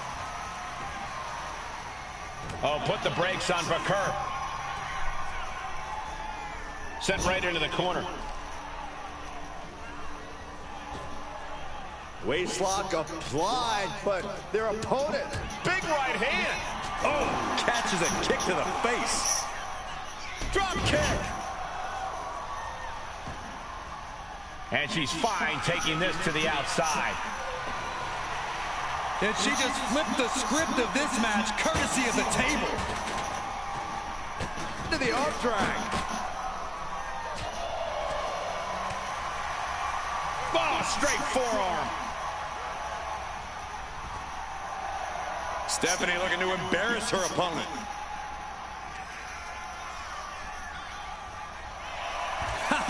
Letting her opponent know exactly what she thinks. Oh, look at this. Hair pull mat slam. The challenger unable to stay out of harm's way. Yeah, Kerr brought the fight in a major way on that exchange.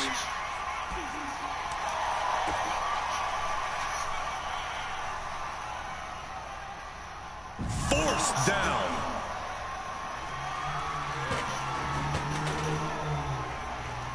Sent straight to the post. Just vicious. On the shoulders and a slam. Off into the pin. The pin is broken. That could have been it.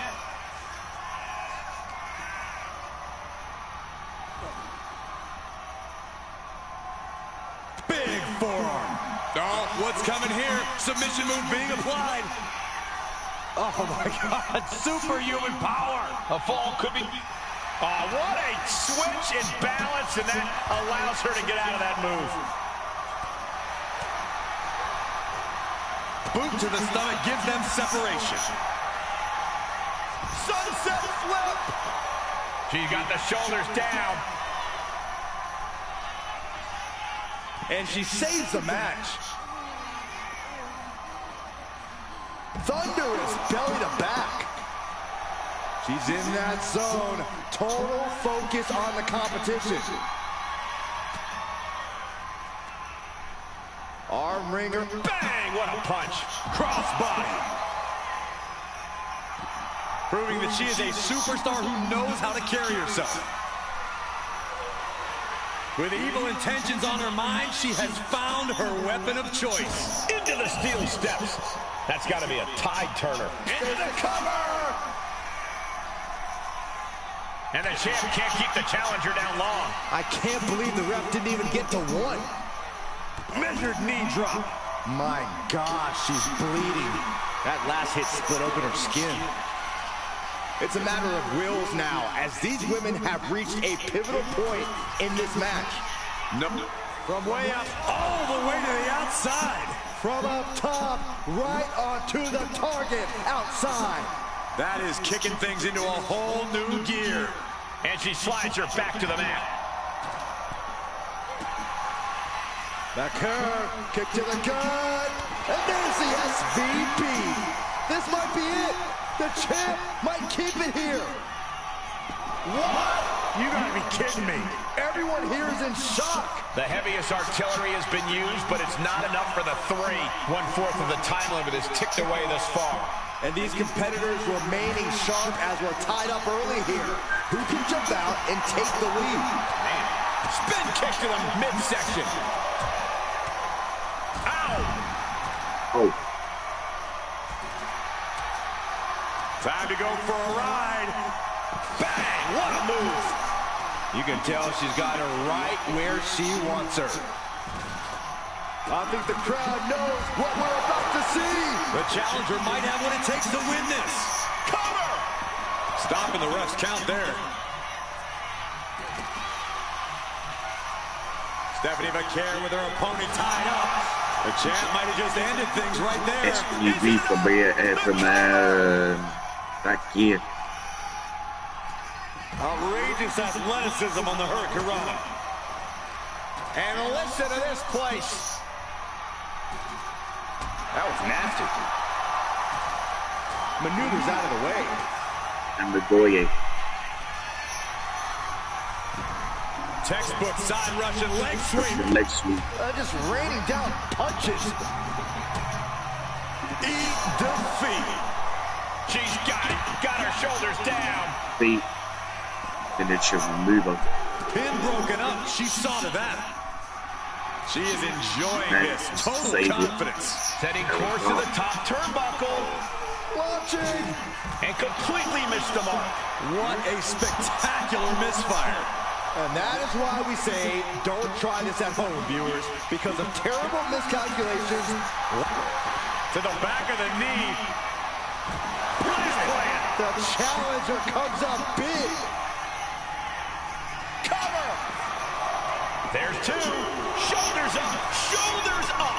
We knew it was not going to be an easy task to put the champion away, and that's being proven right now. More like the champions proving that sooner perish than lose their title. A big opportunity falling through their fingers. You've got to continue fighting and hope your next big move is the last one.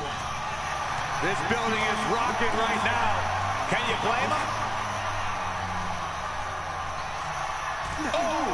Dangerous intentions in her mind right now. I think we'll need to find something else to put our trash in around the ring, because I guarantee that can is going to get all bent out of shape. Oh, man, that should do it right there. No, she kicks out. The determination of the challenger keeps this match going.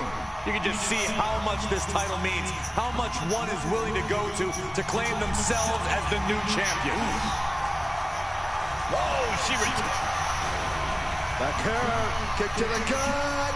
Down into SVB. Perfect execution by the champion. Cover! Breaks the cover and this match continues. Kick down low, all tied up. Is this enough to do it? Cover. Kick out. How much shock that she kicked out? You and I both, Byron. And our superstars might not be aware, but we have now officially crossed the halfway margin. And no one is on the board. The tension is real. Who can get the first fall?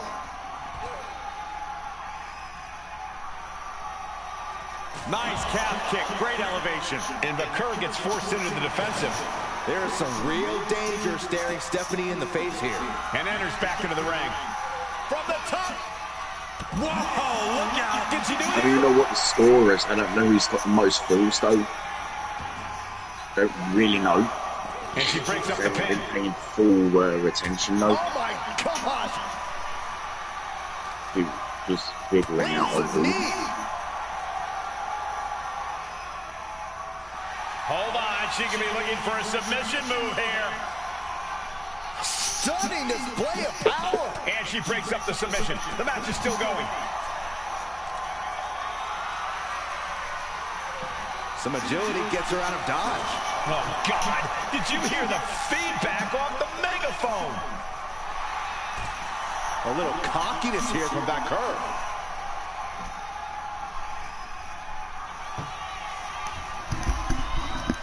I have returned. All right, what did I miss? There's about 1 minute and 5 seconds remaining on the betting lines. 5 minutes, 45 seconds left of the matchup. What's the, Moon, do you know what the score is? Brooke Frost just said it's 0-0-0. Okay, no falls or anything yet. Okay. Very interesting. Very interesting. So I assume it's been a great match then. Obviously, if it's 0-0-0 at this point. Nice takedown.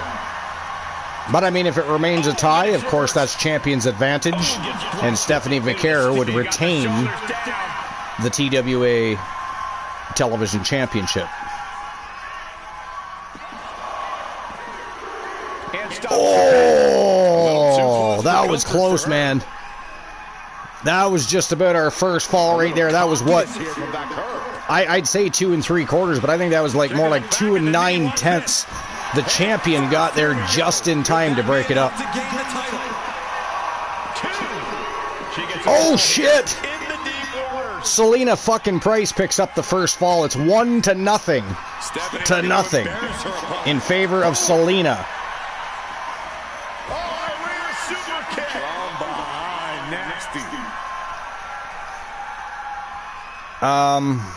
You've hit one and got 100%.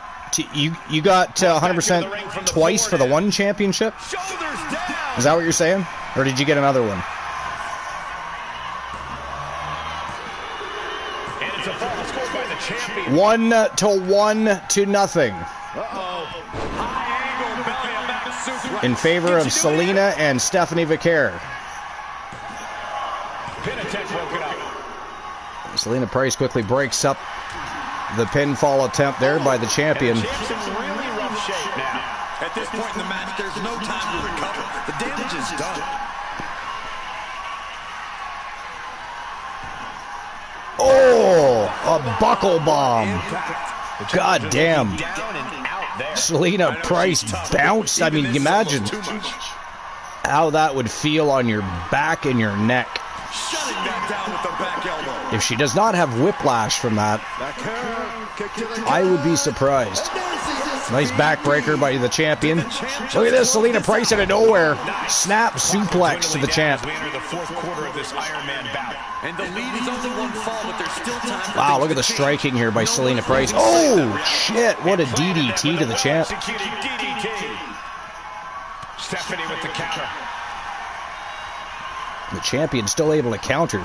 Crazy match. Crazy match. Yeah, I know you got 100% 2 times, but did you mean for the same, like were they both for the one championship, Rocky, or did you get a different one as well? Again, I would scroll back and look, but we both know I'm not going to do that. We both know I'm not going to do that. It is not going to happen. Ooh, elbow to the face of the champ. Stephanie looking to embarrass her opponent. Oh shit, we got it. Oh, I thought we were going to have a double team effort there.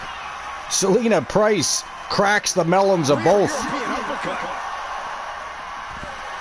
yeah, she's saying I still have. Currently, Nightshade the only one in this matchup without a fall. Right on the money. Whoa, wow. I don't know what that move was because the way she executed that, the ring cut it off.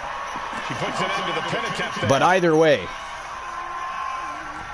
the brutality continues, and it is 1-1-0 in favor of Stephanie Vicaire, the champion, and of course Selena Price.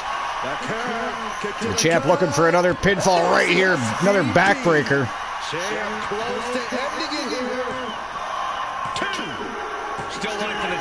And it is 2-1-0 in favor of the champion. Devastating submission coming. Oh man, we know the kind of damage a well-applied ankle lock can do. Oh, that would have been the end of it. Kick connects. The champ is in the lead. Oh shit! Champion just ate the apron. She ate the ring mat, guys. 2-2 to nothing. Well scouted. All tied up between the champ and Selena Price. Holy shit! That might have just sealed the deal on us having Holy shit! Nightshade right there, though. Quickly breaks up. 30 seconds remaining, guys. If it stays a tie between Stephanie and Selena, the champion will retain. There's no way Nightshade is coming back from this one. 20 seconds is not enough time to get 2 pinfalls. It's not going to happen. It is not going to happen, but maybe she might pick up one. Or not. She's kept this one alive. Oh, Selena Price lands with nobody home. 4 seconds. 3, 2, 1. And that is it That is all, ladies and gentlemen, as a result of a draw. The winner of the match, technically speaking, because she retains her championship, is Stephanie Vaquer. She is still your reigning, defending TWA television champion from Team Variance of Strife, and of course representing the Occult. So congratulations to the Occult and Variance of Strife. Stephanie Vaquer retaining her championship.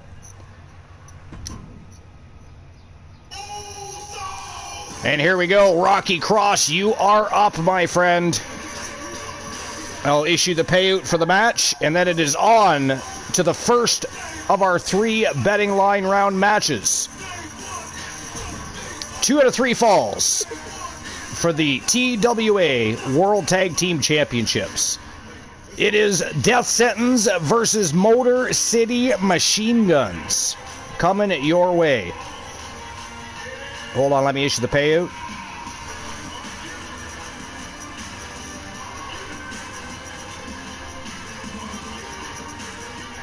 It says, who walks out television champion? Stephanie Vaquer still walked out champion. And there we go.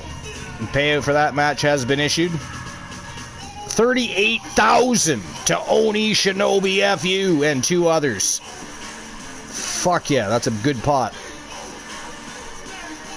My claims are, yeah, we know that you're managing the Motor City Machine Guns, Luke. I mean, we could discuss that, but... Oh, that's right, you didn't join Moon and I for the 5th annual show. Rocky Cross got 10K. Nice. That is the 3rd or 4th defense for that title for... Yeah, I know. She is on a fucking roll. Like, flat out. She is a badass. Especially since joining the Occult. Alright, I'm going to open the betting line.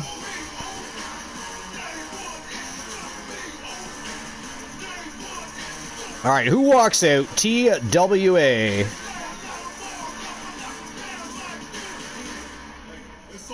World Tag Champs. Is it going to be Death Sentence? Represented by Team Rocky Cross.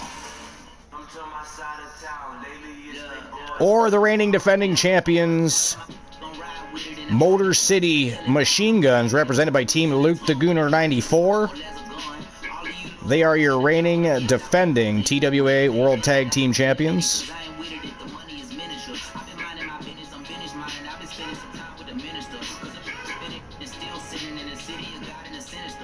$10 minutes to make your bets. And there we go. Betting lines are open. Open up those big fat wallets. 2 out of 3 tag team falls for the TWA World Tag Team Championships. Death Sentence versus Motor City Machine Guns. Let's go. Showtime and go time. Down to the final 3 matches of our 5th annual TWA Bash at the Beach. This is gonna be good.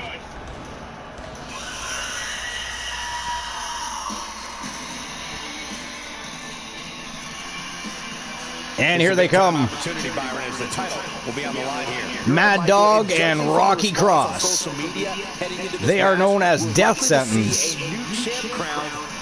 And they are looking to take the championship gold off of the waists of the Motor City Machine Guns.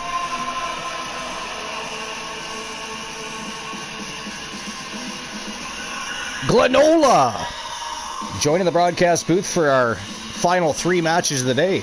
Always a pleasure, sir. Glad you're here. I mean, you were already in the chat. I understand that. But what's new and exciting? How was your pizza? What kind of pizza, by the way? Oh, I don't think he's officially fully joined the broadcast booth yet, unless he's on mute. He loves his fucking mute button, except for when he forgets to take it off. I mean, during yesterday's show, on Glenola's channel, not my own, obviously. Yeah, he was muted for at least the first 20 to 30 minutes of his show before he figured it out. Here comes your favorite tag teams. Hey, Arthur, can you hear me now? I can hear you now. Awesome.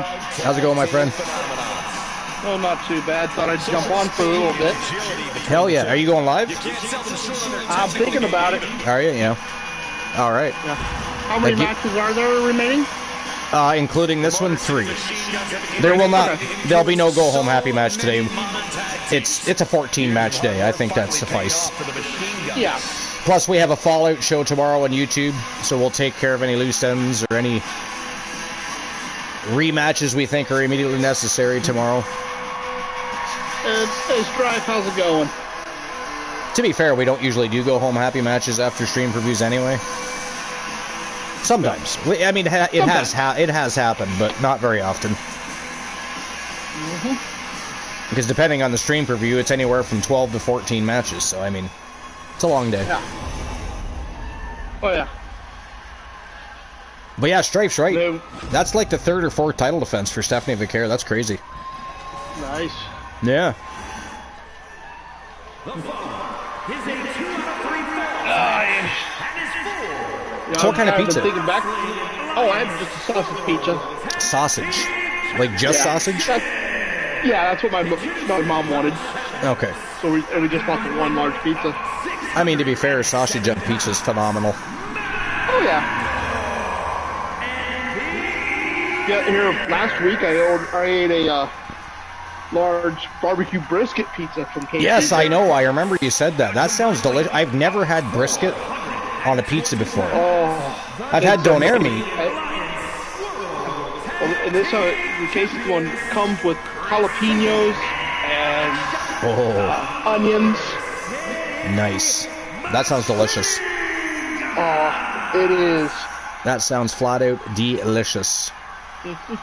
Speaking of delicious, I made chocolate croissants and I need to put them in the oven, so you're coming with me. Is being set for what could be a classic contest. I made French vanilla cake, and I'm about to do chocolate croissants. Nice. Yeah. And I'll just help myself to 1 tray of those.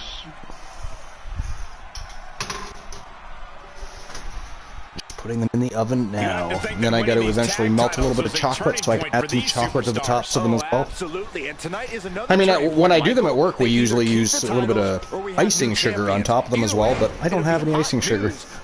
So it's just going to be chocolate croissant with chocolate on top. It's really incredible. Not that there's anything wrong with that.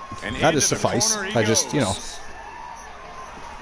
can't chat with Glenola due to network error. How dare the network? I think Moon's the only one that hasn't had any issues with the broadcast booth today. Just when he very first tried to get on, but after that he's been golden. He has some sort of secret that he doesn't wish to share with anybody. And now thrown back into the ring. How to remain on the broadcast booth without further delay. Chops down their opponent with a kick to the knee. Building up momentum. Wow. Damn. Nice hurricanrana by Rocky Cross. A string of counters. Yo, look at this. What a move. Wow. That was actually very impressive. That was impressive. I'm coming for your title. Ripcord knee. He's in a very bad spot. If you change your mind but to go home happy match, you know who is seething because his father and brother lost so poorly.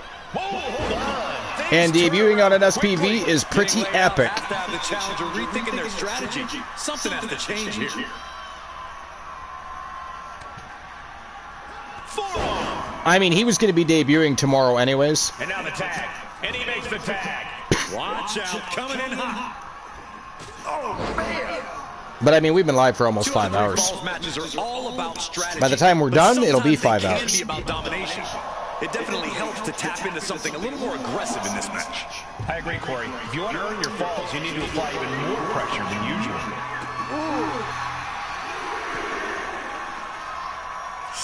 Glenola's still having... he's back. The stupid PlayStation Network, I'm telling you, it's been ghastly lately. He catches Saban with a counter. Pretty sure Moon's still here. And gets sent right into the corner. Yeah, I'm still there. Yeah, you're the only one that hasn't had any issues. I mean, when you first started, I think it didn't want to let you on, but then after you were on, it was just golden. I don't know what's up with that. If you look at Rocky Cross' chest, you'll see a big scar in the middle of his chest. I have a scar in the middle of my chest in real after a knife attack. A knife attack when you were little? Who the fuck attacked you with a knife when you were little, my god? That's crazy. Already just throwing it out there. Ladders versus chairs and Humboldts in a handicap tag team match. Ladders is going to punish them both. But I mean, what if Humboldts and chairs beat them? That's no way to start your career in TWA. I mean, that could happen. I mean, it's chairs and Humboldts we're talking about here, right? It's not the Gunnar Luke Ballmer and Kenny Omega.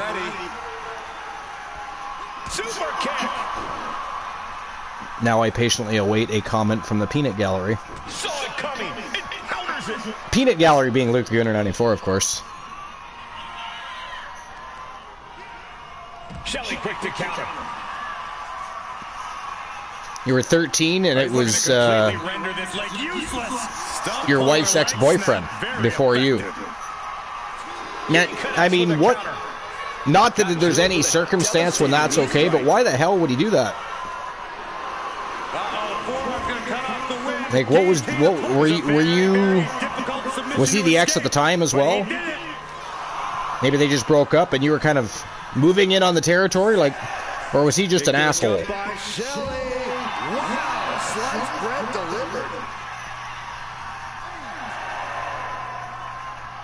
I mean, most people bring weapons to a fight because they're cowards, right? Back in the ring. Otherwise, you know, fisticuffs do just fine. Hand-to-hand combat, there's nothing wrong with it.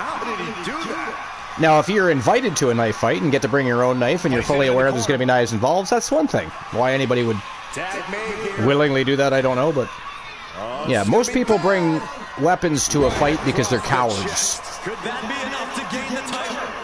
But yeah, why would he? Why would he? I mean, I'm gonna guess he's just an asshole. He's just measuring him now. Oh, you got ads, okay. Broken up with a fist to the face. Counters on top of counters, and these opponents are at an impasse. The challenger taking some minor damage. Says the person with a black belt. Actually, I've got more than one black belt, but... Right to the kidneys from behind. But I mean, if the other person you're fighting doesn't have a weapon, you know what I mean?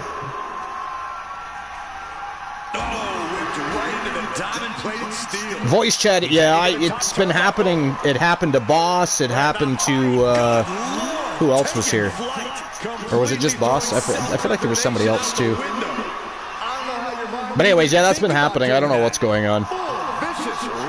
The PlayStation Network in general has been a bit chaotic lately. The only person, well, I haven't had any issues myself, but Moon hasn't had any either. He had a bit of a problem getting on to the broadcast booth, but once he was here, he was smooth sailing. He hasn't had any issues. I don't. But Boss couldn't. I mean, he got on, but kept getting kicked off, and you kind of got kicked off. He was jealous of me and her, and stalked her for about 4 months. So I mean, you and Mrs. Cross been together a long time, then I gather. But I mean, man, you guys were 13 and 14 years old, or whatever the age. Now, how old was the boyfriend? Was he, like, older than you guys? Not that it matters. That doesn't make it okay. I'm just, you know.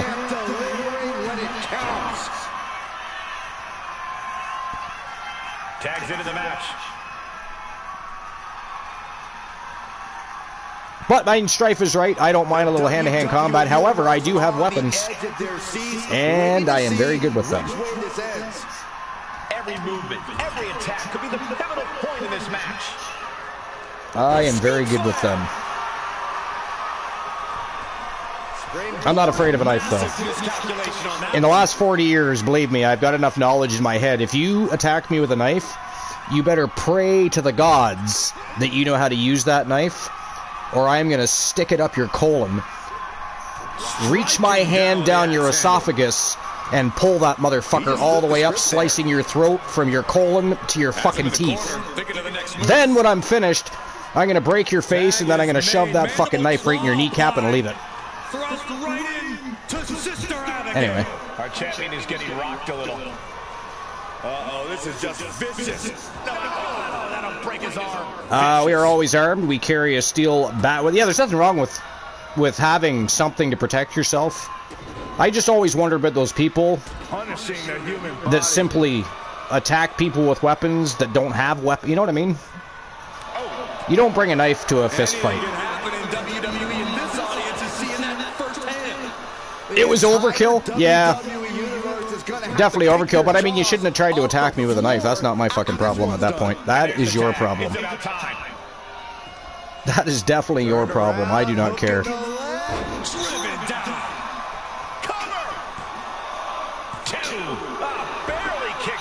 I am shaking my head in disbelief over how he managed I do not to care. get the shoulder up.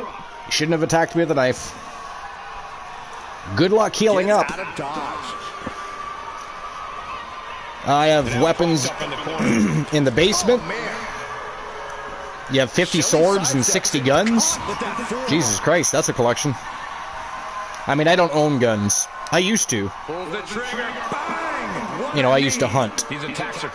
But I don't own guns aside from that. And well, I don't own guns, period, anymore, but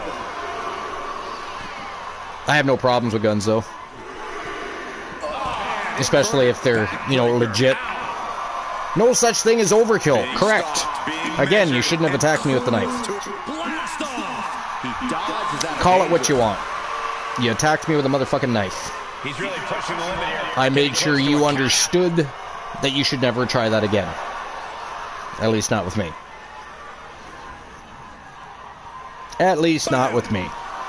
And if you attack my family, you're gonna die. I'm almost 50 years old. My life's been pretty good. I have no qualms in life. I don't mind going to jail to protect my family. So, wrong person and family to attack. Either way you look at it. Overkill is underrated. Exactly. I know Boss is the gun man. He's got a lot of them. Boss has a lot of guns too. I mean, there's nothing wrong with that. You know, especially if they're all registered and legally owned. I mean, if you've got guns in your home that aren't registered and aren't legally owned, shame on you.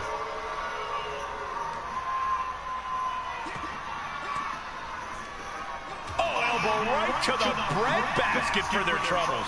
Life is great in the house. What's going on, Life? What's new and exciting, my friend? Got anything interesting to tell us? Got any new ventures on the horizon? What's happening? What is happening?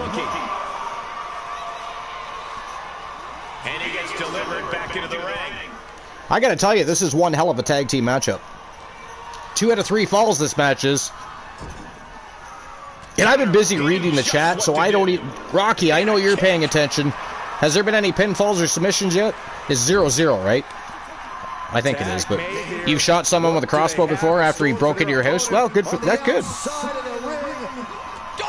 That would fucking hurt too, by the way. I'd almost rather be shot. You gotta be kidding me! You gotta be a certain kind of crazy to even I'd almost rather be shot than shot with an arrow. But hey, they broke into your house, my man. I mean, you gotta do what you gotta do to protect your house. Oh, it's 1-0 MCMG, really? How the fuck did I miss that? I was right here.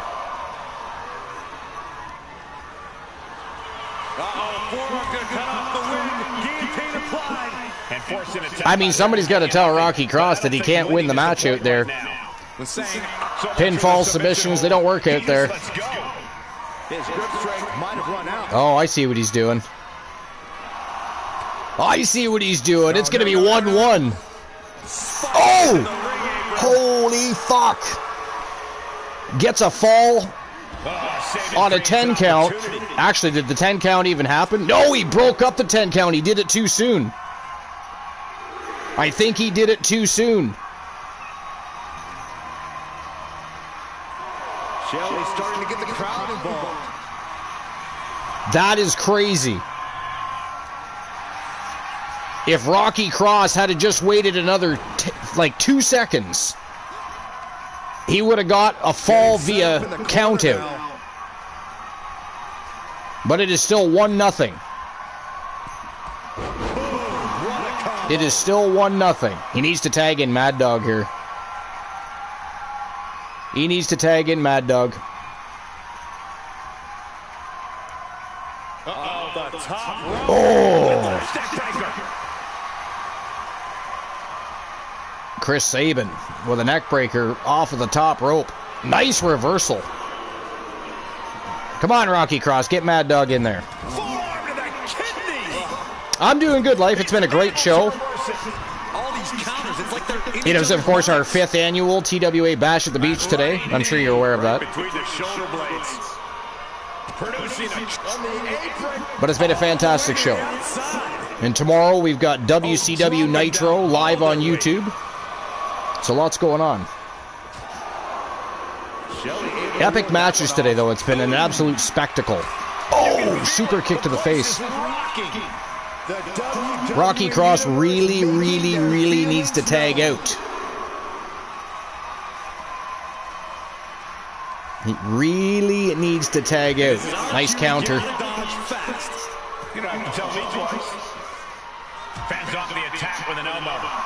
Either way, this is a hell of a battle. Nice evasion by Rock. Oh, we missed. How did he miss? Chris Sabin literally staggered out of the way. I gotta tell you, Motor City Machine Guns are getting lucky as fuck right now. They very marginally avoid. I question the referees counting, actually. I question the referees counting. But they avoided a count out fall, and then, of course, he just barely was able to get out of the way of a Superman punch from Rocky Cross. He literally staggered out of the way.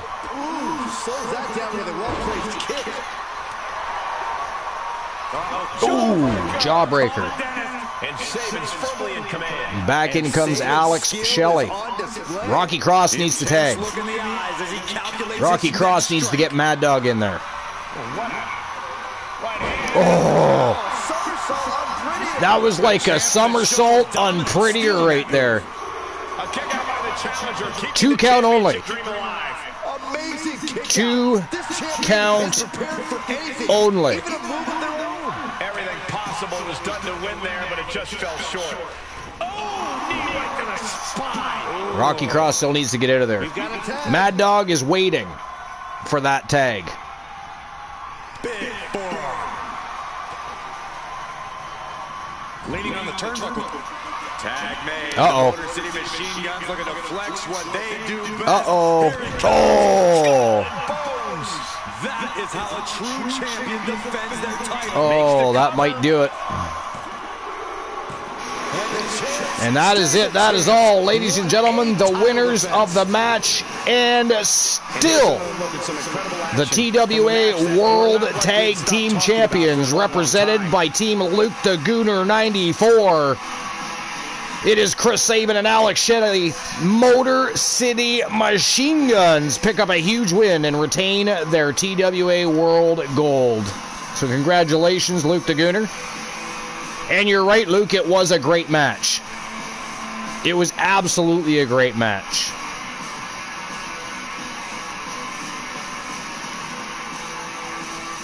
That was epic. I'll say this, though. There was a couple times the referee screwed Rocky Cross, and Mad Dog was not very...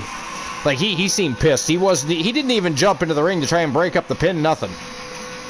He's pissed that Rocky Cross didn't do a good enough job at trying to make the tag and get him into the matchup more often. But the referee did screw Rocky Cross on a couple of occasions. I'm just going to throw that out there. I almost think a rematch is necessary. Maybe on Wrestle Wars Genesis or something, because I'd like to see what would happen if they throw down again.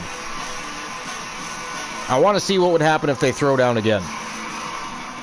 But either way, congratulations to Team Luke the Gooner 94 and Motor City Machine Guns, still your reigning defending TWA World Tag Team Champions.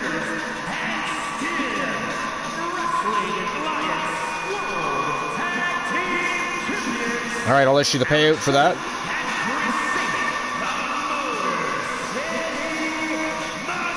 The winners, Motor City Machine Guns.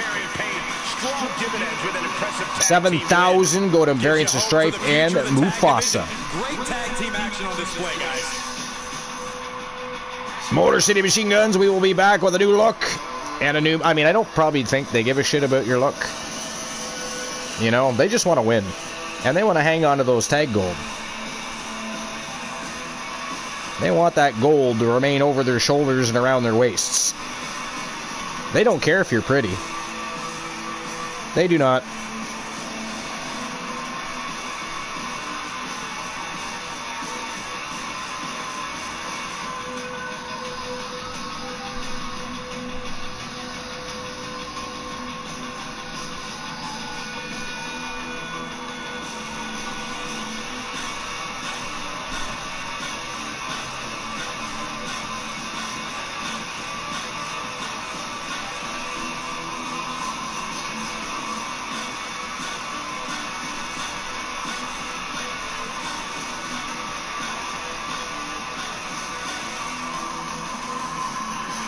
Okay, here we go.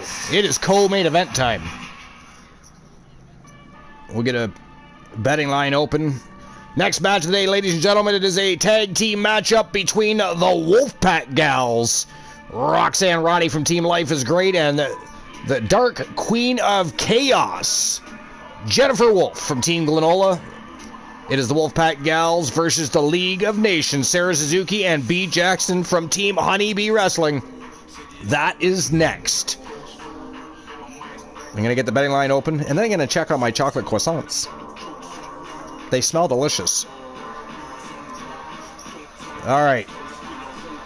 Who walks out TWA World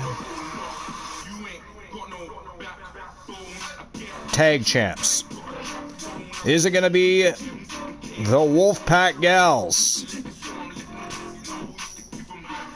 Or is it going to be the reigning, defending TWA World Tag Team Champions, the League of Nations?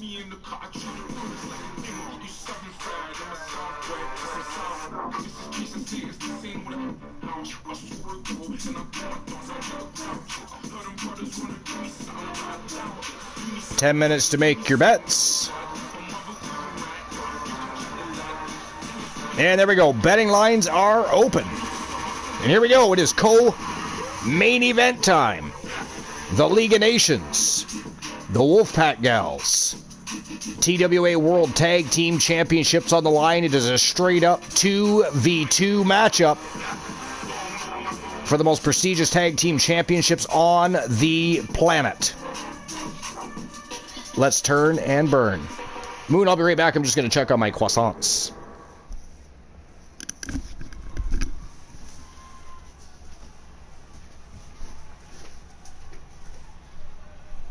Look who it is.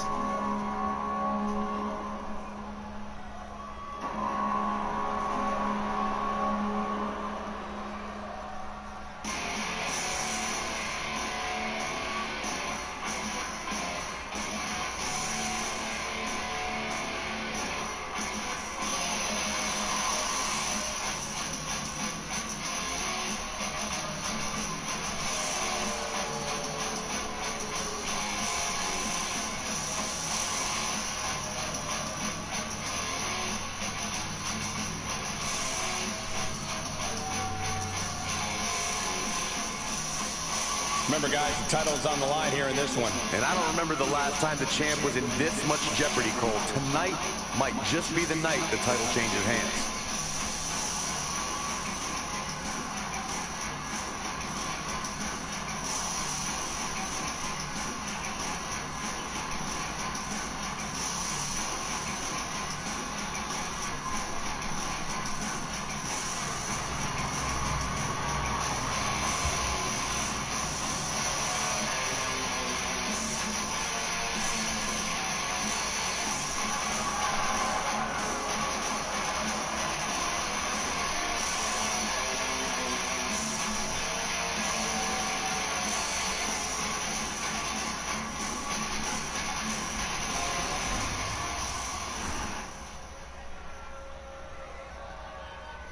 the WWE Universe on their feet.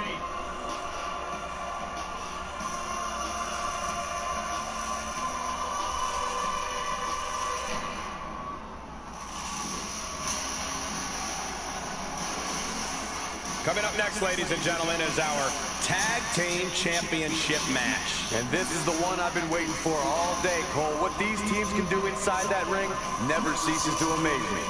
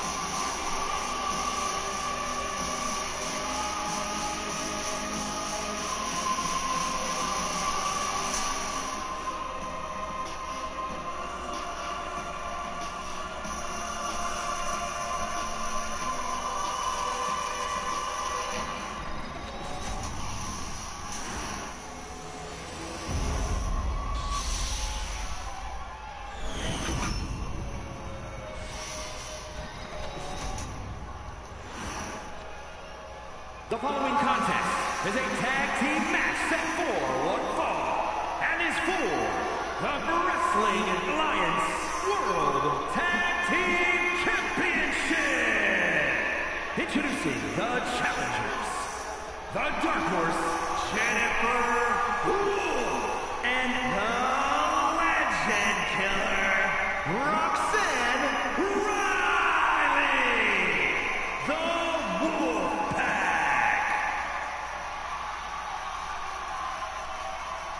and their opponents, the Wrestling Alliance World Tag Team Champions and the WCW Women's Tag Team Champions, Sarah Suzuki and B. Jackson, the League of Nations.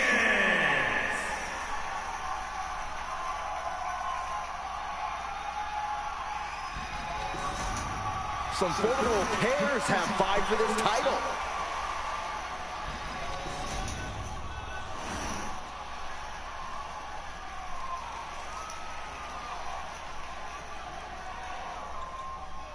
Big matchup for these tag titles underway. As a former NXT tag champ, if I could have another tag title match, I'd probably choose a challenge for these. With me as your tag team partner, right, Corey? Almost, if you meant anyone but you. Tagged into the action. What a drop kick.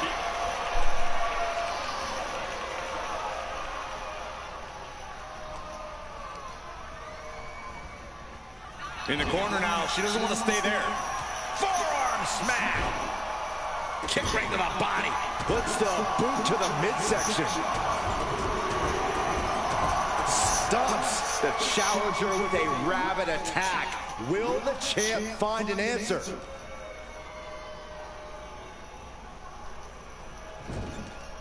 Setting her up here. Uh-oh. This is not going to be nice. This is going to be nasty. It's all about winning, no matter what it takes. Superplex! That wasn't just a move, that was a statement.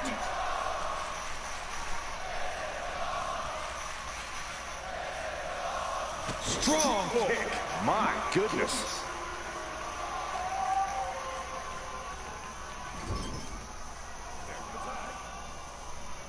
Corey, what are they going to do here? We're about to find out. The champ looking a little worse for wear. A pinpoint kick to the back. The pin for the championship. She breaks the count quick. She's still in this one.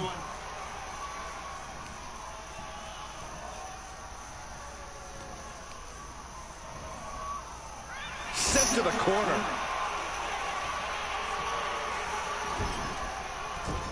Shot to the back of their opponent. Clearly more in mind here, and more in mind is a tornado DDT.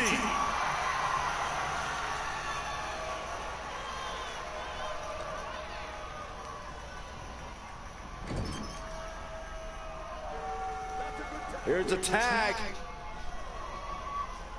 Opponent off the ropes. Double big back body drop. It's got to be demoralizing when you're the combatant on the wrong side of the double team. Maybe you want to rework the game plan about now. Vicious, just disrespectful. I don't know how any of that was necessary. Some champion. Turns it around. Catching a drop kick.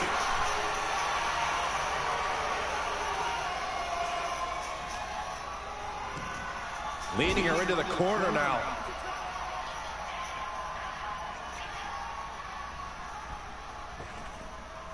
Double hip toss. These two do it so well together. Solid teamwork, but let's not forget the champs have solid teamwork of their own too. Falcon arrow.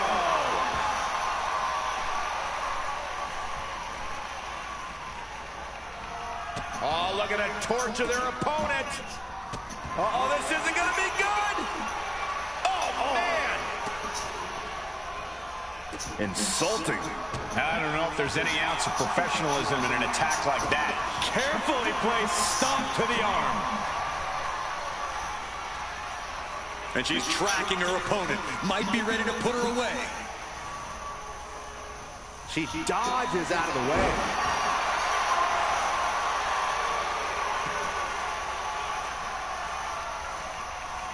Gets driven into the corner.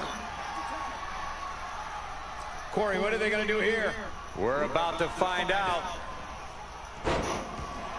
That was that chemistry you cannot teach. Manages to slip out of the way. Man, she's got to get herself together here. Oh, look at this. Neck breaker into the float over. That was pretty. Caught the leg. And here we go. Single leg crab. Just stretching them. Got to find a way out of the single leg Boston crab. Oh, wow. Look at this incredible effort to get out. Ooh, nice suplex. She makes the tag. Uh-oh, this is just vicious. Shoulders are down. Is this enough to retain? Kicks out at just one. Those one counts getting harder and harder to kick out of. She gets taken into the corner. Needs to get out. Double shoulder block. Tag bait. Ah, look at this. Hair pull mat slam. The champion looking slightly rocked now. Bam. She flipped that attack around. Power slam.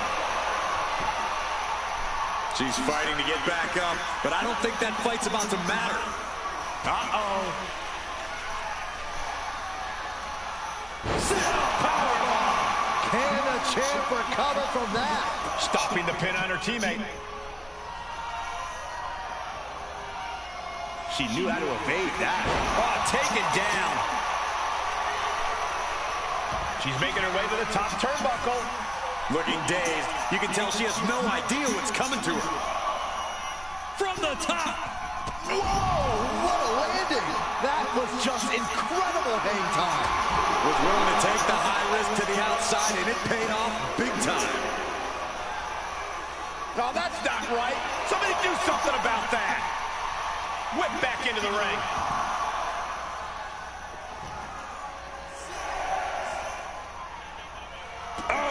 The champ with the pin. No, title still hangs in the balance. A long 2.5 in the waning moments of this match.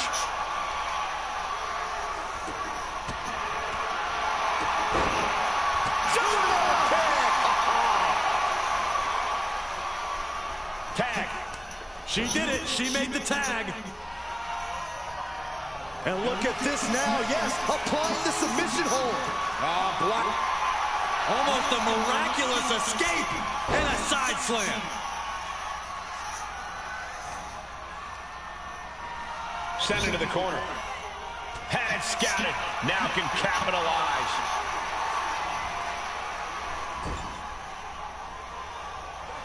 Here's a tag. Opponent off the ropes. Double big back body drop. Oh, she has her right where she wants her. Backfire into a DDT.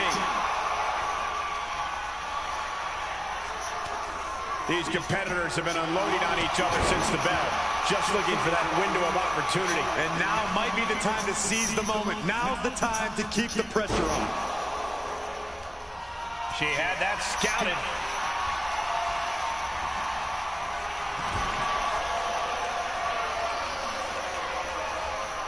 She tags her partner in.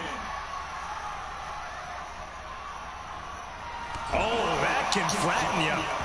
Climbing up to the top, looking to go high risk. From the top, diving elbow drop. Are you kidding me?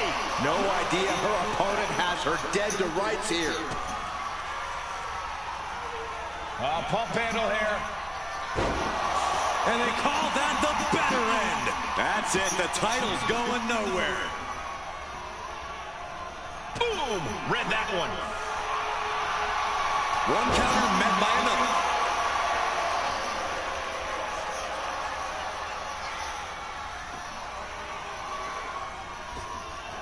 Drop kick on target. And listen to this place. It's deafening in here, Michael. Over and over. So much aggression.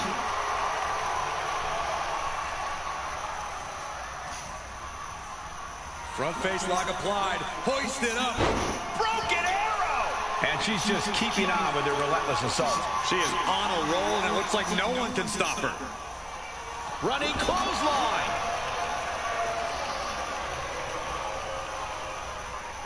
Coming in off the tag.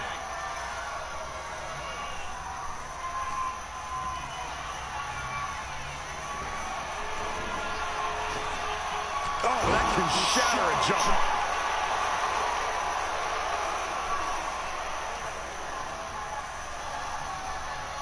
She gets bounced into the corner.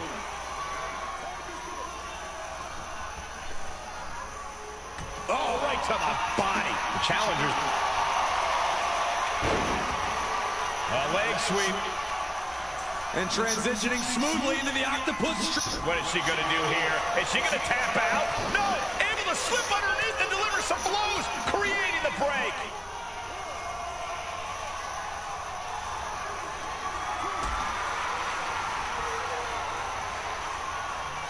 Look at this. This can't be good.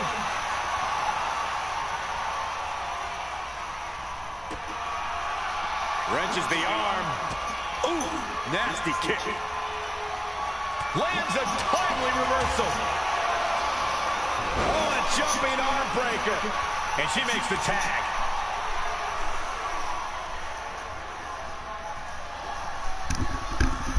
I have returned. Sorry about that. Croissants were done, so I had to top them with a little bit of chocolate. And she's looking Had to top them with a little bit of chocolate.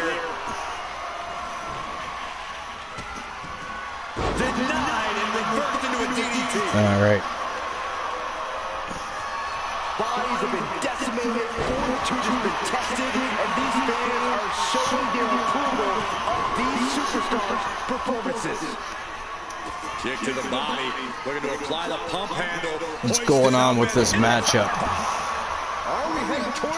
I've missed, well, majority of the matchup so far, so I don't know exactly what's been going on. Man, what timing on that counter. I don't know exactly what's been going on. Roundhouse kick. A lot of damage being Obviously no winner yet. everything she has been But through to who's this been getting the point, better of she's who in this all matchup so right now. far? Would you say? Tag made. Here we The go. League of Nations or the Wolfpack Gals? Pretty drop kick. Remember earlier today, B. Jackson became the first woman in TWA history to win a 7th championship and hold it at the same time. She broke the record set by January 2 years ago. Each counter leaving these competitors at a stalemate. Take They are looking to retain the World Tag Team Championships and, of course, maintain. Oh, she has bad intentions now. Removing the turnbuckle pad. B. Jackson being a septuplet champion. The champ getting close. You get a 100% tag as well. Holy crap! So you got 2 1 championship redeems and a tag team championship redeem. Holy shit! That is a good day for Rocky Cross. I believe it was Variance of Strife that did that one time before. Wow, look at that. That is it. That is all. Ladies and gentlemen, the winner of the match, and still your TWA World Tag Team Champions, representing the League of Nations and, of course, Team Honeybee Wrestling. It is Sarah Suzuki and B. Jackson, the League of Nations. Still your reigning, defending, undisputed TWA World Tag Team Champions. And, by the way, that means B. Jackson is still your first ever septuplet champion. Wow, congratulations to Team Honeybee. That's a huge day for Honeybee Wrestling, too. Not to mention. Big day for Honeybee Wrestling. I'd say it was a great match, but I only saw the last couple of minutes of the match, and what I saw was great. That's to be expected when you have the League of Nations and the Wolfpack gals in one ring, however. Was it Infinite Oni? Okay, I thought it was you for some reason. He won all of them but one. That's right, too. Yep. For some reason, I thought it was you that did that. I thought it was you. But I mean, I blame you for everything. It usually is you winning shit like that. You or Glenola. I believe Rocky Cross is actually... Or wait a minute, did Glenola come in and win poker? I think he did. Did anybody beat Glenn at poker? I believe he got 3 5s. He had 3-of-a-kind 5s, I believe. Glenn, are you still here? I know he's lurking, but 3 5s, 10 high. That's still in the lead? Okay. Okay. An emphatic victory for your winners. An impressive effort from this duo. Really putting the sports and sports entertainment. This is a duo that really practiced their teamwork. All right. So I'll issue the payout for that, and then it is main event time.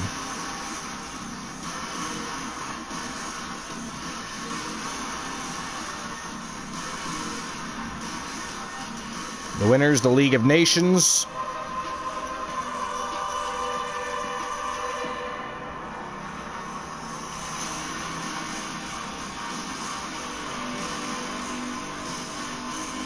You got 3s.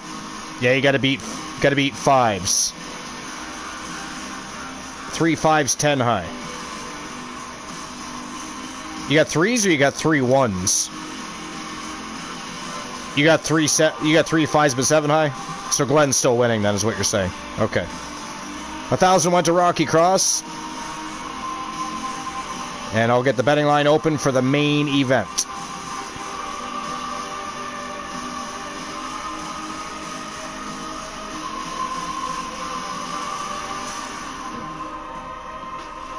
All right, here we go. Main event time. It is triple threat elimination matchup. It is Oni Shinobi. From Team Oni Shinobi FU, we got Randleman Piper, Rowdy Randleman Piper, former world champion and television champion. Actually, I think he might be the reigning defending television champion to be... I'm pretty sure he is, actually. Taking on the Manifestation, Damien, the current reigning defending TWA world champion from Team Kraken Skulls. So who's walking out with the TWA World Championship? Is it going to be Oni Shinobi, Randleman Piper,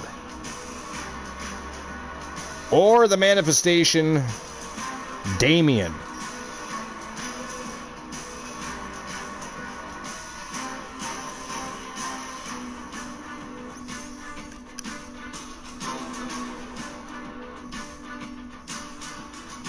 $10 minutes to make your bets.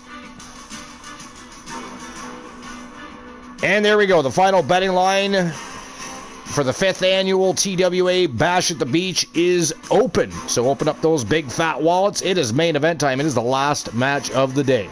And then, of course, we'll see each other tomorrow in the afternoon, I believe, for WCW Nitro, our first of 3 Fallout shows from today's TWA Bash at the Beach. But here we go. It is showtime and go time. Who's walking out with the TWA World Championship?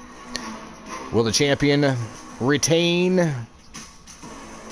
Or will either Rowdy Randleman Piper or Oni Shinobi gain? Will we get a new champion? Or more of the very same champion? We're going to find out. Get your bets in.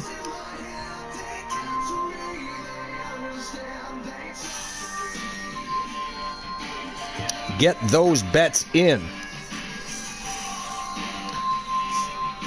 And as soon as they make their way to the ring, I do have to use the bathroom quickly. I didn't have time when I was busy with chocolate croissants.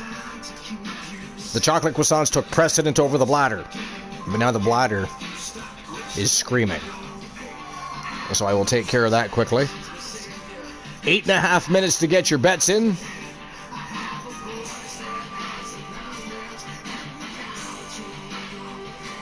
And here we go, folks. It's main event time at Rowdy Randleman Piper, Oni Shinobi, and the Manifestation Damien. Somebody's walking out with the TWA World Championship. Let's find out who it's going to be.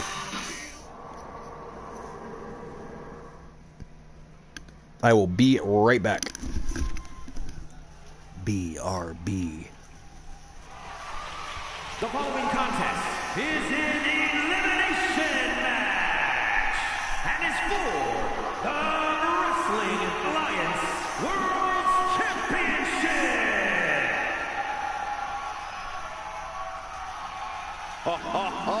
Are you guys ready?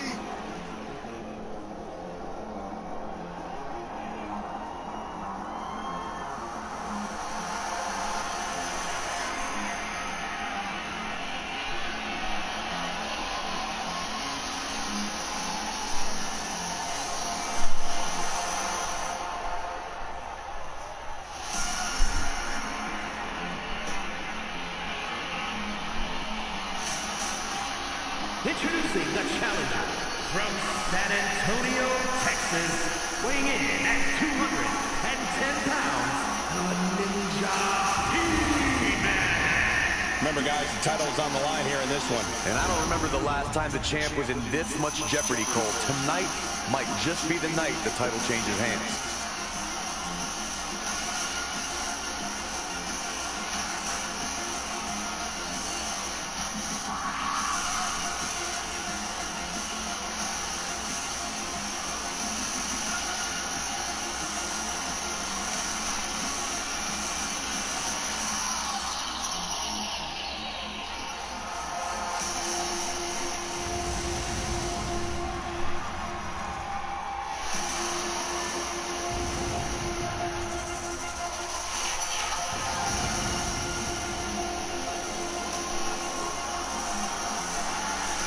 Some have called the challenger an underdog tonight, but he is prepared to make all the doubters eat their words.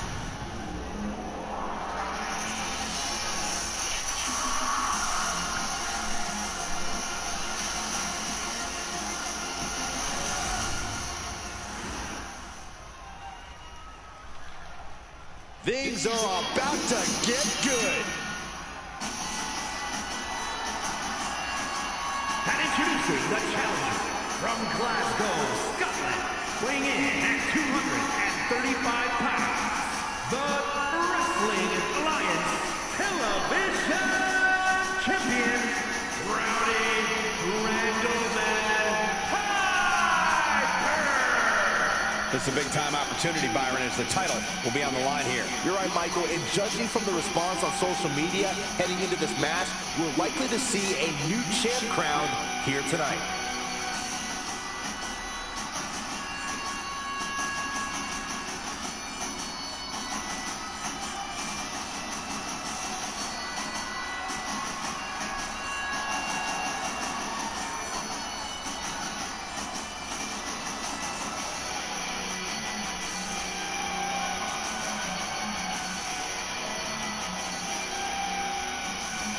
A focused challenger about to compete in perhaps the biggest match of his career.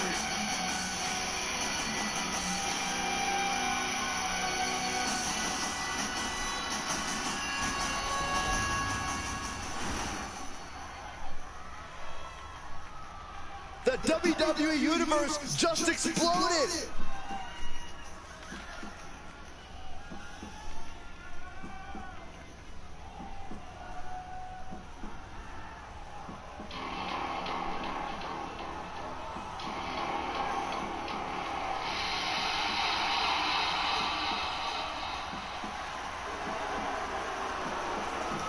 And introducing the champion from parts unknown, weighing in at 275 pounds, the Wrestling Alliance World Champion, the Evil Within, Damian Angel!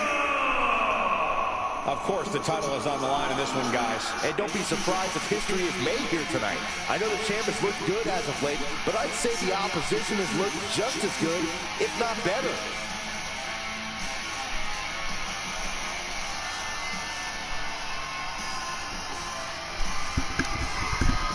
I have returned. That feels much better. My bladder does appreciate everybody. Alright, match has not started. Excellent. That means I've missed nothing. Social media buzzing as it always Rocky doing his damnedest to try and beat Glenola at poker.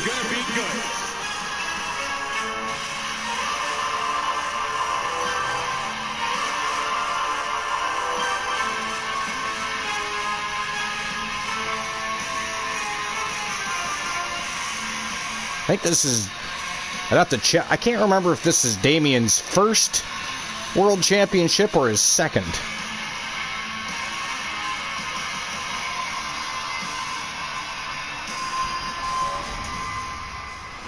But here we go. It is main event time.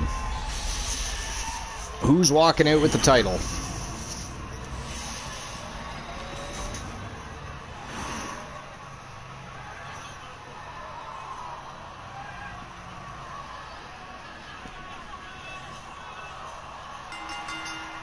Showtime and go time. Bell has rang. If this was the beginning of the show, I'd be a little concerned about the bell ringing. It is all about taking care of business. The only thing that As we all know, Rocky Cross was very villainous today. Then Glenola came in a little villainous himself. From behind. Oh, he cuts it off. He's out of the ring. What does he have in mind now? And now with him going for the table, we're just in straight up appetite for destruction territory here. Glenola with a 3 and a 2. I don't think anybody's won at Dice yet. That was the one game today I don't think anybody's had much luck at. Because you have to either tie or beat a pair of threes. As falls count anywhere can be, is it even worth it to have a strategy? Or should you just go with the flow, so to speak? Having a game plan is always a good idea, Cole, even if it will change during the match. In fact, Gotta tie or beat a pair of threes. Of falls count anywhere and making it seem like you don't have a plan. I don't know if Glenola's going live. Glenn, are you going live, Glenn? You got a pair of sixes? Okay, so you're winning poker and dice, and I missed that. Sorry. I somehow missed that. But are you going live, Glenn? So that we have an invasion target? Anyone gets excited about garbage when a steel trash can gets involved with a It's been a fantastic show. Championship matches all day long. Our 5th annual TWA Bash at the Beach. Hope everybody enjoyed themselves. Quick shoulder up. Maybe that is enjoyed the matches, the community. The most important thing when you're here is to have a good time. I think it's time to clear out. And again, tomorrow, WCW Nitro Live on YouTube will be our first of 3 of our Fallout shows from TWA's Bash at the Beach. Don't do this. Don't do it. Spine-shattering impact. Oh, you and Glenn got a pair of 6. Well, that means you guys got to roll off then. Oh, okay. Glenn's giving you the dice win. He's taking the poker win. Fair enough. Fair enough. Just make sure you put them in the appropriate section. Using the elbow to escape the attack. Games that are won and not placed in our redemption section tend to get forgotten. He looks like he's about to put his opponent in their place. The tried and true method to taking anyone down. Popped right in the face. The betting line has officially closed with 6,096 TWA coins. Reversal into the inverted DDT. Oh, soon we can be seeing a submission here. Glenn hasn't answered my question yet, so I'm not sure what he plans to do there. I don't know if he's going live or if he's not going live. Trying to string together as many hits with that weapon as possible. Gets put into the barricade. Superman punch. And he goes for the pin.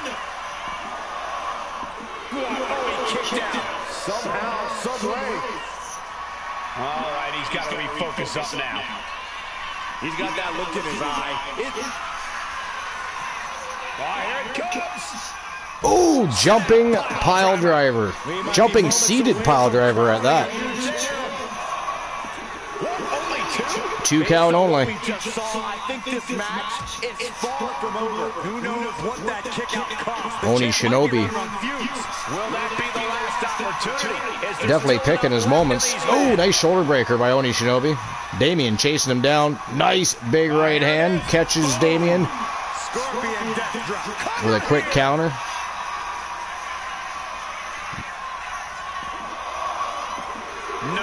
Never let Damien strike first. You gotta think he's just one final blow away from not kicking out next time. Wow, Damien just shoves Randall and Piper off like he weighs nothing at all. He is no small man. The struggle to gain power has switched hands multiple times. Look at Oni Shinobi with a set of steps, chasing down Damien, who now is a garbage can. Yo, Damien beat him to the punch, or to the, well, face of the trash can. Not necessarily a punch. 1 count only. Oni Shinobi kicks out very quickly. Oh my goodness! Dynamite leaping tombstone. Kicked out very quickly. Excuses from the champ. 2. He's still in this fight. Just barely able to kick out. I thought the champ had it in the bag. This is how much the championship means. You can see the sweat drip out of the challengers every pore. It must be demoralizing knowing you've unleashed your best shot on your opponent to no avail.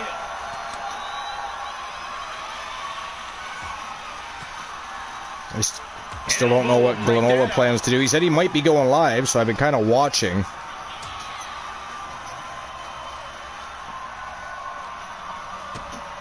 Kick to the gut. Going up. Uh-oh. Throwing down punches and counters out. I see Cornhusk Show is live. Management team behind Carino Sinister Farmer, of course. Glenn, however, is not.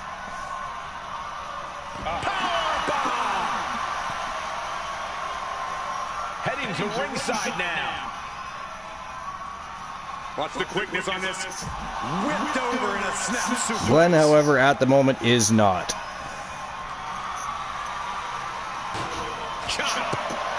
He's ready to show his opponent and the world what he's made of. Oh, caught by the back elbow. This could do it. Oh, Glenola did answer. Okay, decided not to stream. He's not up for it. Okay. Really had less than a second to stay. I didn't see that. Thanks, Rocky. He's looking for something. This could get dangerous. Look at this. Oh, Damien. Holy shit. Slammed that guitar over Randleman Piper's head, and he just stood there. That is crazy. Man just stood there. Acted like it didn't even happen. Big drop kick to the big man. He's ready to show his opponent and the world what he's made of. We got a little double team action here. Randleman Piper and Damien on Oni Shinobi. Oh, busted him open. Sent him face first into that steel post. Damien looking for a powerbomb. Oni Shinobi with a reversal. Oh, look at this. Randleman Piper from behind. Roll up. Not even a 1 count. Not even a 1 count. Oh, now we got a double team by Damien and Oni Shinobi. I mean, Damien doesn't care who he partners with. He just wants to hurt people. He just wants to hurt people. A knee left face buster by Rowdy Randleman Piper. Oh, and another jumping, seated pile driver, but does him no good. Damien goes right after him. Looks for the pinfall. He's looking to clean up the mess left over by Randleman Piper, but Oni Shinobi kicks out. Pure instinct.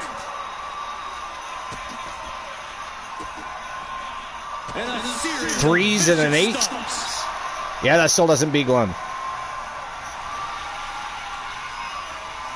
Oh my goodness! Dynamite leaping tombstone. Oh, you got 3 8s. Well, you should have stated that the first time. You've got 3 3s and 8 is what you have written down, and then you put. Good Lord. Either way, that does beat Glenn. It does beat Glenn. Unless he beats you. That'd be a very good day for you if you ended up winning, though. Poker game, dice game, 3 championship-worthy redemptions. It's a good day for Rocky Cross. Oni Shinobi with a basement dropkick right to the knee of Randleman Piper.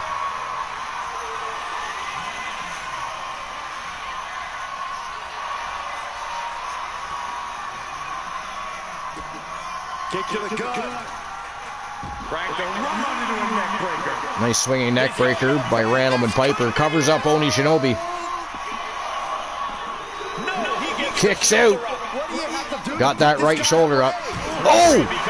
Jesus Christ. Damien literally hit the ref in the face with a fucking set of steps. He used that fucker like a projectile. Oh, just driving those steel stairs right into the... Used it like a projectile, he did. Oh, look at this. Oh my goodness. Look at it. Oh, jumping tombstone by the manifestation.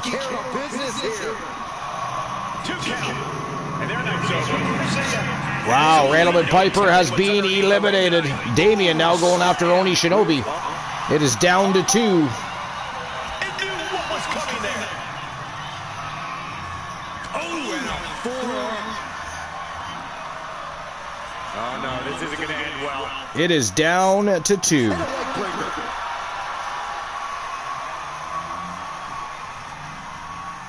Right out of ringside and back to the mat.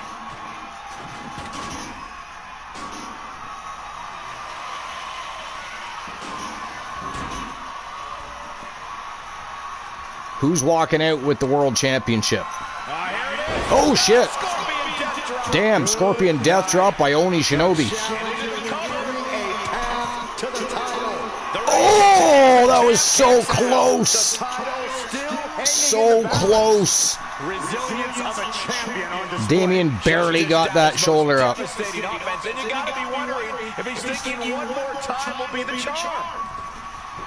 Oh, he missed it. Landed with nobody home. Took a super kick to the face for his efforts. A super kick to the face for his... oh! And a guitar. Right across the back. Uh-oh. Damien's going for those steps now. he ducked out of the way. Oh, he got caught with a big boot, though.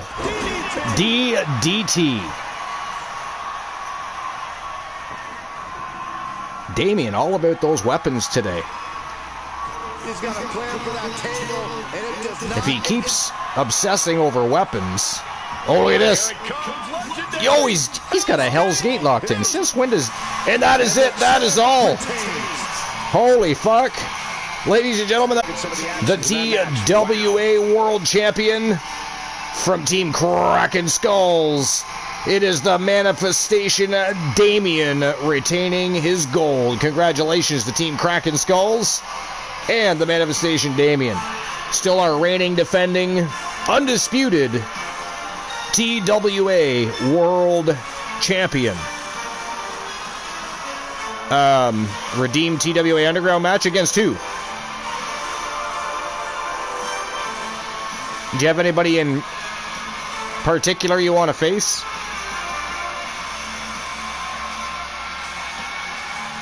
Oh, you got a 4 of a kind, Glenn? Nice. Mufasa versus Randleman Piper. Okay. We can make that happen. We can definitely make that happen.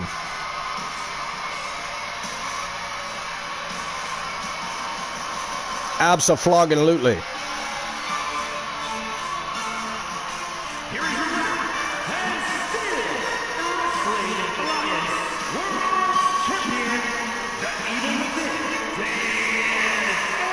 You know, I thought for sure Oni Shinobi was going to pull that off. If he didn't have to fight Randleman Piper and Damien at the same time, I'm pretty sure Oni Shinobi might have fared better in that match. He was so close to winning. So close to winning. I would almost like to see Damien and Oni Shinobi run that back. One-on-one. I don't know. But there you have it, ladies and gentlemen. That is it. That is all for our 5th annual TWA Bash at the Beach stream preview. Epic matches all day long. We had some champions retain their championships. We had some champions losing their championships and making way for new champions to be born. But it was one hell of a day. Tomorrow, we continue with our first of 3 Fallout shows live on YouTube at WCW Nitro tomorrow afternoon, so keep your eyes peeled. Watch for that notification because TWA will be live on YouTube tomorrow with some WCW Nitro. But I appreciate everybody for being here. You guys are all fucking awesome. You guys already know that. It was, again, fantastic show. It's always a great time. You know, we have such a great community. Great matches, great people, make for a great show, and today was no different.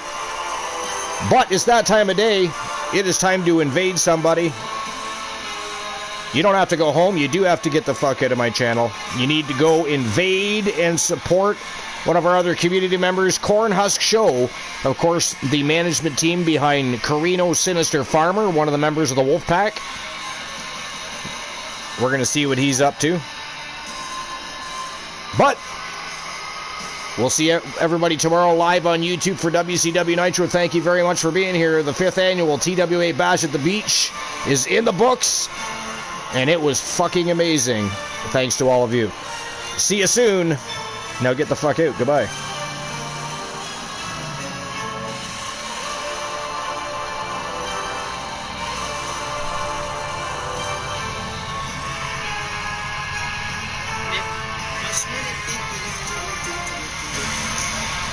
Sky here.